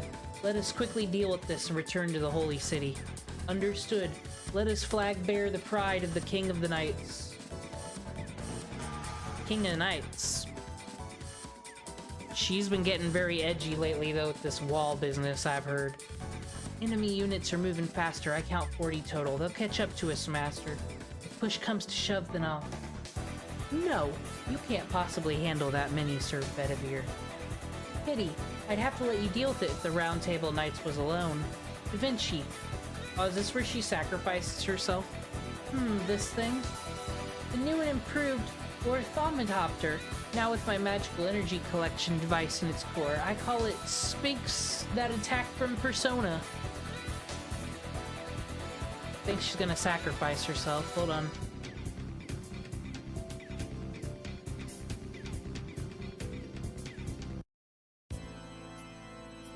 Explodes an enemy camp. Its only flaw is the lack of autopilot. This should clear those guys out. So Demon Cringe, you go with the refugees. There, this should just be every sad scene music. It's my time to surely shrine, or rather, my final scene, as it were. Da Vinci's gonna bow out, everybody. What do you mean? Oh, come on, Da Vinci, you make it sound like you're gonna pilot that thing or something. And it's not because you're a servant, it's cause you're a whoop. Roman, no. That thing's got it, right? An autopilot? I mean, it would be easier than making a bomb. Well, I call it a bomb, but basically uses my staff and my magical circuits to self-destruct. This tactic requires me to be the one driving. That's why I was never there to develop an autopilot. Are you insane? We can't let you do that. Now, I had predicted this before we reached the Holy City, but when we saw the red-headed knight, we can't help it. If they catch up to us, this is the only way we can escape. So, well, personally, it's nothing much. Seems like my time's finally come up. Final curtain bow for me, Da Vinci, and my robot bird. I don't know why I can't just make the robot bird pilot it. And then meanwhile, I'm out here over the side, be like, guys, does that mean her store's gonna be unguarded? We can get all the Mana Prism items for free? You serious? Let's go. Right, Romani. Servants are actually disposable. You use them for a day or two, and you get rid of them. I just happen to be around a little longer. Maybe too long if you ask me. I'm leaving the rest up to you. For a chicken, you actually made it this far, right? Da Vinci, don't do it! Doctor, please stop her. Well, I did want to get those things for the rare mana spheres, and I didn't have enough of them because I'm a new player. So, Da Vinci, this is goodbye. Why don't you go on ahead? Doctor! Alright, full speed ahead. I'm gonna blast the entire enemy camp. Dr. Roman, Mash, Demon Cringe. See Venmo! Don't worry, genius is immortal. If I survive this, we'll meet again. Kid, that's hell you're walking through there. The Ornithopter is plunging into the enemy camp. I can't believe those are words I just said. Contact soon. Yeah. Master, Da Vinci. Da Vinci is... We gotta save her! There's probably nothing left of that body. We can't. The enemy's third wave is still up. They split us, they flank us. Don't let her sacrifice be in vain. We'll escape into the mountain before the third wave arrives. Get a grip, Demon Cringe. That servant entrusted everything to you. Her valuable life. And anyway, her shop's ran by a hologram, ran on AI. Kind of like Juko Inishima in the second Danganronpa game. It's kind of like that, so you're not getting anything for free in the Saints Court shop. Damn. Make your way to the mountains, everybody. Yes, we will return. Da Vinci, I promise.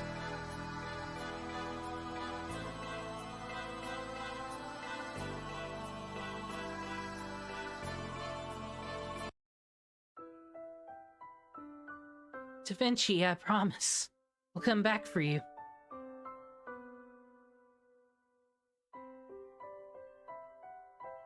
Sacrificing one's life to buy time. Foolish, yet radiant. All the same. Someone with this much resolve cannot be a simple rebel. In fact, they were formidable enough to fluster even Agravain, huh? Sir Lancelot, we have lost only 6 men, but all of our horses are down. We will have to pursue on foot. No, I will be fine, but you'll not be able to catch up. Such is the flaw of heavy armor. We need cavalry to traverse this area. Send word to the fort of our west to replenish our cavalry. Do not forget to find a guide that knows the mountains well. It'll be a week until we can return to the Holy City. Get ready to comb the mountains. Yes, my lord. They put Lancelot on adult business.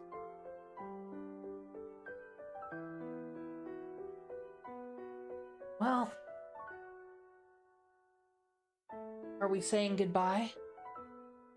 No, we know we're not saying goodbye to fucking Da Vinci. Here we fucking kidding. She's the best writer, don't you know? She's a caster right now. Complete garbage, what she is now.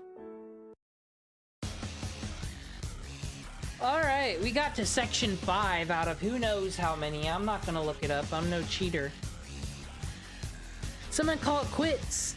As I said, I might be back later. I could be back tonight, could be back tomorrow, could be back tomorrow night. But we're gonna get through this before Castoria Berserker goes away. Because we'd really like to roll this Saints Court. I bet I can make it... I bet we can have 300 plus before we go. That's enough. That's enough chances. I already rolled 30 tickets. No way. No way we ain't getting her. Because we're not waiting until next year. That's not an option. Alright, thank you everybody who came and visited and didn't report my murder plot to the police. I don't know where that chat member lives. Mercury, so he's safe. No one worry for him. Besides, alibi. I had the stream running all night, don't you know? Thank you. Good night, everybody. I'm gonna hit the right button this time.